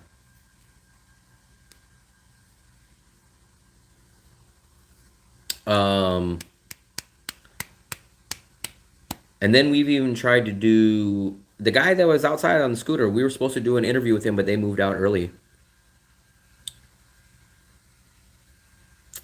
I'm a budget traveler channel, Dar, so I have to kind of stick to certain things. I'm in a specific niche, so when I go outside the box, my videos bomb. Like I said, when I went and did the cat cafe I thought was going to be a great idea. Wow, cat cafe, that's cool, right? It bombed. People, if you go watch my channel, they watch to find $250 apartment rentals. They watch the cheapest way to get a new visa. I'm stuck. I'm kind of boxed in of cheap budget traveling. No one, my subscribers don't care about feeling zen and watching at 5 o'clock in the morning. My channel is not like that. Whether I messed it up and attracted that kind of audience or not, that's my audience. That's what everybody's already told me. So like that's what people always say, like, oh, don't you know? And I said, from what I understand, one, it's not easy to find. Two, you have to go seek it out. Three, it's not going to be cheap. It would be like the equivalent of McDonald's not serving you ground beef and instead tricking you by putting ribeye beef in there. Escobar. We walk by the Escobar. I would love to do an interview with locals. We have a restaurant lady that we go to. She speaks pretty decent English, but it seems like she wouldn't want to do an interview. Just like the lady Tams, we did a live stream. She's the lady that was like a doctor or a doctor's aide during the war. And she has, if you come to Da Nang, she has all these pictures of all the war stuff up.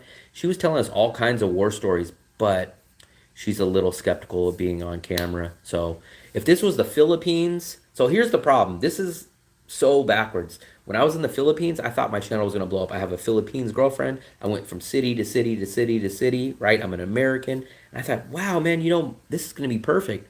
It didn't work like that. My videos bombed in the Philippines. I came to Da Nang where I didn't think anything was going to happen, and my views jumped up. So that's the problem. If I was in the Philippines, I would be getting interviews all the time, either from Americans or locals because they speak English. But now I would love to do an interview with the Banh Mi lady. I would love to do an interview with the lady Tam. So, but they don't speak enough English or they don't want to be on camera. From what I've always been told, you'll never get fooled because dog meat is expensive. So like I said, do you think McDonald's going to trick you, pull out your ground beef and put ribeye steak in there and say, ha, I fooled you. I gave you much more expensive meat. It's just not going to happen. You can do that. I've done it. I actually just did it multiple times and I'll actually show you guys. I'm always transparent. Shockingly, what kind of blew me away, Coconut Man, you'll be surprised, I think. One of my top, not the top, but one of my top subscriber getting views was Ween Yon, shockingly. No clue why. So let's take a look at 365. Let's take a look at subscribers. Here we go. Let's take a look at this, Coconut Man. Or all you guys, please feel free to look at this. So, not views. We want subscribers. Where are subscribers?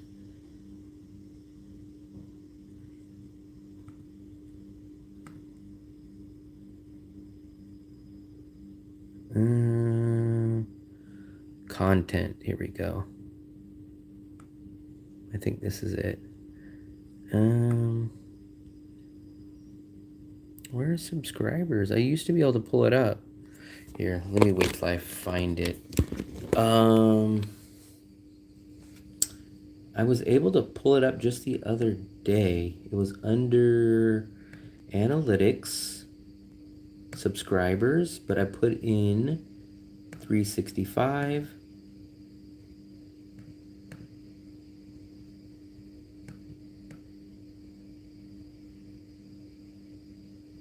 I can't find it now.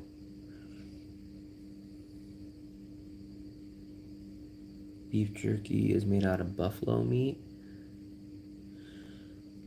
But I do know for a fact my apartment video is #1, but I can't figure out why. Oh, videos. Why can't I find my most... Once I got my most subscribers. That's what somebody said in the live chat. They said TP Bank doesn't charge a fee, but they said they think they get screwed over on the exchange rate. I have definitely heard that before. I don't know. I've never used TP Bank, but I have heard someone mention that. I have had that idea in the back of my mind, Buddha. I thought to myself, I said, hey, you know what? What if I took this copycat model of what I do here and I go to live in Cebu and I do my in-person service? I pick people up at the Cebu airport, and I do the same kind of stuff in Cebu, which makes sense on one hand. You're going to get a lot more Americans, you're going to get a lot more travelers, you're going to get a lot more people, right? But here's where the problem is. I think there's way too many vloggers there already, which is going to squash my channel. And then the other thing is there's so many videos about the Philippines that I think a lot of these travelers will say, hey, I watch so many channels. I know how to do it. Even though I've never been to the Philippines, I know how to travel there. I'm just going to watch so-and-so's video and I think I'll be able to do it. Whereas here, it's the opposite. We don't get that many Americans or travelers coming in like the Philippines. But the people that come here have no clue what to do. There's not that many videos of Danong. So they go, hey, man, I don't know what to do. I'm going to hire this guy, Will, because I watch his videos. He shows me everything. Where in the Philippines, many more videos. So it's a trade-off.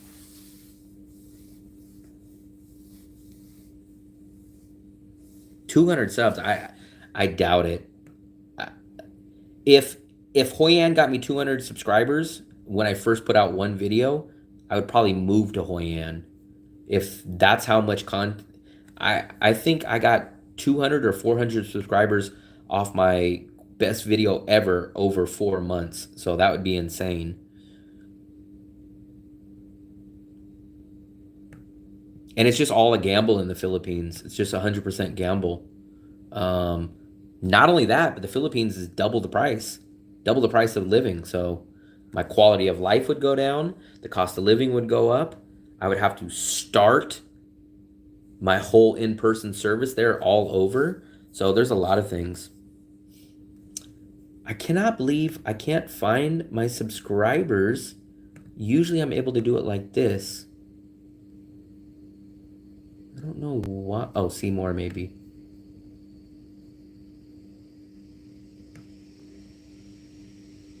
It's only showing my views, but before I was able to show my subscribers.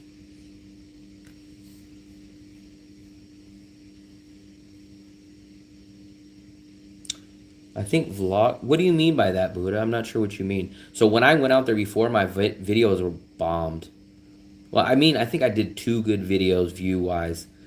But for some reason, I thought I had a Philippines girlfriend. We went to Boracay, we went to Cebu, we went to Makati, we went to Manila, we went to Iloilo, we went to Dumaguete. Like, we did a lot of stuff. And I would get like, I think when I look back, I went to a restaurant that Mark Wiens went to. It was a small local restaurant that Mark Wiens went to. And I have 400 views on that video from 9 months ago. So I'm like, I don't understand why my videos did so terrible in the Philippines.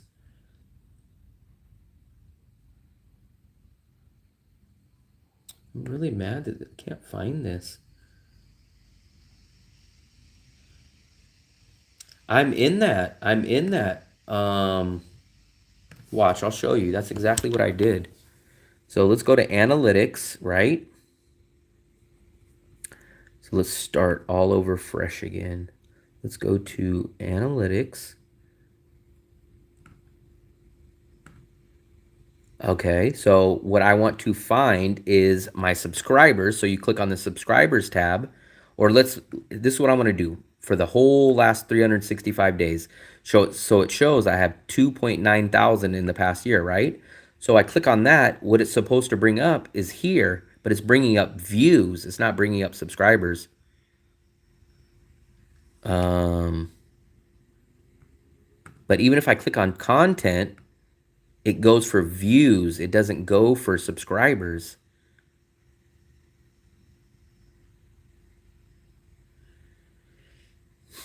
So I don't understand. Just the other day, I just seen it. I'd literally just seen it the other day. Maybe 2 days ago. But I'm click on subscribers, right? And it'll show me my subscribers here, like 65, like all this. But I need to find out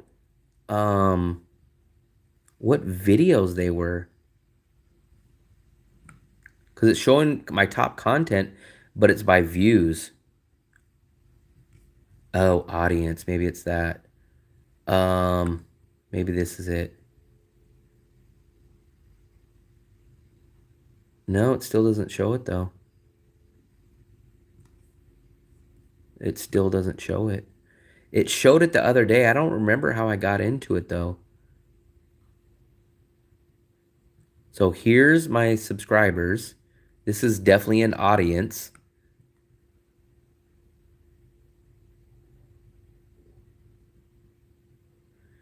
I would have no problem doing that.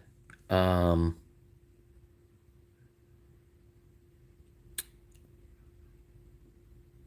don't know why I can't find it. Lose the menu bar? What do you mean lose it?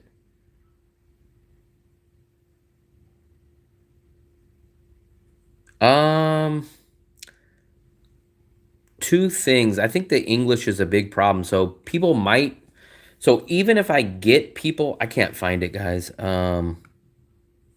It definitely shows how many subscribers, but I can't find the individual content. Yeah, I think I did look on my phone. I think you're kind of right on that. Let me go take a look. I almost am positive that when I looked at it, it was on my phone. Subscribers. Let's do subscribers, but we need 365. There it is. Yep. That's weird that the desktop all. So my largest video ever was 430, which was the apartment video. I gained 257 from the follow-up video on that. 230 on the Visa run. My Da Nang budget living cost, 186. And then Chow Ti Venti, the local neighborhood, got me like 135. Budget-friendly hotels, 116. And then everything else below that's like under 70 and scattered. So basically the top four is the number one video that blew me up. Obviously that's going to be the best. That follow-up video, my first Visa run, and then cost of living budget. But anytime I go outside the box, nothing.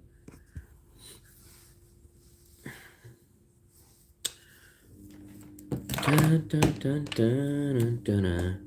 Really gonna hang out for maybe 5 more minutes. I gotta go take a shower, and then I think I'm gonna try to edit. I'm gonna probably edit my walking video. If you watch podcasts, you'll see other podcasts that same guests afterwards because they're chasing the algorithm. I just don't know. I'm not a tech guy, man. I don't know how the algorithm works. So I don't know if you already know, Darth, but we're gonna do a video. So I'm gonna do a video probably next week because I have these 3 videos to edit that I've already shot. But my next idea video is to do 5 foods that I've never ate, either 4 or 5. One's gonna be durian. One's gonna be the soup. You guys are gonna be like, "What? You never had the soup?" Never had the soup. Never had the durian. One's gonna be the pancakes. You know, the real thin egg pancakes. One's gonna be noodles. I never had noodles here.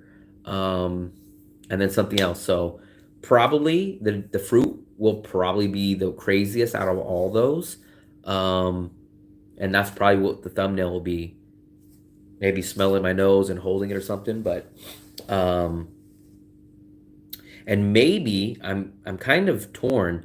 Maybe the thumbnail will look something like a big shocked face or holding my nose, and the fruit will be here. And I'm just not sure if I should either show you guys the fruit or should the fruit be blurred.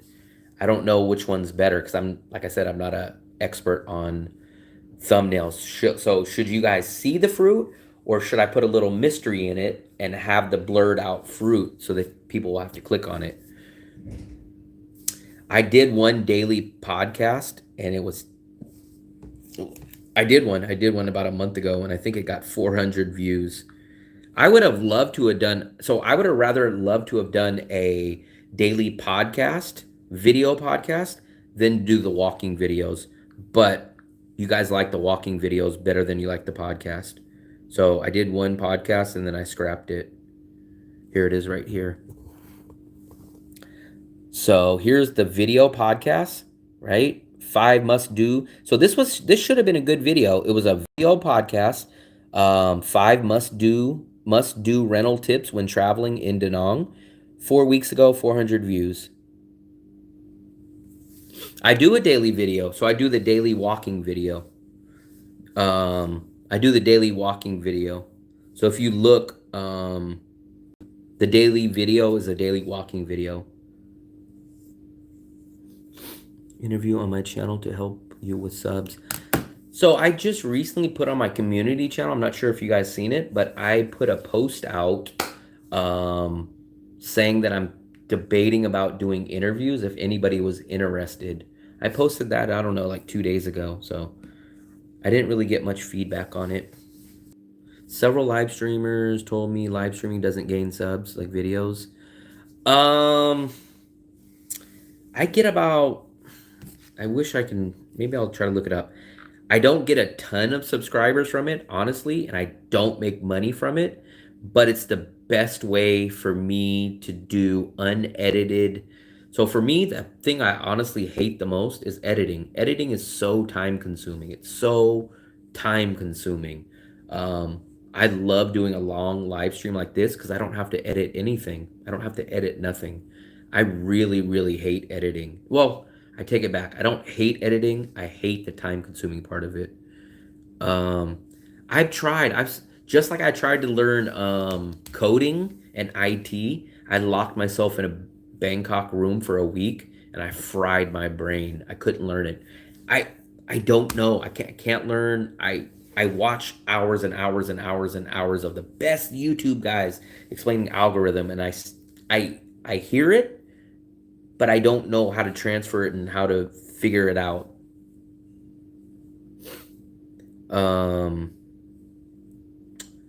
What was I saying? Something about walking videos.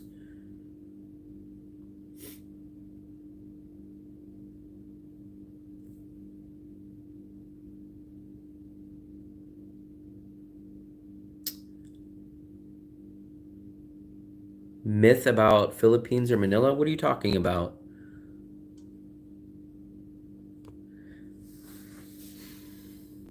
$6,000 views a day? Sheesh. I think my best getting video is my apartment video. I love John Sabo. I don't watch enough of his stuff, but I really like him. I thought he was in Da Nang, but I guess he's not here anymore. But he reminds me a lot of Anthony Bourdain. I really like that guy's channel. I'm up to interviewing people. I just could never find the time. And I was really trying to hold out to do some interviews for locals, but I just don't really think that's going to be that possible.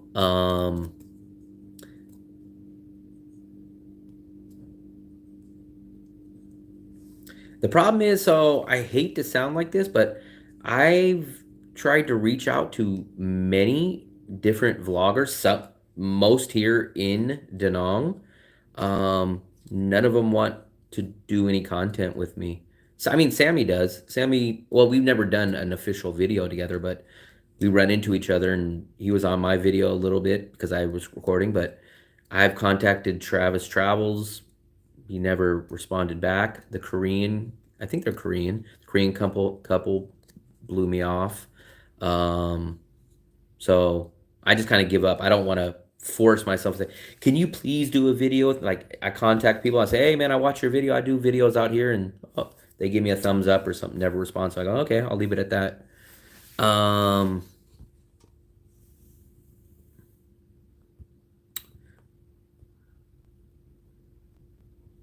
Yeah, his editing is great, man. So I'm in a weird boat. I have great information. I'm a good speaker, but my editing skills are not on a high level, and I'm not Sammy entertaining.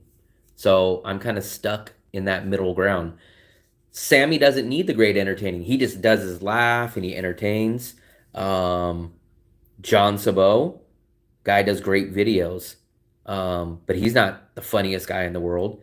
I'm stuck in the middle. I have great information and I can talk forever, but that only gets you so far. They feel they're too big. Use it as a motive. Well, that's what's going to happen. I hate to sound like a jerk, but once I get to their level or close, then at that point, those guys, oh, why don't you come do a video with me now? And I'm kind of a bitter guy when it comes to things like that. I'll say, "Me, you didn't want to do videos with me earlier," and they'll say, "Oh, I was a little busier," and I'll say, "Oh, well, I'm a little busy now." I guess that's kind of a character flaw in my mind. Um, I've got Sammy's done a live stream with me on The Fly. I don't know if you guys ever seen it, but we were down at the cafe and I got him on the video on New Year's Eve. That's what you guys say, but so remember, I'm a radio and TV major. When you watch a guy like John Sabot, or if you watch these channels, man, their editing is just so great. It just makes such a huge difference. Go watch Retired Working for You. Go watch, let me try to pull it up. My girlfriend just watched it the other day, so it should be on here. When you watch these guys, man, it just makes a world of a difference.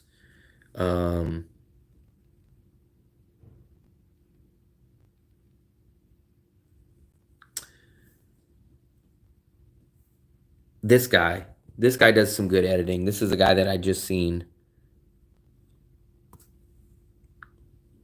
The editing, man, like videos can get boring really, really quick. But look at, like, he'll do a lot of, watch like his transitions are and his B-roll. At 6:58. Let's get some grub. Don't follow. We have come to our first location right behind me, and it See, looks good. like a lot of YouTubers, those smaller channels, this would just be one shot for 20 seconds. Look, he's gonna have this, he's gonna cut to this, then watch, he's gonna cut back over to here, and then he's gonna cut to here, and there's gonna be some background music, and look, Papua New Guinea, like, that kind of stuff is awesome, man. I love that stuff, but honestly, to do a video like that, it's gonna take 4 or 5, 6 days of editing. So you get one video out a week.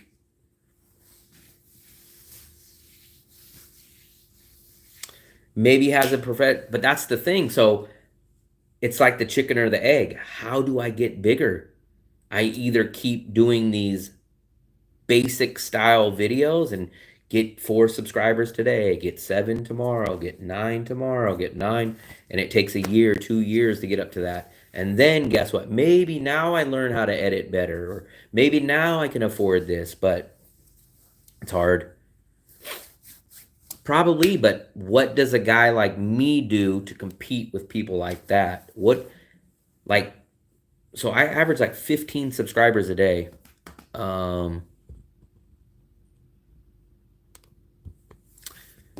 Retired Working for You. I love Retired Working for You. So maybe I'm wrong, but you guys know this guy, and I feel like a lot of my content is very, very similar to this guy.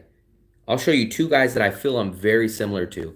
Now, disregard, I'm going to admit, these guys travel more than me. I get that 100%. But if you just watch their videos and their style of videos, they're very similar to mine. Here we go. Let's watch this. I have never seen this video yet, right? Let's watch Ken Abroad. He just walks and talks like me, but he gives very good basic travel info. But the difference between him and me is he's got 405,000 subscribers. So look. Much in the middle of nowhere. This tent is heated, otherwise this wouldn't be possible. So it is actually pretty warm and cozy in here. And yeah, you can see I have 3 beds to choose from. So in theory, you can stay here with 3 persons. But yeah, I have this just for So there's no crazy editing here, right? $65. He's just explaining the room, very simple. The breakfast, homemade breakfast from the lovely family that owns this place. And I will introduce you to the family later and also show you the homemade food here, which I'm actually very curious about as well. But yeah, this is my home for the next days. I even have a kettle here. And then, yeah, you can regulate the temperature here. Oh, it says currently 45 degree. That's not the temperature that actually is in here now. I don't think so. It feels cozy here, probably around 24, 25, that's my guess. So definitely quite okay. But yeah, as soon as you step out, actually, let me have a look how cold it actually is. So, I mean, his videos are very big. I think I do a lot of videos. I love Can's channel. I've been watching him since he's had like 5,000. Or someone that I've, maybe I'm wrong. Maybe you guys go, no, no, no, man, he's 1,000 times better than you. Maybe. But I feel that I'm very similar to that channel. And this is another channel that I feel is very similar, just because, not only because we have a California connection, but let's see. Let me pull up one of his videos. No, this city's special, and I'll tell you what, all the cities I've ever had the privilege to visit in the Netherlands. I did that, native. Incredibly beautiful. So I did that. Find this quite shocking that they are just. That's what I've. So be the whole. I'll speak on it in a second. Very nice bar you got here. The streets are quiet tonight, huh? The streets are a bit quiet. Good afternoon, guys, from Amsterdam. I actually just arrived here off of a Flixbus. Cost me around €7 to get here all the way from Brussels. 2 hours and 45 minutes. Not bad at all. And I literally ran up to my hotel. I'm staying at this Holiday Inn Express right next to the Sloterdijk station. So he's got 557,000. So maybe he's a little more informative. I think we're on the same level, but is he 550,000 subscribers better than me? And like I said, I love Travel with Chris. I've been watching him for years. But is now, even if he's better than, is he 550,000 subscribers better than me?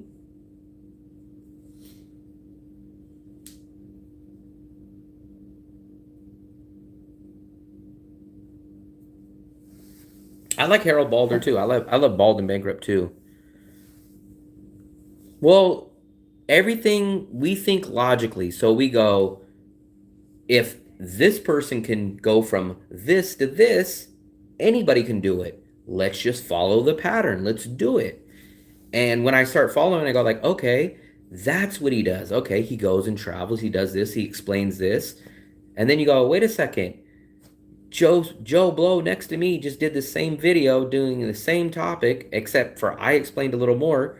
I got 20, he got 2,000. You go like, what did I do wrong?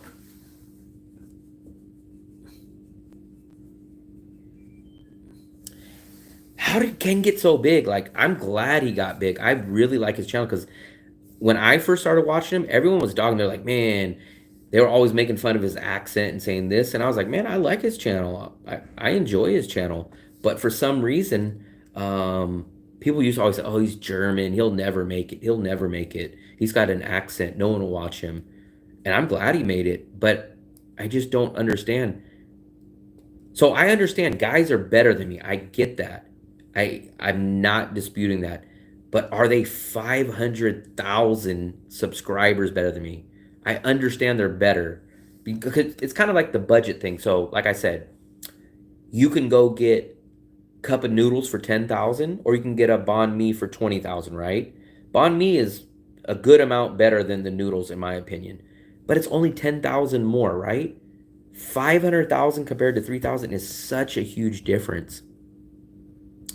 I can't ditch my morals. It's just not about the channel, man. I'm cursed. I'm cursed in the sense that I'm a person that's too loyal and I'm just stuck in my moral ways. I can't just, like I told you guys, if I could turn against my morals and not have a conscience, I would be out being a jewel thief. I would be out being the best scammer in the world with no morals.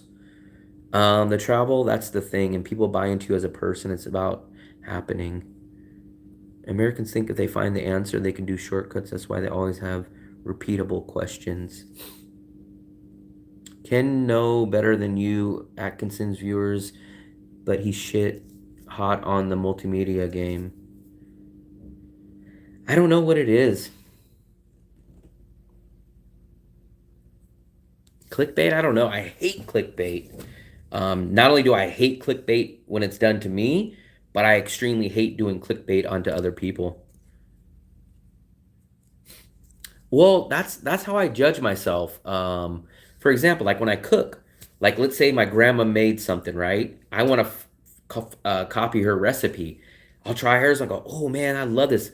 Hey, how did you make this? Oh, you made it with X, Y, and Z. Okay, let me make that. And I try to go, how come mine doesn't have the same flavor as yours? What's going on? What didn't I do? I do that with everything, not just videos.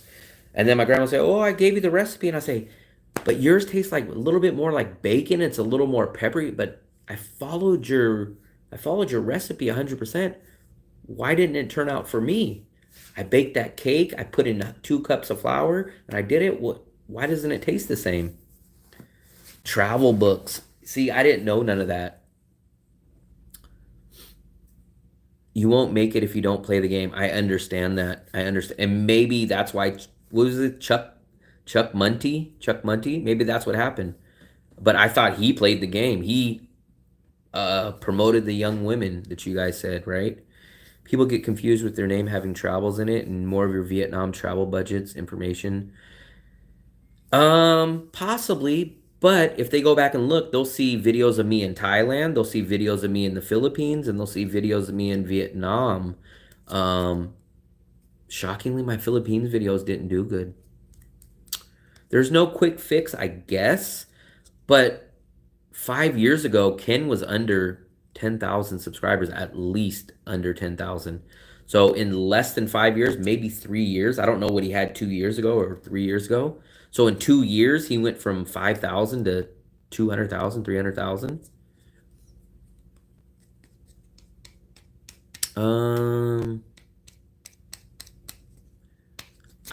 I know, man, you guys are just always killing me with the freaking apartments. Like I said, I am doing more apartment reviews than these own freaking Vietnamese agents are. It's like I said, like it's like being an agent without getting any commission. So it's like, and then what happens? So let's say I keep doing apartment videos. Let's say I do apartment video, apartment, right? Then I'm going to be stuck having to always do apartment videos because as soon as I turn away from apartment videos, my views will go down. So I don't want to get boxed into that. Like, you guys know Steve Urkel, right? Remember Family Matters, Steve Urkel? I just watched an interview with him, I don't know, a couple weeks ago. And he said, I love being Steve Urkel and I hated it. And they're like, why'd you hate it, man? You're known all around the world. And he said, because as soon as Family Matters was over, I couldn't get a job doing anything else. Everybody thought of me as Steve Urkel. They thought of me as the nerd, Steve Urkel. They would never put me in any other movies. That's what I feel like is happening to me with the apartment. It's already happening now. You guys will watch, 7,000 people will watch my apartment video. Then I'll post the Cat Cafe video, the very next one, 480. And I'm like, 7,000 people just watched my last video. Now you guys, 400 will only watch it because they only want to see my apartment videos. Typecast, that's exactly what it is. And that's why I kind of try to break away from those kind of videos because the more that I do them, then the more I'm going to get locked into it. And I understand what Urkel was saying about it. Is your niece budget traveling? Maybe think about naming... I mean, I don't want to rename the channel because Room to Grow, maybe down the road, maybe I won't always be a budget traveler. But in my description, it clearly says I'm a budget traveler. Almost all my videos focus on that. So it's definitely doing it. I would love trying to so here's the trick. I need to try new places in Da Nang that will, 1, get views, and 2, not break the bank. So the Cat Cafe was a perfect place. I honestly thought that place was going to get good views. Free. We bought some snacks, so budget-wise it was great, but views it didn't do.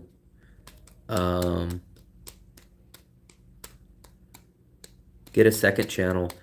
I am going to do a second channel at a certain point, but it's not going to have nothing to do with my channel. Actually, I've always been thinking of doing a second channel, but it would be a faceless channel. I don't think nobody would know. Once I do a second channel, it's not going to be tied to this channel at all. It would be a faceless channel on a complete different subject. Like Sammy has 3 channels. I just don't want to do that. He has a whole channel just for walking. If I do a second channel, it's going to be a faceless, anonymous. Nobody will know I'm doing it. Budget travel is about budget, not comfort. It depends. So budget for me is getting your bang for your buck.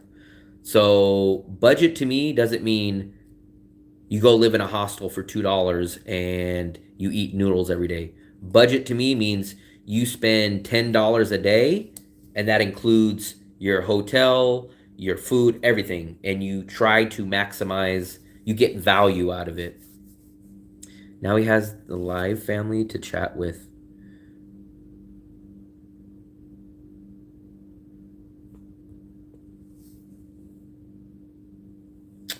And then probably by that time, so like I always told you guys, I'm either too early to the party or too late. That's the story of my life. I've either been too early to things or I've been too late to things. And I would not doubt it. I would not doubt that at all, K1. That as soon as I go to China or as soon as I stop doing the channel, then all of a sudden, hey man, you should have started a budget channel, man. And it's like, I did. Oh man, you were 6 months too early. No, so I disagree because budget. So here's how I live. This is what budget to me is. So there's people. Here's a perfect example. Spicy Roads. So Philip, I'm sure you probably know Philip or maybe seen him in the room.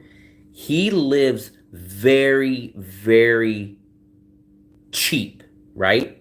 He stays at hostels. He eats bologna sandwiches. But if you look at his budget at the end of the month, he spends more money than me. At the end of the month, he resorted to living in a hostel, eating fried bologna sandwiches, macaroni and cheese, and McDonald's. But he spends more money at the end of the month. I live at a 2-bedroom, 2-bathroom, 1 block off the beach. I go out to restaurants, local restaurants every single day. I enjoy myself, and I spend less money than him. That's budget to me. Budget to me is not saying, hey, I live in a tiny, tiny closet for $1. I go, hey man, I spend $3, but I live in a place 5 times your size. It's about value for your budget.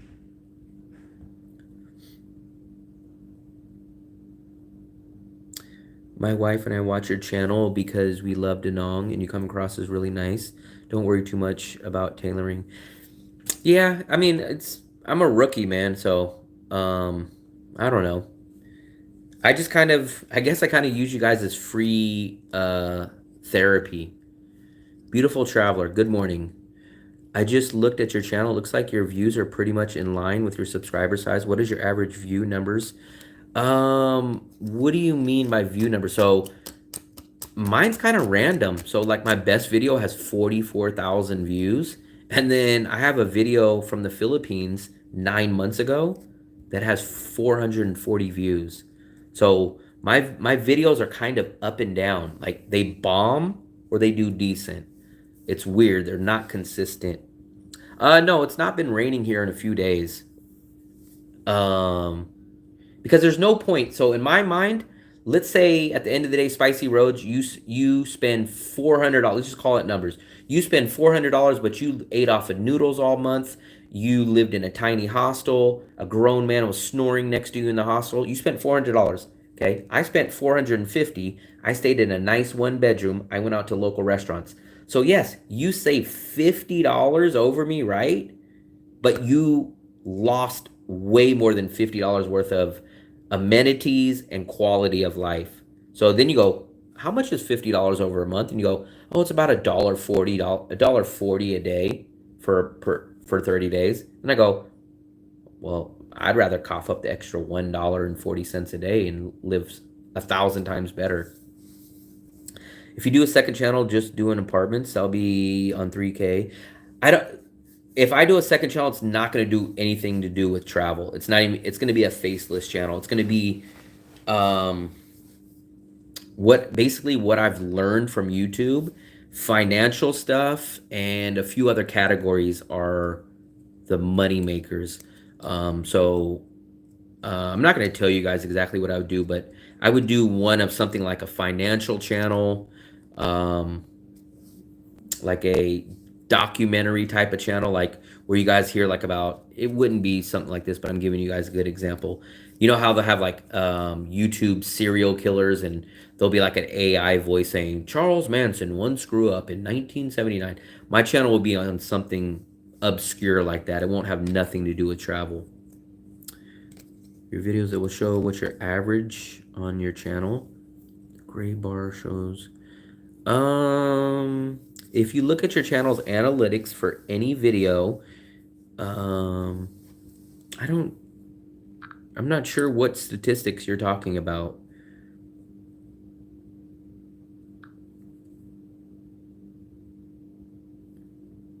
I mean, quickly, what I could show you that's kind of a rough example.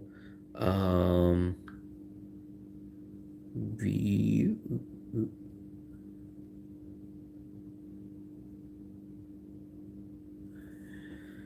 No rain, but beach is still high tide.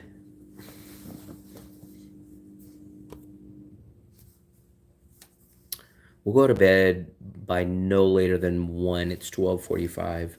I have to scratch my cards. I need to add that. I'm going to go take a shower. I'm going to try to edit this other walking video.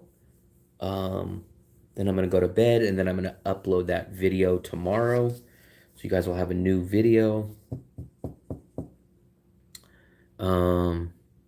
Buzzing?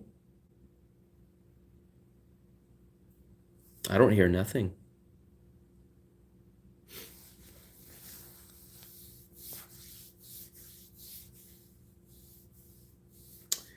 We'll see if we get there. I have no clue. I mean, no matter what, it has nothing to do with YouTube, but I've never, ever been a patient person. It's not in me. My dad, if you guys think I'm impatient, my dad is way, way more impatient than me. I'm like considered like a freaking monk compared to my dad on patience. I guess Fluffy's going to bed. I don't know where she... But I just want to get to the point where I break even. I don't even really want to get to the point where... I do want to get to the point where I make money, but once I get to the point of breaking even, at that point, then I have a lot more flexibility. Because then at that point, then maybe I can say, hey man, I could stop worrying about having to get this and get this. I'm not losing any money. Like right now, I'm putting money out of my pocket each month. You need to go to the church and ask your moral maker if they'll give you 6 months of rebelling. That's a good, I'm going to pin that one.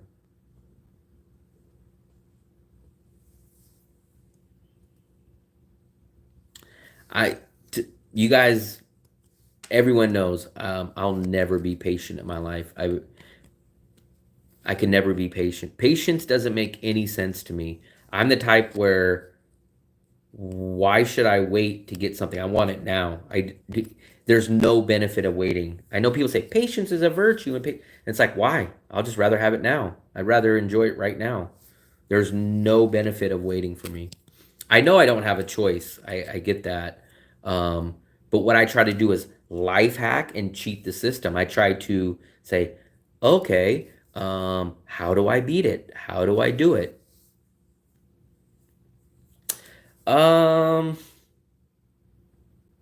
I would never trade my morals for success, because at the end of the day, I can't get my morals back, but I can always figure out a way to make money.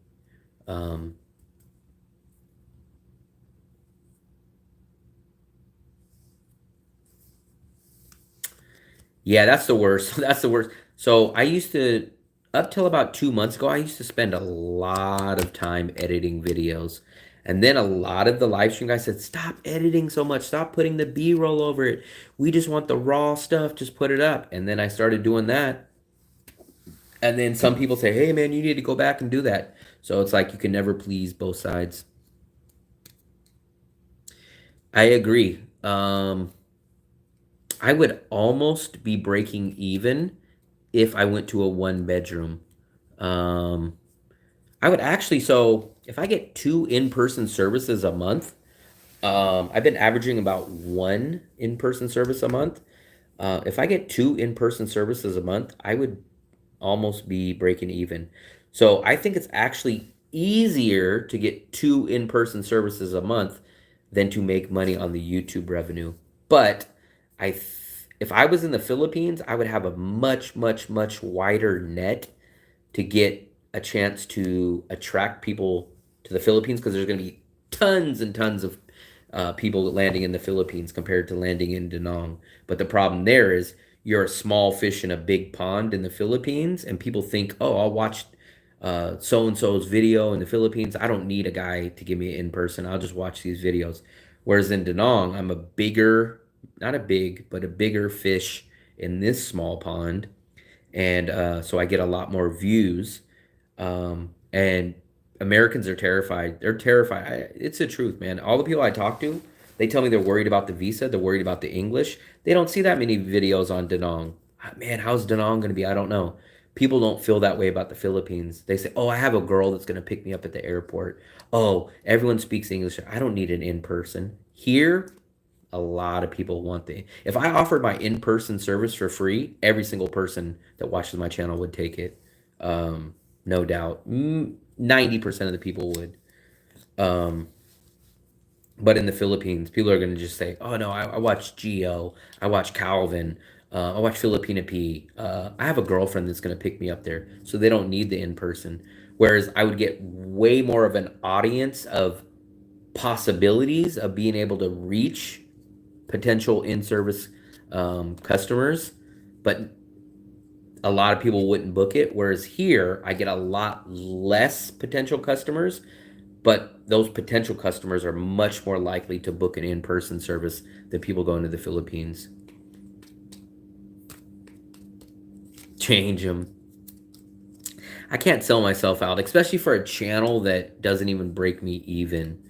Like, it would be different if I was making Bill Gates money. Then I'd be like, is it worth being a horrible person and making $2 million a year? But to go, is it worth to lose my morals and always remember it to the day that I die to make $27 at the end of the month? Like, it's not even a question. Is it worth losing my morals to only lose $100 a month instead of losing $200 a month?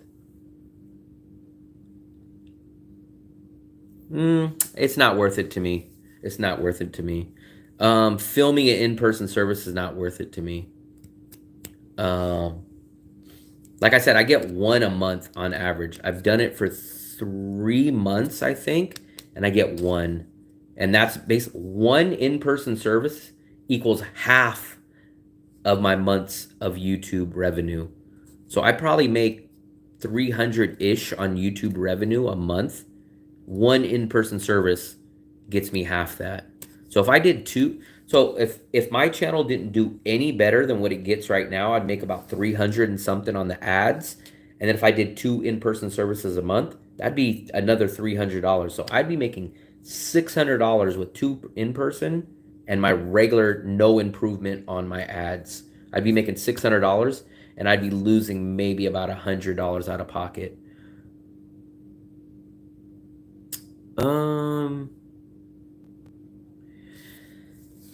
I have made a video about my in-person. I've got reviews from all 3 guys. The problem is I don't have a website to post it on. So I've been talking to my travel buddy and he wants to build me a website. He volunteered to build me a website. But I have all those reviews, but how do I show those reviews? How do I show these written reviews to people without having a website? So I don't really know what to do on that aspect. I wouldn't make my channel. Not one thing is going to make my channel, guys, honestly. It's just not. Something's going to click in my head where I'm like, oh, I can't believe I never thought of this. Or, oh, why have I not? That's what's going to change the channel. But not like one thumbnail is not going to change my channel. Or doing one interview. Like stuff like that's not going to change.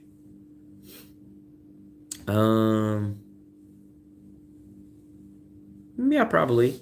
If I did an interview with those guys, I would probably mention it. I just really wish I could do some interviews. I only started the podcast series for one time. It did terrible numbers. So I did a 40-minute podcast, video podcast. I offered some really great advice. It was my very first podcast was about 5 rental tips that you guys should know before coming to Danong. I did it like 5 weeks ago and I have 400 views on it. So I was like, 400 views, like it's not even worth It's not even worth taking the time and posting it for 400 views. That's like 80 views a week. I'm at this point that I'm willing to interview anybody now. I wanted to do locals. I really wanted to do what Retired Working For You did. Like he did that whole documentary on like the lady that wakes up early in the morning and she goes and starts her food cart. I would love to do that video with the Banh Mi lady. Like kind of do a day with her, but she doesn't speak English and I don't think she would want to be on camera. Then I transitioned to the neighbors that were just here. They moved out too early. Then I had an American guy that lives in the Philippines that came here with his girlfriend. He got sick at the end, so that bailed out. So now I'm just kind of resorting to, I posted on my community page on YouTube saying, hey guys, in the next 2 or 3 weeks, I'm looking to do some interviews. If you guys are interested, let me know. There's a new YouTuber, but his German is bad. Who is that? I didn't know there was a new YouTuber. I didn't know there was a German YouTuber. Veterans Restaurant? I don't know where the Veterans Restaurant is. I'm not sure where that's at.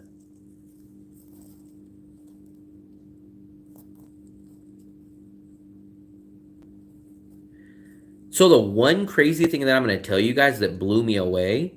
So I only have 3,000 subscribers, right? So this is the one weird thing that I still can't figure out.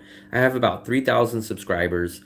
I get under 10,000 views on 99% of my videos, right? But shockingly, so when I first got monetized, I was curious like everyone. I said, "Oh, let me go on YouTube. Let me see what do people make on their first month." So I watched all these videos like how much do you make on the first month of monetization, right? Everyone's like 20 bucks, 50 bucks, 40 bucks, 10 bucks. And I knew YouTube only pays you out once you reach $100 threshold. So I was like, okay, it's probably going to take me 5, 6, 7 months to get my first ever $100, right? My first month, I made $320. So I only had 1,500 subscribers at the time. If you go ask, like I've asked or watched videos on other people, people that have 1,500 subscribers don't ever make $300. So I was really blown away at how much money I make for such a small audience. But on the flip side, I'm very shocked that I make that much money, but I don't get that many views. So shockingly, I make too much money for a small channel like mine, to be honest with you guys. But on the flip side, for a person that makes 300 and something, I made $400 last month on YouTube, but I get very, very little views compared to other people that make $400. I missed some of your messages. Let me scroll back up.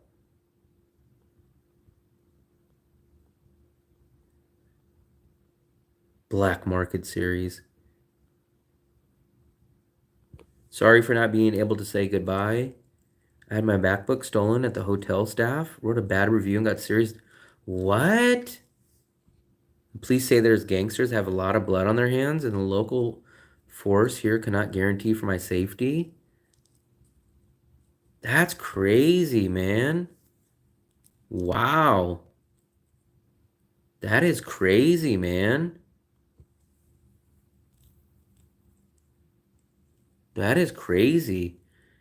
That is insane. I don't even know what to say to that. Do you think I mean, there's no way of knowing, but do you think that was a credible thing that the police say that gangsters have a lot of blood on their hands and that the local police force here cannot guarantee your safety? Just for that? That's crazy. That's insane, man. I don't even know what to say to that. Man, that's crazy. That is, I'm in shock. The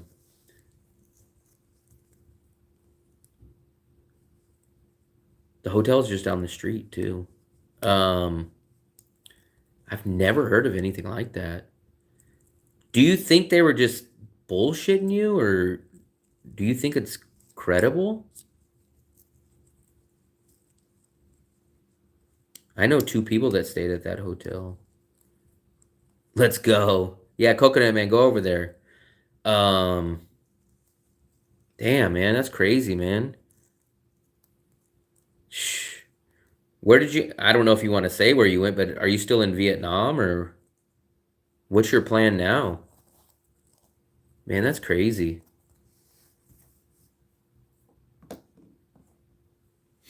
If I did, if I did an interview with GS over something like that, you guys would love the drama of that.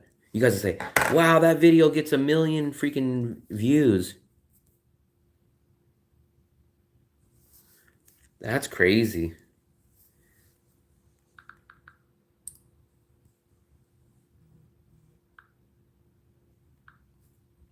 I don't even know what to say to that, man. That's terrible.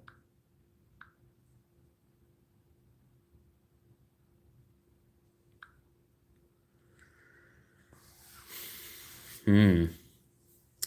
That is crazy. Just over a bad review over telling the truth about the hotel. That's insane. That's even double insane.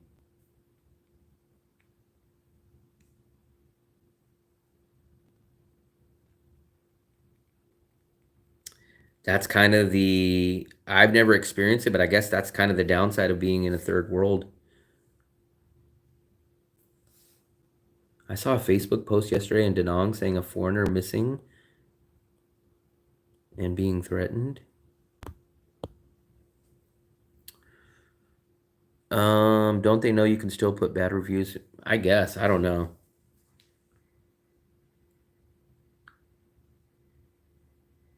That's crazy, man. I don't know. I don't know nothing about Da Nang. I don't know. Is there a mafia? I mean, I'm sure there's some shady people here, but I'm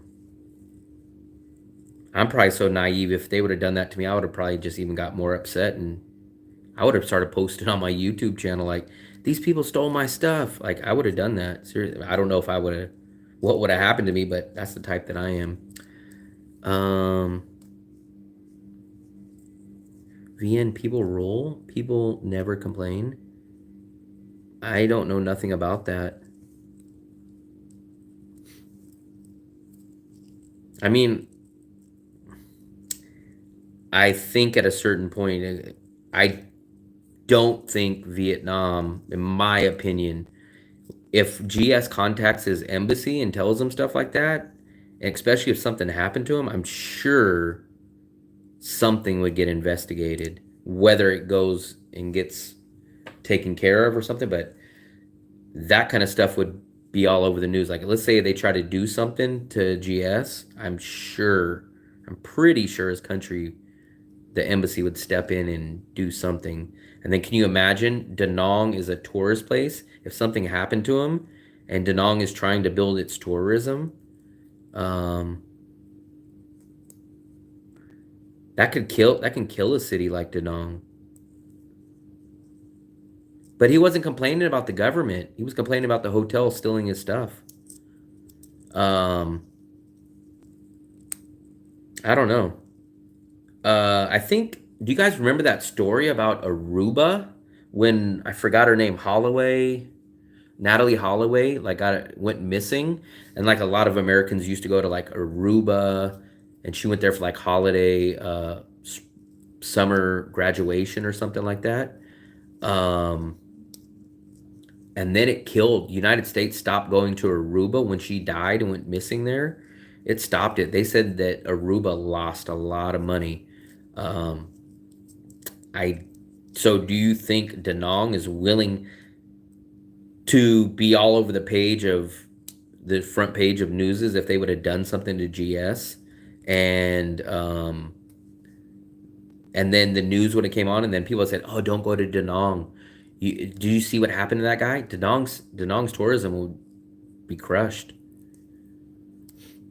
I don't know where GS, man. Hopefully GS will hopefully GS will get a hold of me on WhatsApp. That's crazy, man. That's the first crazy negative story that I've heard about out here. Like I said, glad it wasn't me, because for me, if someone would have stole my stuff like that, man, I swear that would have been the very first new uploaded video would have been about that hotel.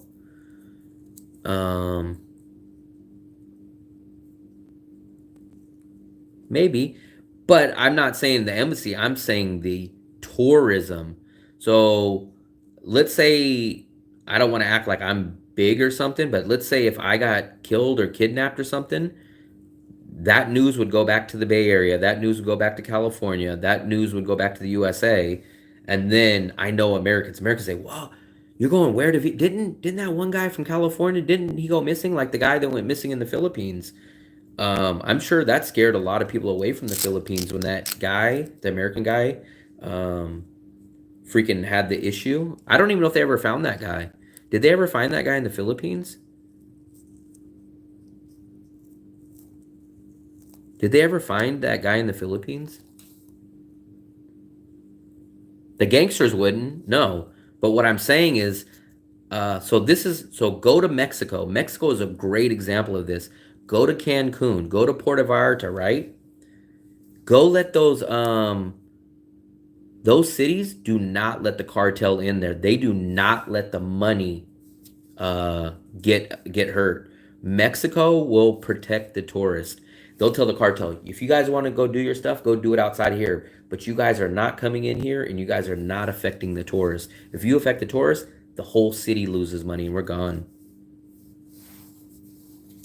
I just want to talk to him first, because I know he moved out of one hotel into another one. So I don't want to say the wrong hotel, and I just want to talk to him before. Because at first, he stayed in a hotel. Actually, he stayed in 3 hotels. So I just don't want to say the wrong one. Mexico gets a lot of tourism from USA.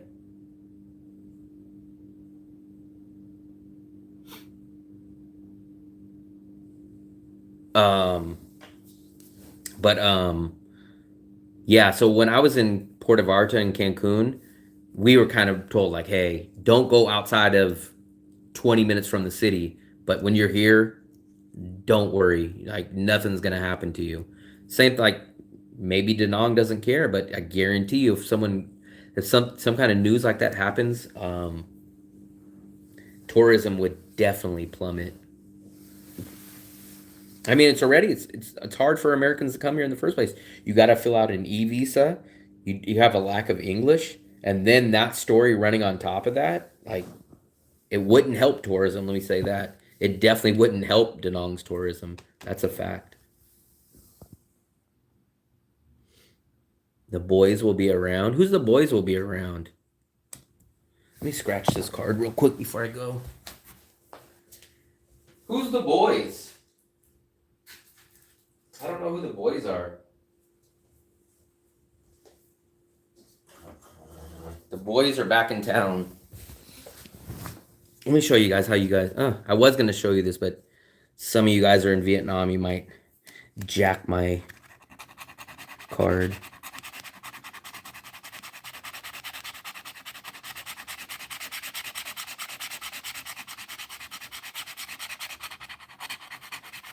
That's crazy, man. It's crazy about GS.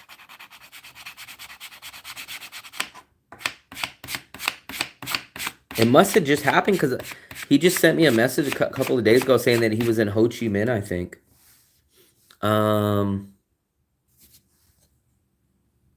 Really? I've only been to Mexico twice, and I never ran into any problems, and they literally told me the opposite. They said, if you go out of the tourist area, like 20 minutes, then you're on your own. But if you're here, you're okay. They're not going to let the money. People don't understand, cities and countries that are run on tourism, that's their bread and butter. If they screw that over, they're shooting themselves in the foot. I feel like I'm scratching lottery tickets over here.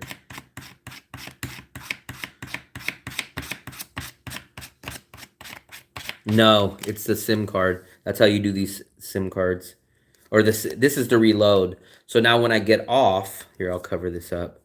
But what I'll do is,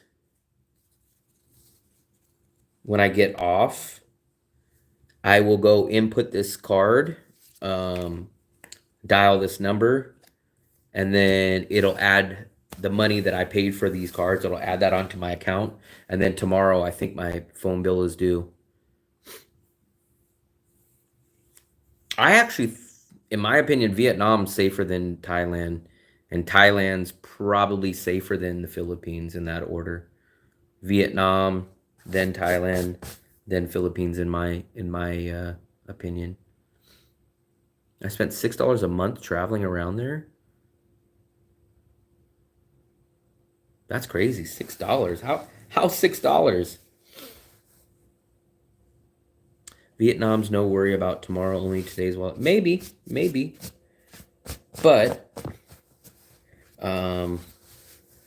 over a laptop, over $500, maybe $1,000 to possibly kill tourism. And what's so big about this? At least the 2 hotels that I know that it potentially was, they're small little cheap hotels. So why are the gangsters or the government protecting this cheap little hotel? That doesn't make any sense.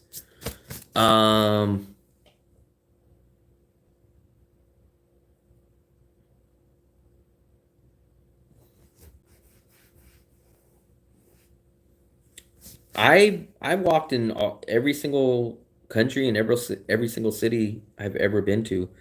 10 countries in Asia, 9 countries in Europe. I don't think GS is a very quality guy, at least as much as I've known him. He was my first. Yeah, he was my first in-person service. He was my first one.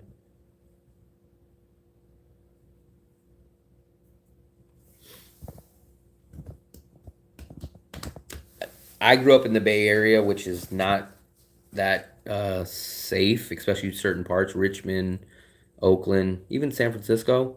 But I grew up there, so I was used to it.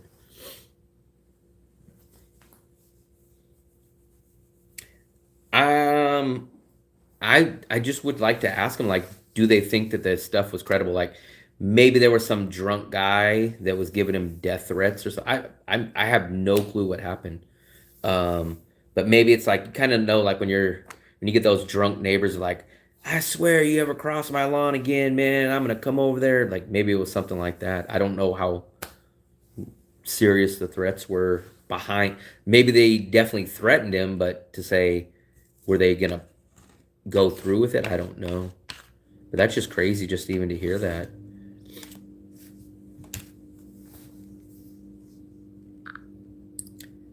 I guess everyone's gonna rush to hotel Google Maps and rush to hotels. They're gonna be like, oh, let me take a look at this hotel. Let me take a look at this hotel.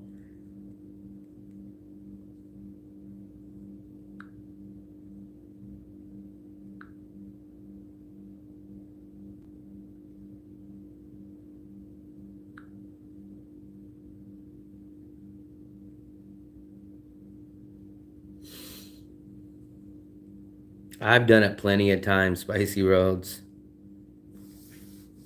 Lots of times. I used to go to A's games out there, so I'd have to walk all the way from, we would park on the outside of the parking lot. Went to restaurants there between Berkeley and Oakland.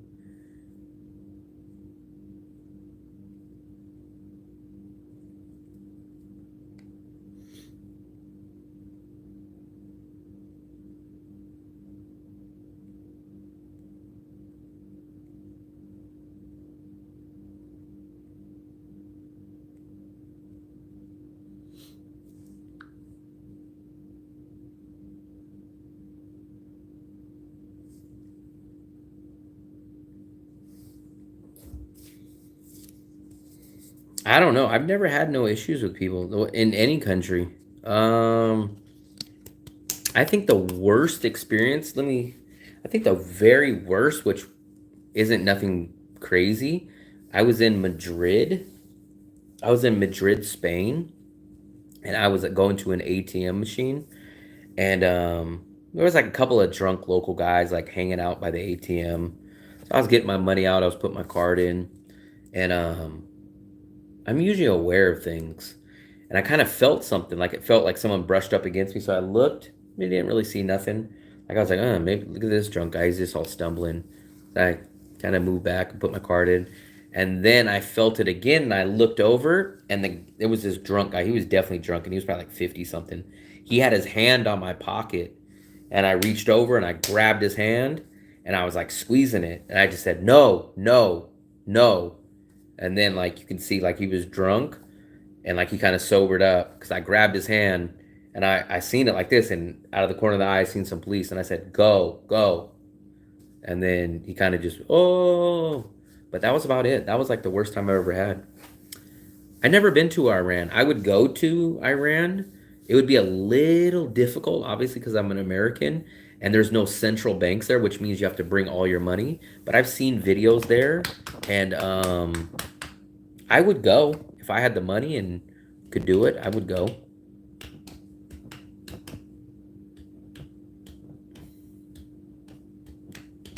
I don't think you can. I think some people can own a gun here, but I think it's like very, very, very, very strict regulations of who can. I don't think just like a random person.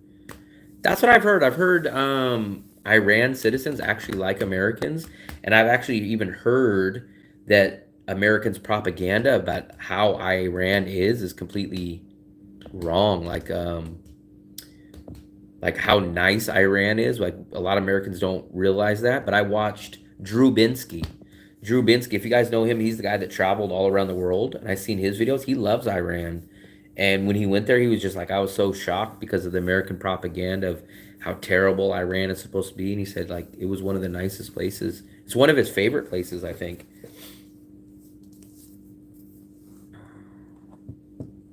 Yeah, it was just some drunk guy.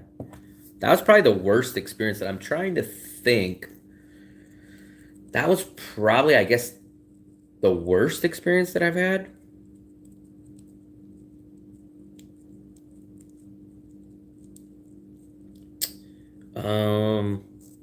Trying to think of, did I have anything else? I rented an Airbnb in Ho Chi Minh and then showed up there, and the place, like someone was already living in it for like 6 months and had no clue why I showed up there. That was crazy because I didn't have a SIM card. We just showed up in Ho Chi Minh. I had 2 bags, she had 2 bags, and we just like showed up and we're like, this is our rental. And they're like, huh, what? We've been here for 6 months. I had to go ask a local to use his Zallo. That's when I very first heard about Zallo. I contacted the number on Airbnb. Nobody would respond. Nobody would message. Finally, after a few minutes, they finally responded. They were like, what do you mean you're renting? And I was like, yeah, you took my money like 2 months ago. We showed up and they were like, oh, the place was never supposed to be rented. I've never been renting it since COVID. And I go, you booked me. You sent me a confirmation email and everything. Oh, that's Airbnb's fault. And I was like, now what? We're stuck here with no SIM card, and we have 4 bags in our hand. Like, what are we supposed to do? Maybe Spain's a bad place for pickpocketing. I was in Madrid at the time.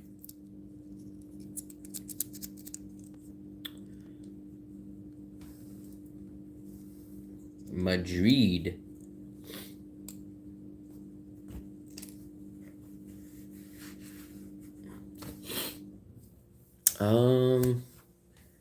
Yeah, it's crazy about GS, man. I hate to hear stuff like that. I don't even know where he went. No clue. The main problem with traveling to Iran, that's what I just said. There's no central bank, so you have to bring money in there. You can't go to an ATM machine. So if you guys think Vietnam's hard or something, in Iran, you can't go to a bank. There's no ATMs. Iran is one of the very, very few countries in the world that does not have a central bank. So you have to bring all your money there. Like, you have to go there with however much money you're going to spend. You can't get money. I didn't know that about dollars. Okay, I did not know that. I see. Which guy?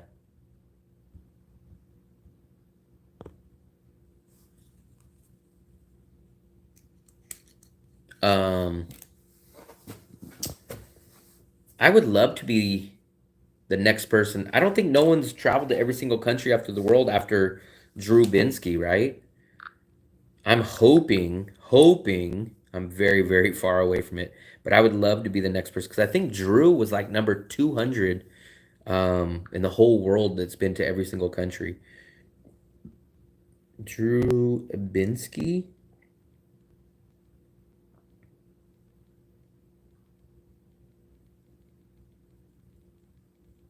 That's like an insane stat to be to every single country in the world.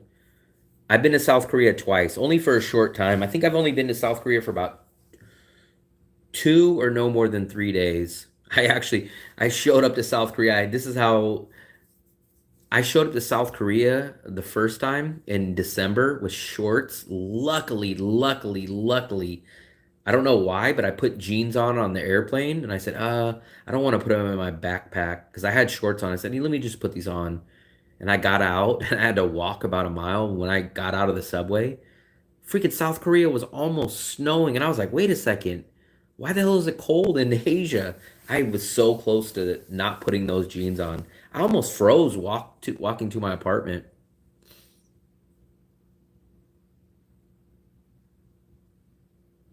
Maybe. But I don't think no matter if you would have given him a piece of fruit or even money, they stole his laptop. So they're not gonna be like, oh, the guy gave me a piece of orange, so let's not take his like that's a shady business. So no matter what you would have done, bull running. I did not even know South Korea was because remember, I just traveled to like 6 countries in Asia. Every single country I've ever been to in Asia, it's always been freaking hot. Like I've never wore pants in Asia ever. I've been to Thailand, I've been to Singapore, I've been to Vietnam, I've been to Indonesia, I've been to Philippines, I've been to China. Like I don't ever have to think about wearing pants. My hands were frozen. It was freaking cold. I couldn't believe it. I could not believe it.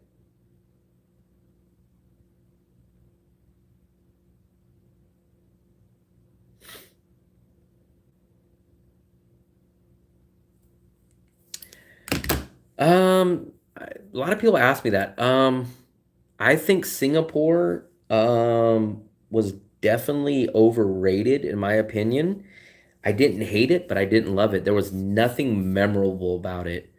I remember the biggest thing that I remember is sleeping in a tiny pod for 30 bucks a night. Um, 30 bucks a night was very expensive at the time because I was getting 2 bedroom Airbnbs for $25 in the Philippines. I got a place in Hai Phong, which is in Vietnam, for $12 a night that same year. And I was getting a tiny pod in Singapore.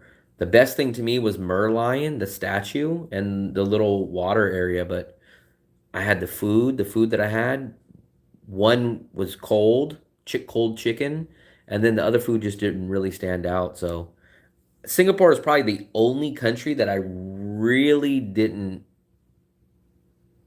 enjoy something about.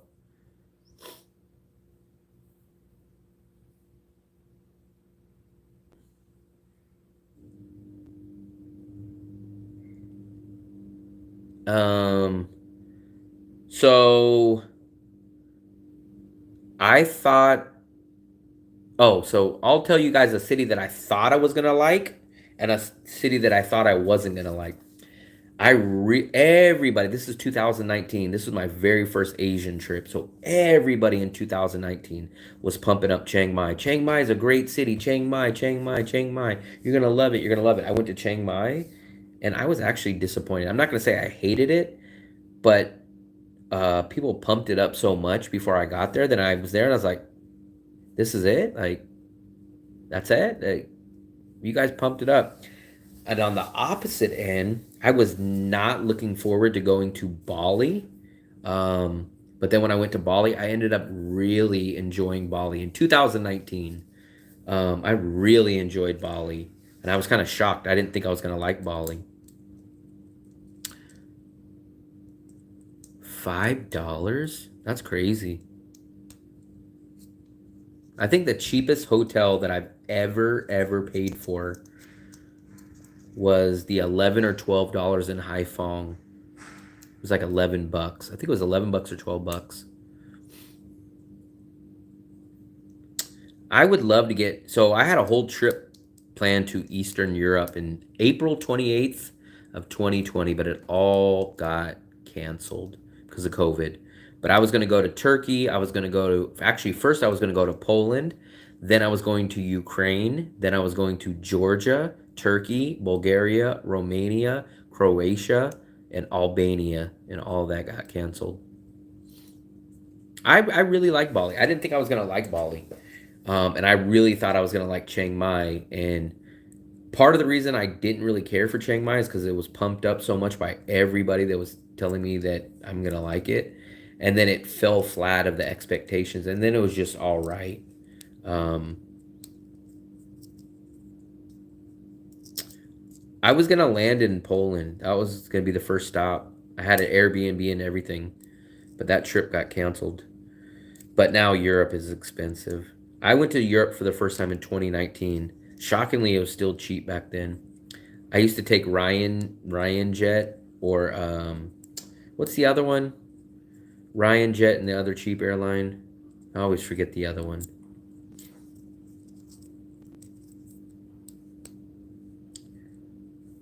Yeah, people always say like, oh, Chiang Mai is like the equivalent to Da Nang. And I'm like, no, it's not even close.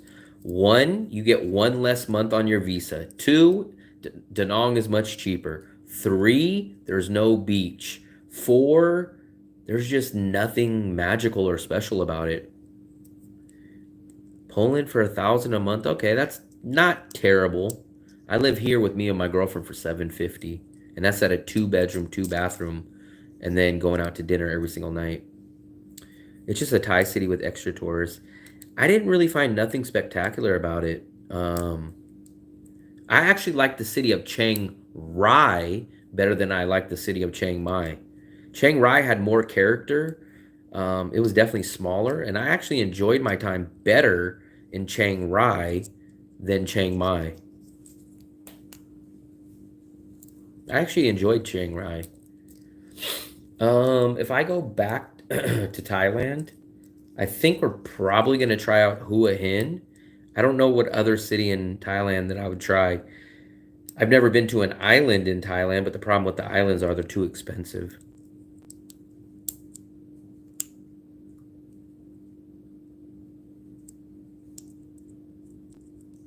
Chiang Mai tonight. I like Chiang Rai. I think maybe Chiang Rai would probably be on the same page as like a Wien Yon.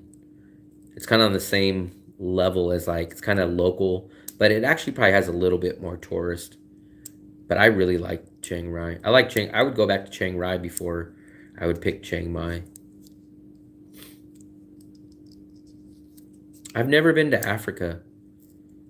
Obviously, my goal is to go to 100 countries or every country in the world. So if I fulfill my goal, I would go there. The problem with Africa right now is it's just too expensive to go. Flights are not cheap, and then you have to worry about your safety in some places. And the Middle East, India, Pakistan, those are probably a good year away from me. Those are definitely going to be next level. Like, I've traveled for 5 years now.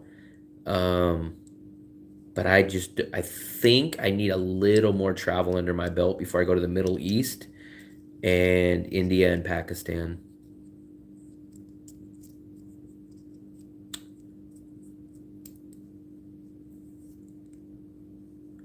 Koh Samui, I was going to go there, but Koh Samui is not cheap.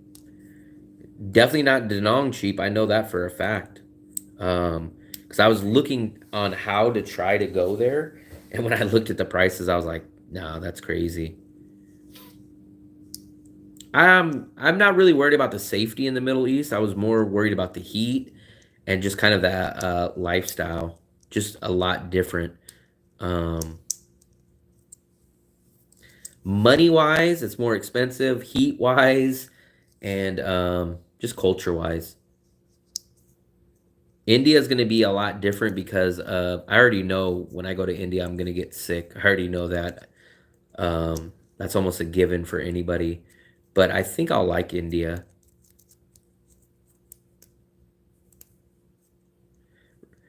Going to India is like the equivalent to riding a scooter in Asia. That's the India is the country version of riding a scooter in Vietnam. I don't have any thoughts on it. I don't know enough about it.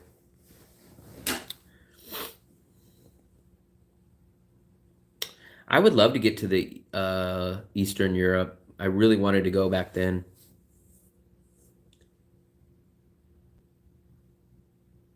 I really wanted to get to Eastern Europe, man. I really wanted to do that, but I don't even think it's cheap anymore. And the biggest problem, so what I was gonna do, my plan was gonna in 2020 was gonna go to those Eastern European countries, and then I was gonna go live in Georgia for a year because as an American, you get a 1 year free visa in Georgia. So I was gonna do literally what I'm doing here in Da Nang. I was gonna go sit and wait in Georgia and figure out a way to make money online. But the plans got canceled on that. And then here's the other problem. So if you go to Europe or the EU, American only gets 90 days in the EU. So you get 90 days in the EU, and then you got to leave for 90 days. So now all these freaking countries are trying to join the EU. It screws us Americans because before you used to be able to go to Europe and go to like Paris and Portugal and all these places, right? And then when your 90 days was up, you'd used to be able to go to these non-EU countries in the past, like Bulgaria, Romania, Albania, Turkey. You used to be able to go to all these places. They're non-EU. You can hang out there for 90 days and then come back into the EU. But now all these freaking countries, Bulgaria, Romania, they all jump to the EU. So there's only like 2 countries that you can kind of escape to go wait.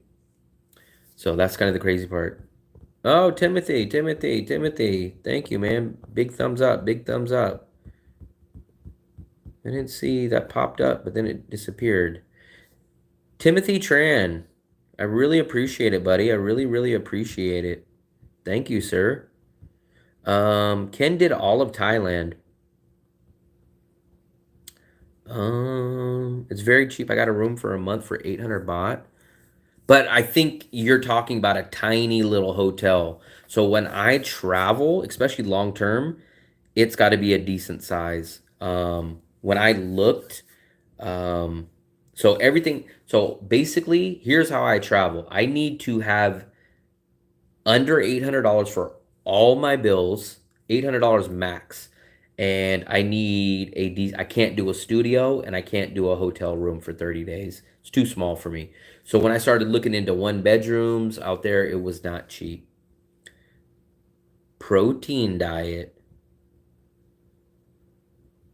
The problem with, so you can go to the UK, but it's like going back to the USA. It defeats the point.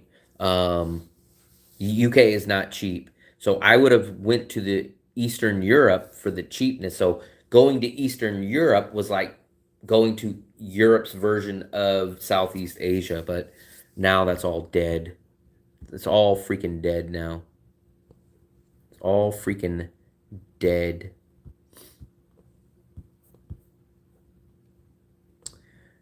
You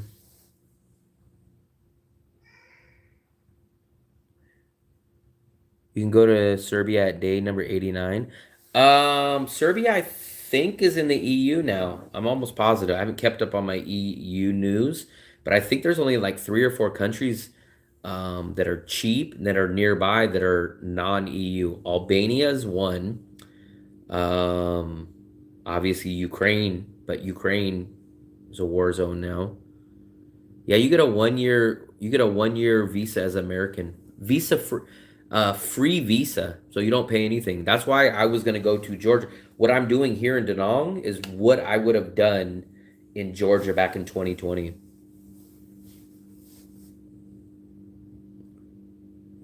Interesting.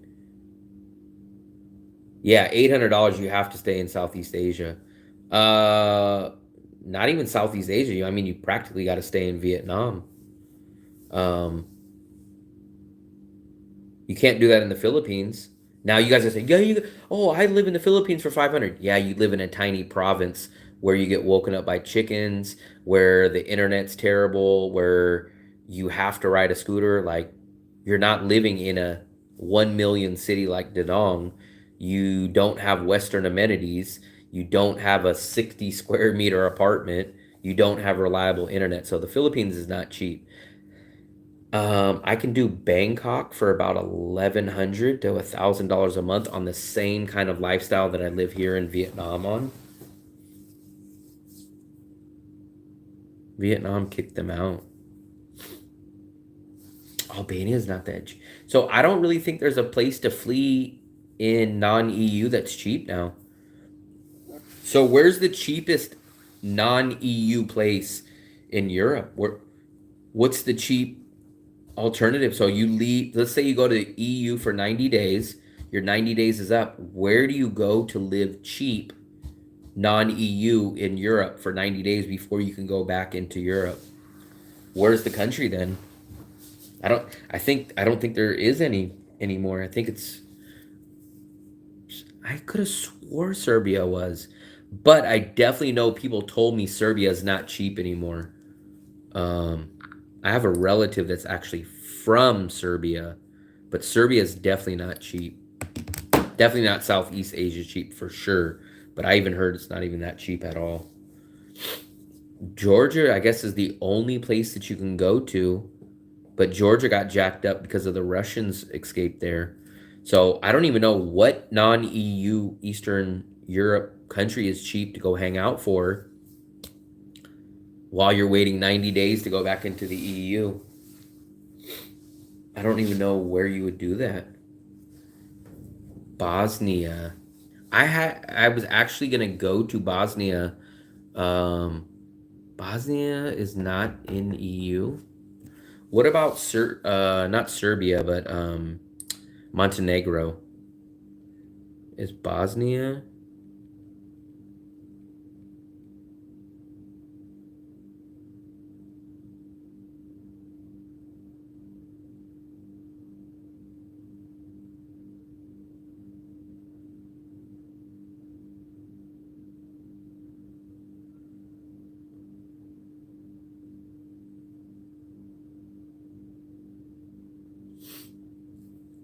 Armenia.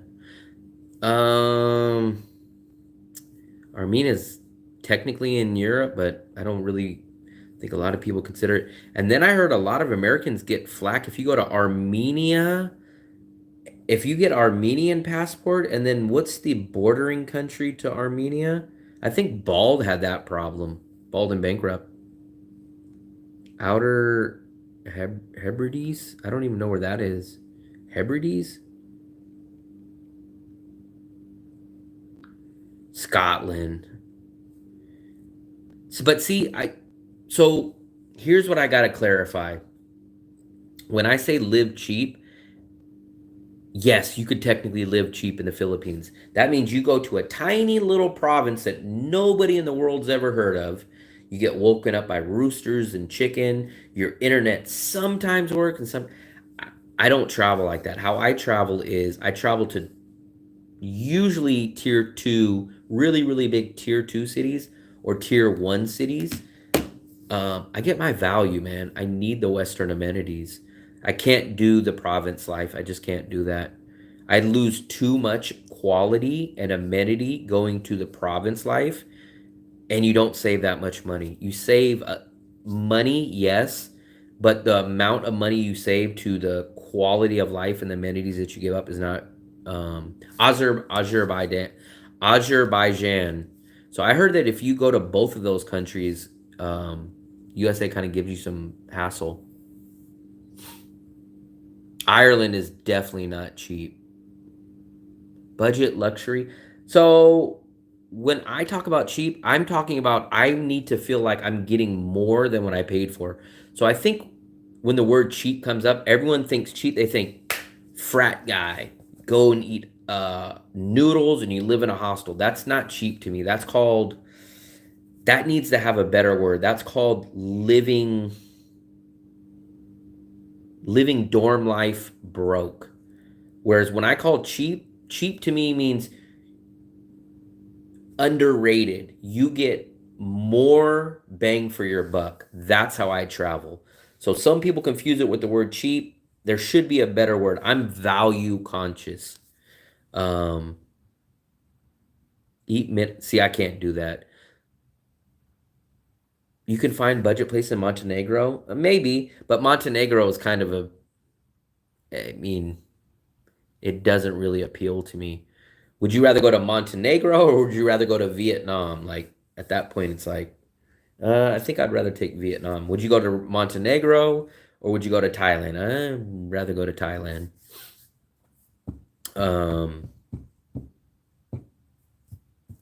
I just can't do the province life, man. I just can't. I just can't do it.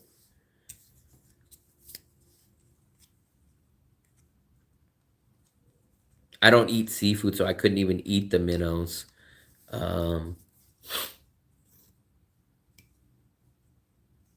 New president. I did not know that. Protesting. Oh, man, I gotta go to bed in a second. I'm trying to think. There's something I was gonna say before I got off, but I can't remember. I'm gonna upload that video tomorrow. Yeah, I think she went to bed earlier. I'm gonna upload. I guess I'm gonna upload another walking video for you guys tomorrow. I was gonna do the soccer video. I'm gonna be like 3 days late from when I shot the soccer video, but I'm gonna get the walking video up. The walking video was here up past Bread and Butter, north of An Thuong. So you guys will see that one. Just go to Somalia. Somalia, so I need to feel, so when I say cheap, what I really need to substitute that word for is value, more bang for your buck. So let's say I need to feel like I underpaid and I got way more than what I should have got. That is what I consider cheap. It's called value conscious, or it's called something else. When people hear cheap, they hear, oh, he spent $2 living in a hostel. Like, that's not the cheap that I do. I want to pay $5 and get a mansion. It's a little overblown, but you guys get the point. I spend $5 and I get a nice, huge 1-bedroom. And you go like, wow, that's budget to me. $5 to me isn't, hey, man, I stay with 7 guys in a bunk bed. They all snore. But guess what? It's $3 a night. Like, no. Like, to me, I'll pay the $2 extra and I'll get my own private room. Like, that's budget to me. So, like, there's a guy that we know that he stays at I guess it's a Vietnamese hostel, but I guess like all the Russians are staying there. He spends $3 a night, I think he said. And like, he's just like, man, everybody smokes there. They keep everybody up. The Russians are always complaining. And I'm like, yeah, man, it's $3. I'm like, you can go spend $7 a night, $4 extra a night, $4 extra a night. Go to the Gold Coast Hotel, have your own room, have AC, have everything for $4 extra a night. Like, for me, I'm a budget guy, yes. But for $4 to improve your life quality by 100% is definitely worth it. So we got to figure out a word that distinguishes budget, frat guy, sleeping in bunk beds, cheap, and renting a huge 1-bedroom for $9 a night with amazing views. We got to figure out a better word for that. Frugal frugal is kind of like cheap too, but it's like the best way I can describe it is bang for your buck. Like you paid, like when your friends, like you ever seen when your friend got a phone or got something, you're like, how, man, you paid that much for that car, man? That's a steal, like a steal. That's what it is. How you only paid $500 for that car? Wow. Like that's the kind of cheap guy that I am. That's what I do. So I'm not locked in. I'm not in. The weirdest way to say it is I'm a prostitute for the best value city.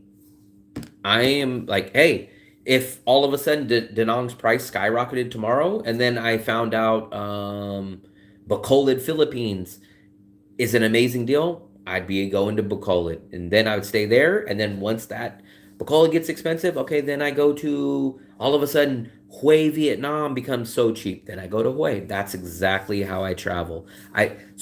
Here's what happened. I left the USA and I wanted to live a Western, comfortable, quality life at 50% of the budget that I paid there. That's exactly what I left the USA for. I didn't leave the USA to go find myself. I didn't leave the USA to become Zen. I didn't leave the USA to go party cheaper. I didn't leave the USA to go find women. I left the United States. I just wanted to do this. I wanted to pick myself up out of my normal, regular life that I had in the USA, but I was just sick and tired of the politics and the inflation.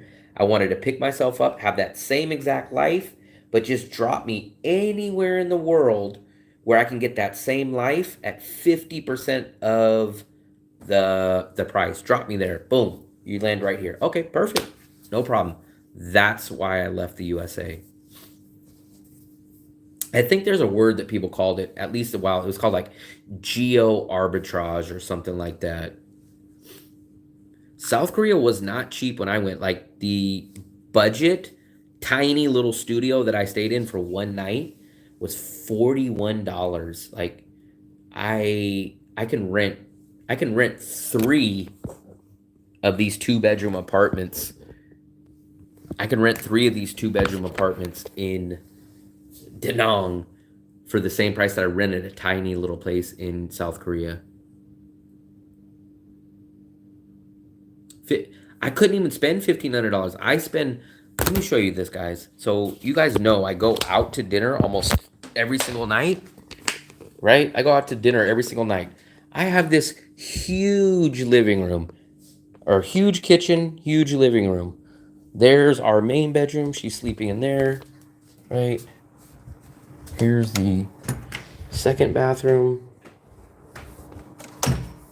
Here's my bathroom. Asian style bathroom. Here's our second storage bedroom that we just use for a storage, right? And then we have I call it the best view in the city. This is our view from our amazing balcony. Look at this. Dragon Bridge, all the bridges. We watch the fireworks shows from up here, right? I pay $18 a night for this place, guys. And I can get a 1-bedroom at the same place for $10 a night. So I spend $750 a month, not on just this place, $750 to go out to eat, $750 on my rent, $750 everything. So $1,500 is exactly double of what I pay now. So there's no way I could double my budget. I just physically couldn't do it. I would have to be throwing money away. I'd have to go get steak for breakfast, steak for dinner, steak for lunch. I would have to take expensive in drives. I have to be going to the museum or some kind of attraction every day just to get to $1,500.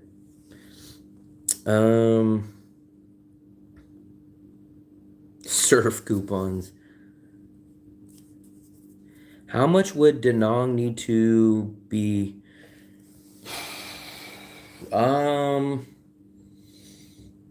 I know I can do Bangkok for about 1,000, maybe 1,100. The Philippines, I could probably do 1,100 or 1,200. So it would have to go over 1,000 for me to start thinking about it. My place is amazing. I pay $18 a month. $18 a day. And then if I just downgrade, so we've been thinking about going to a one bedroom. The one bedroom would go from $18 a night to $10 a night.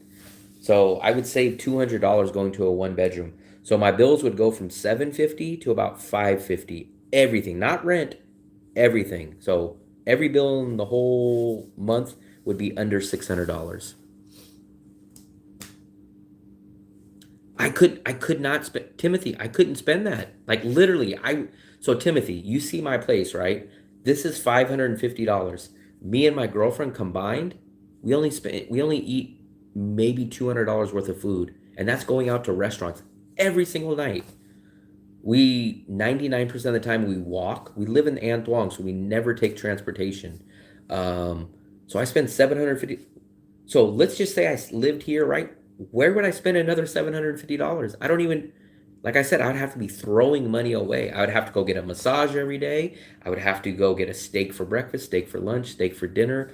I would have to go to Bana Hills once a week. Like I would literally have to be throwing money away.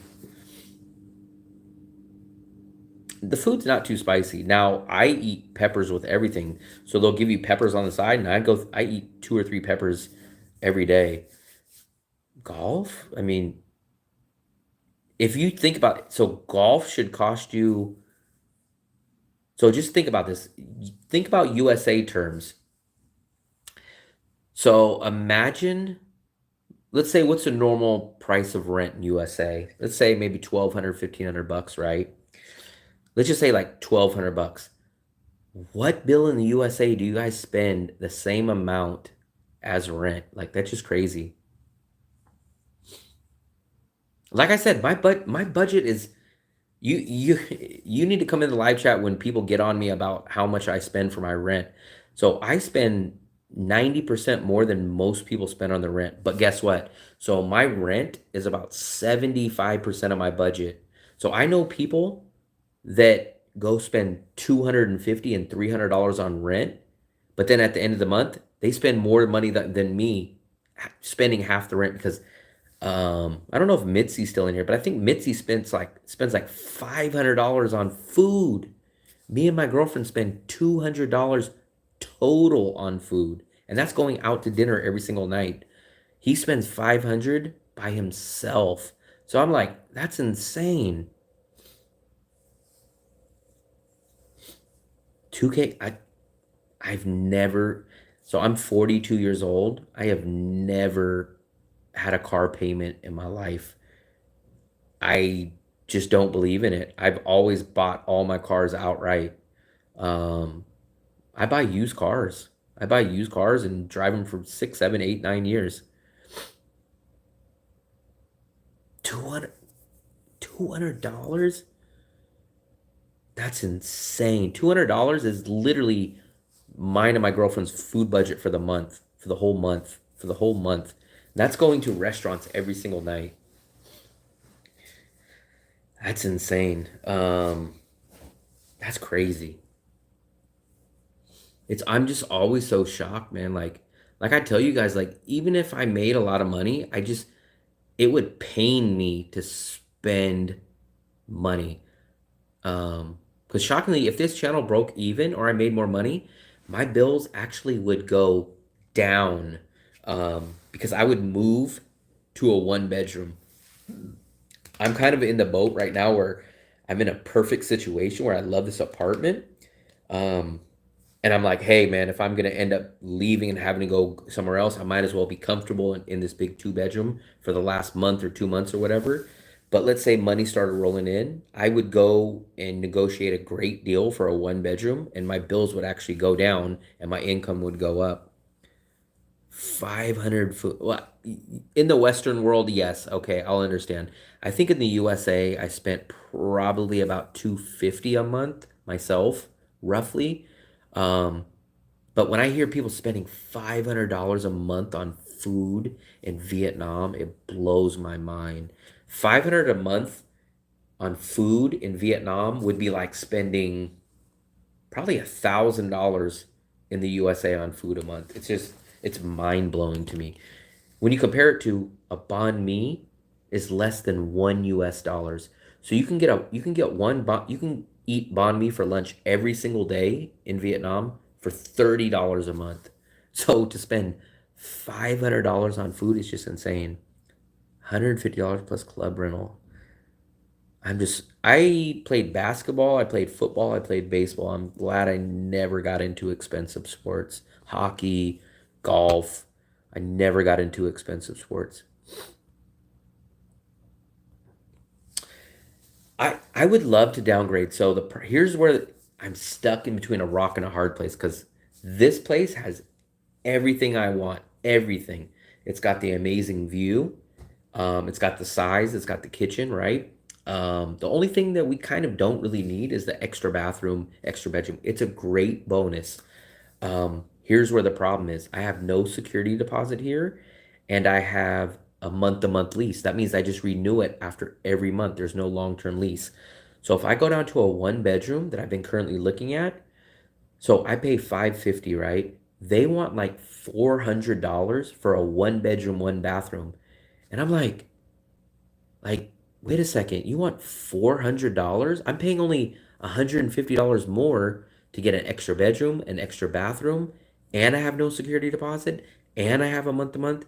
So it's like, it's just too hard to give up all the pros of this place to downgrade, not only to downgrade, but it's like, if I'm going to leave a two bedroom that I pay $550 for, I should only be paying about $300 for the one bedroom, but they want like $400. I'm in a studio now. It's perfect. A studio can never be, remember, it's me and her, right? So I do live stream. So I work on my laptop in here. If we were in a studio, where would she work? So she'll work in here. I'll go work in the bedroom, or while she works, I'll go in the bedroom. Or if I'm out here, she'll go in the bedroom. So a studio couldn't work. And look, not only that, but look, if I had a studio, look, if I had a studio, where would we put our stuff? That's my bag. That's my bag. That's my bag. This is hers. This is hers. The whole studio would be taken up just in our luggage. Like, so a studio could never cut it for us. We need at least a one bedroom that's at least 50 square meters. And then the problem is, like, I would love, so put it this way. I rent this place for $550. All I want to give up one bedroom and one bathroom, right? But I want to pay half. So I say, okay, I'm paying $550 now, right? Let me pay $275 and go get this cut in half, one bedroom, one bathroom. But the problem is they don't want $275. They want like $400 for half of this place. And I'm like, the math doesn't add up there. I pay $550 for two bedroom, two bathrooms, no security deposit, month to month rent. Now you want 75 to 80% of what I'm paying now to downgrade. Like, it doesn't make sense to me. I love Vietnam. Well, let me take it back. I love Da Nang. So when I first came here, I went to Ho Chi Minh, I went to Hanoi, and it was okay. I didn't hate it. I didn't love it. But when I came to Da Nang, I really, really enjoyed it. In Vietnam, I could do happy 5 months for the price. I think I do 4 months. So 7, 14, 21. I get almost 4 months of cost of living here compared to the San Francisco. It's a nice place, man. It's a nice place. That's the hardest part, is going to be leaving this place. Are the online Facebook rental apartments also, what do you think? I've tried to use Da Nang Landlord last year especially. Nothing's left on there. Everything's gone. I don't know who's renting this stuff. I don't see any extra tourist. I don't see anybody extra, but all these places are gone. I have no clue. Coconut Man should be a great person to help us, because I was just having this conversation with this guy that I met months ago. And I said, man, this is rainy season. This is off season. I don't see anybody extra here. This is not as many people as comes in May and June. But where's all the rentals? Where's the rentals? We can't figure out. I have no clue what's happening to the rentals. I love living the minimalist life, except for I can't do it with two people, and she works online, I work online. You can't do that in a studio. Like, one guy, it's still crowded. Like if I was just by myself, it would still be a tough situation. But I do live minimalist. I go to local restaurants. So tonight, me and my girlfriend just spent $2.75 on dinner at a restaurant total, not each. So in my mind, that's minimalistic lifestyle. I'll go talk to people and say, "Oh, me and my girlfriend spent $12." I'm like, $12? That's fucking 5 days of dinner for us. So I live the minimalist lifestyle in every sense. We walk everywhere. We don't take public transportation. We do free entertainment. Um, we go to street markets. We go to the beach. We go to cafes. We go to convenience stores, go hang out and do live streams. We don't pay for entertainment. I live a very minimalistic lifestyle. The only thing I can't do is feel like I'm in prison in a tiny little shoebox. That's the only thing about the minimalist lifestyle that I can't do. Da Nang is 12 months of the year travelers now. Explain that. Why, Coconut Man? So why last year and why the year before wasn't it?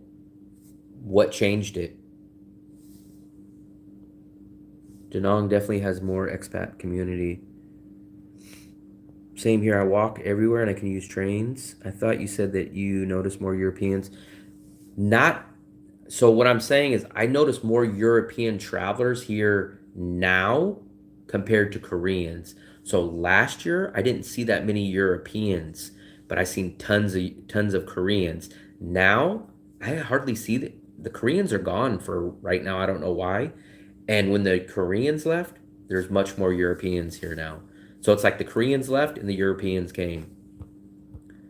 But last year, you never, very, very rarely see the Europeans. Now, like the Koreans just disappeared. I don't see the buses dropping them off at the restaurants no more. I don't see the Koreans in Q Market. I don't see them. Like they just disappeared like 2 or 3 weeks ago. So I have no clue where they went. But as soon as they left, the Europeans popped in. Blooming Towers worth it? I don't know what Blooming Towers is. So that's exactly what the guy just said. He said, "Man, you know what it is? It's you and Sammy, man. You and Sammy are talking about Da Nang." And I'm like, "Little me, are you saying that I have the power to like change the dynamics and the economy of a city?" Like it's kind of like a weird feeling to think like he was like, "Yeah, you and Sammy are like blowing it up." And I'm like, it seems so weird to me. That's kind of crazy. This year, work from home is going to be scaled back. The next, hardly any will be getting away with it. Da Nang is full of nomads. But so I've known about Da Nang since 2019. When I first came to Vietnam in 2019, I was trying to get out here to Da Nang. We ended up going to Hai Phong and we ended up staying there longer and I didn't make it here. So I know Da Nang has been popular since 2019. We came here the first time in 2023. Da Nang was already on YouTube. I already knew about it then. So that was 2 years ago.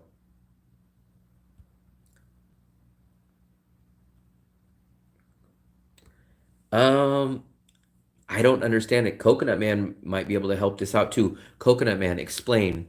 Um, why is the street market barely noticeably cheaper or same price or sometimes more than Moon Milk? Is Moon Milk insanely cheap or is the street markets not really that cheap? Because I just did a walk. They wanted 40,000 for 10 eggs, 4,000 an egg, right? I go to Moon Milk, the same exact package of eggs, 30,000. Um, we go get onions at Moon Milk, 22,000 a kilo at Moon Milk.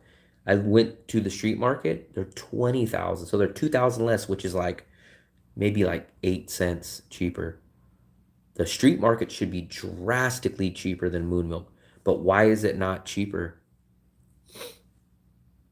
Even after COVID, Vietnam was not on the list of travel spots. People sat and watched where they could travel during COVID within 2 years. Street markets everywhere are going as far as prices.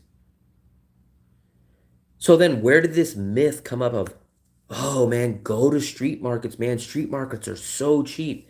Like, it's not true. It's not true. So I will say that the street market that we went to yesterday on the live stream, their eggs were cheaper. So they were 26,000, which is 4,000 cheaper than moon milk, right? But 4,000 is like 12 cents. So it's like, why is my girlfriend gonna walk a mile away, put eggs in her backpack to save 12 cents when she can just walk 5 minutes away, go to the moon milk and get the eggs for 12 cents more? So where did this myth of the wet market and the produce markets are so much cheaper? Like, I don't even understand what the point of the markets are anymore. I was born and lived in Vietnam during the war. I left there in 1975 when I was 13 years old. I swore never to return. I went back in 2007. How things change. Yeah, very nice. So why are the produce markets are not that cheap? They're not that cheap. In fact, like I said, the eggs were more expensive than moon milk. Um, Bell peppers are more expensive at the produce market than they are at moon milk. So what is the purpose? So then explain to me, what is the purpose of the street markets? Why don't the locals just go into moon milk and just go, hey, let me go buy one onion from moon milk for the same price as the produce at the market? I don't understand why. I just don't get it. I don't get it. I don't understand how the markets exist anymore.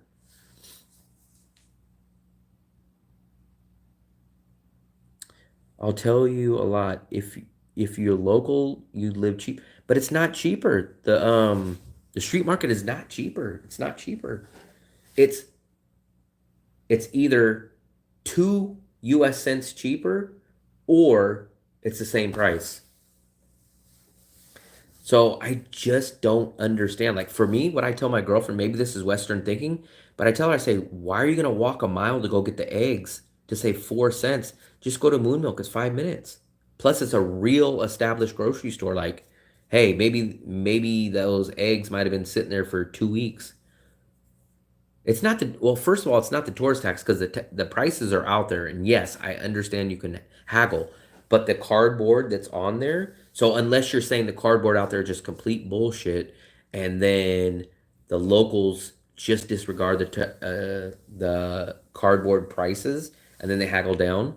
But we even tried to haggle too, and we only got it down like 2,000. So, um, but it's still.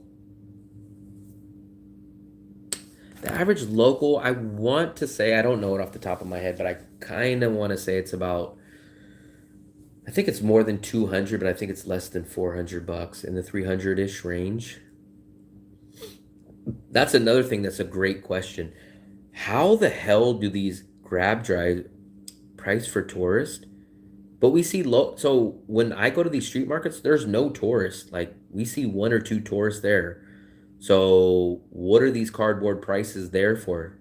I don't understand. When we go there, it's 99% locals. Not chicken, not chicken. I don't think so. Maybe. But the market that we went to yesterday, you haven't seen the video. You'll see the video. No, it was a live stream yesterday.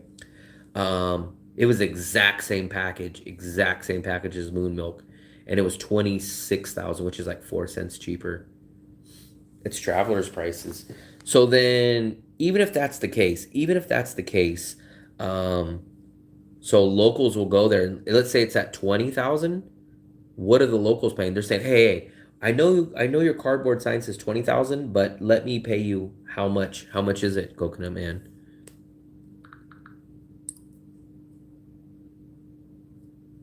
There was something else I was gonna say about that.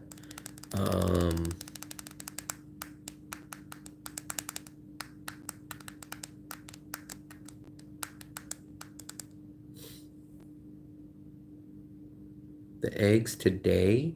Which eggs? I didn't see the eggs. 25%. So, That 20,000 would be 15. 15's slightly. So that would be about a savings of about 6,000, which is savings of about 20 cents. Oh, this was the other question.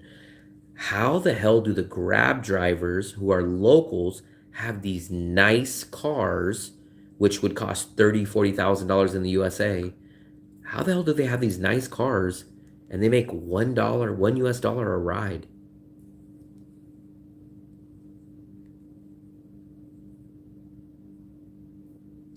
At the market, the eggs that were for 10. In Vietnam, I've never seen eggs be sold by anything. Even at Moon Milk, they're sold in 10s. No clue why they don't sell eggs in 12s. No clue.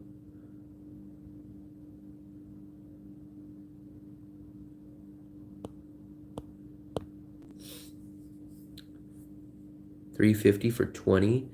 So that's a good price, K1, because we pay 30,000 for 10.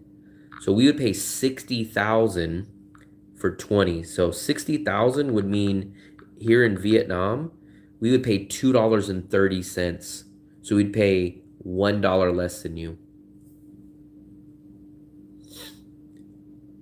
So here's the question. If a local makes $300 a month and a car costs $30,000 a year, how many years does it take them to buy that Grab car? Like, that doesn't make any sense. Like, a guy in the USA that makes $3,000 a month still takes him 5 years to pay off a $30,000 car, maybe 7. So a guy that makes $300, so let me just figure out the math. Let's say the guy makes, let's just give him $400 a month, right? $400 a month divided by $30,000, right? It would take him 75 months.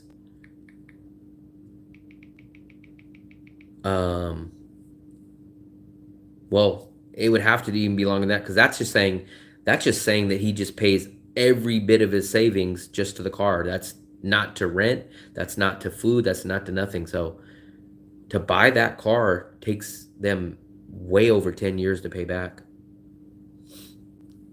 So they have family money, but then they become Grab drivers? I don't understand it. Much more than 400? If they're making $2 maybe a ride, how many rides do you think they're doing in an hour? $2 a ride, what, 5 rides, so $10? And how many hours are they working? 10? Do all Grab?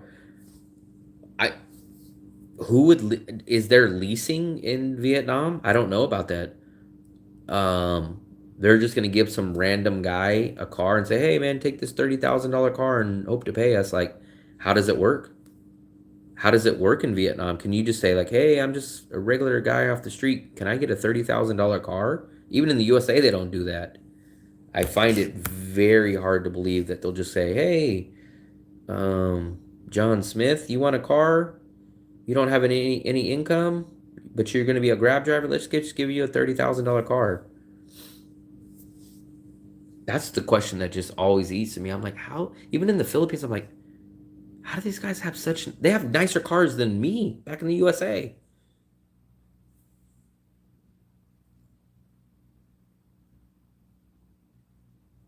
Someone owns multiple cars and they pay the drivers salaries. So what you're saying is a businessman owns the car, but where's the benefit of the driver in that case? Where's the benefit of the driver saying, hey, I'm just going to work per hour rather than whatever these guys in the back give me? That doesn't make any sense. That doesn't seem like it would be worth it for the guy driving the car.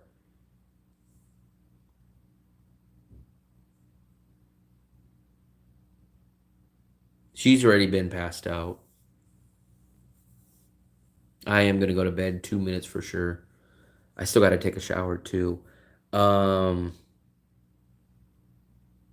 what would be the benefit of a guy saying, "Hey, I'll be your driver. You just pay me by hour, and whatever money these people give me, um, it can't be though, because if you use Grab, the money goes to the guy on the picture who's the driver of the car. So it goes to his account. So that doesn't make any sense. It can't be that. I've always wondered, even the Philippines, I'm like, how the hell do you guys have such nice cars? And yet you only make like $5 in 5 hours. That's the part that I can never figure out. So it's definitely not leased. It's definitely nothing like that. So I don't know how they do it.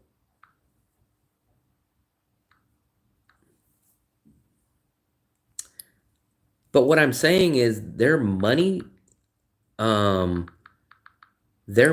still doesn't add up. Like you would have to pay every bit of your money for like 10, 12 years just to pay off the car. Like it doesn't make any sense.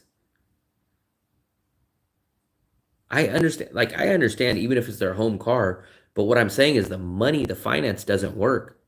The finance, like how much, so give me a rough idea of how much you think a Grab driver, an average Grab driver in Vietnam makes a month.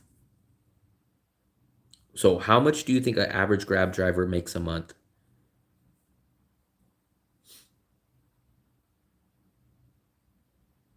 He uses Grab to get regular clients, then he drops Grab when his regular clients are enough.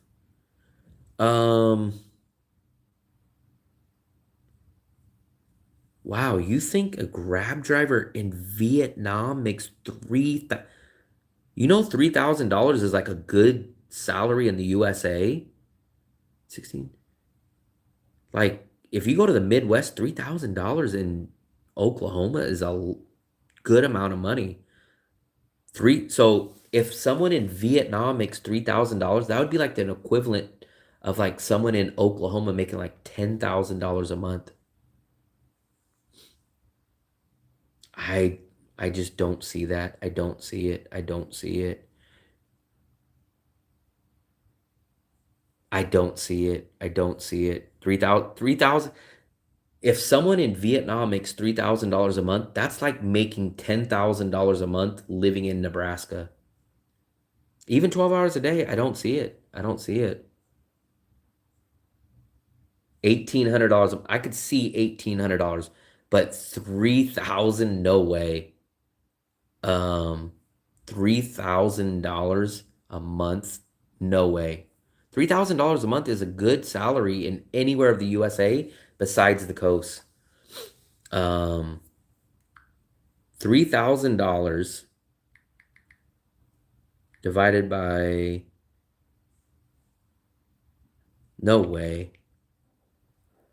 No way. There's just no way. $3,000 is a good amount of money in everywhere besides the coast of the USA.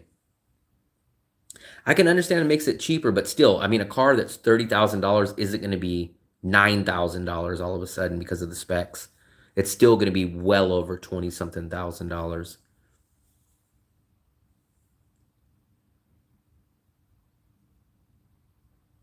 Let me just try to figure out that math. So $3,000 a month, right? You would have, let's say you work 12 hours a day times. So what are you guys saying? 12 hours a day, 7 days a week? Like these guys just sleep and do that and nothing else?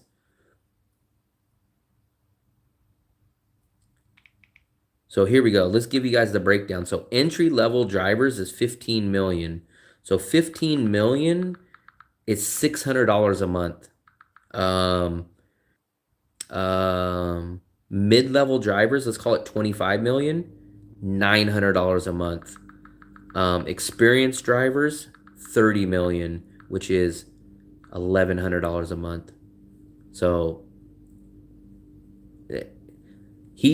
that number seems a lot more in line with my guess. So $1,200 for an experienced driver, That makes much more sense.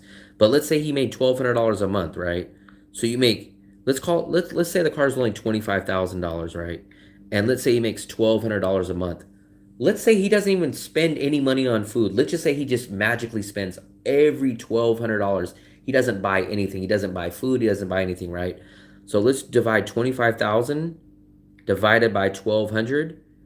That is 20 months. So that's 2 years. 2 years. Cheap copy Chinese. Car payment. Let me go back up. Sleep in the grab car? That doesn't make any sense. So if the guy never paid for anything for a whole year, he never bought any food, never paid any rent, it would take him 2.5 years to pay the car off. But obviously we know 100% of that is not going to go to it. They get the price down under half pretty.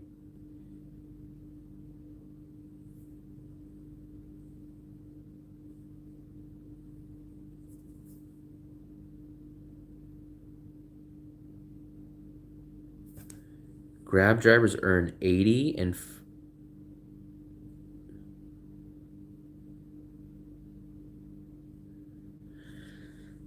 I'll go to bed, guys. Let me just wrap this up real quick. I should have went to bed a while ago. I will go to bed. Let me do my 2-minute warning. Here's where we'll do it. 2-minute warning, guys. My eyes are getting tired. I still got to take a shower.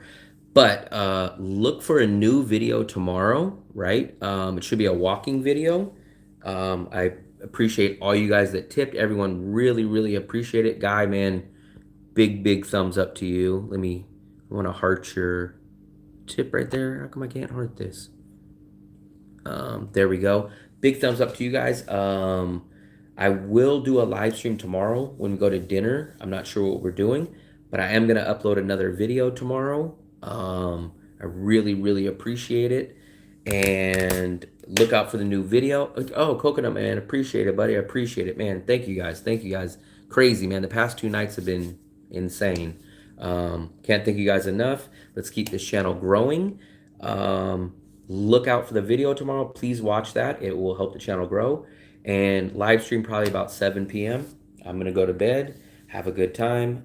Thanks to everybody that watched, everybody that subscribed, everybody that commented, and everybody that tipped. Big thumbs up to you. Coconut Man, Guy, appreciate it. I am going to go jump in the shower, and I'm going to bed. Talk to you guys later. Thank you very much.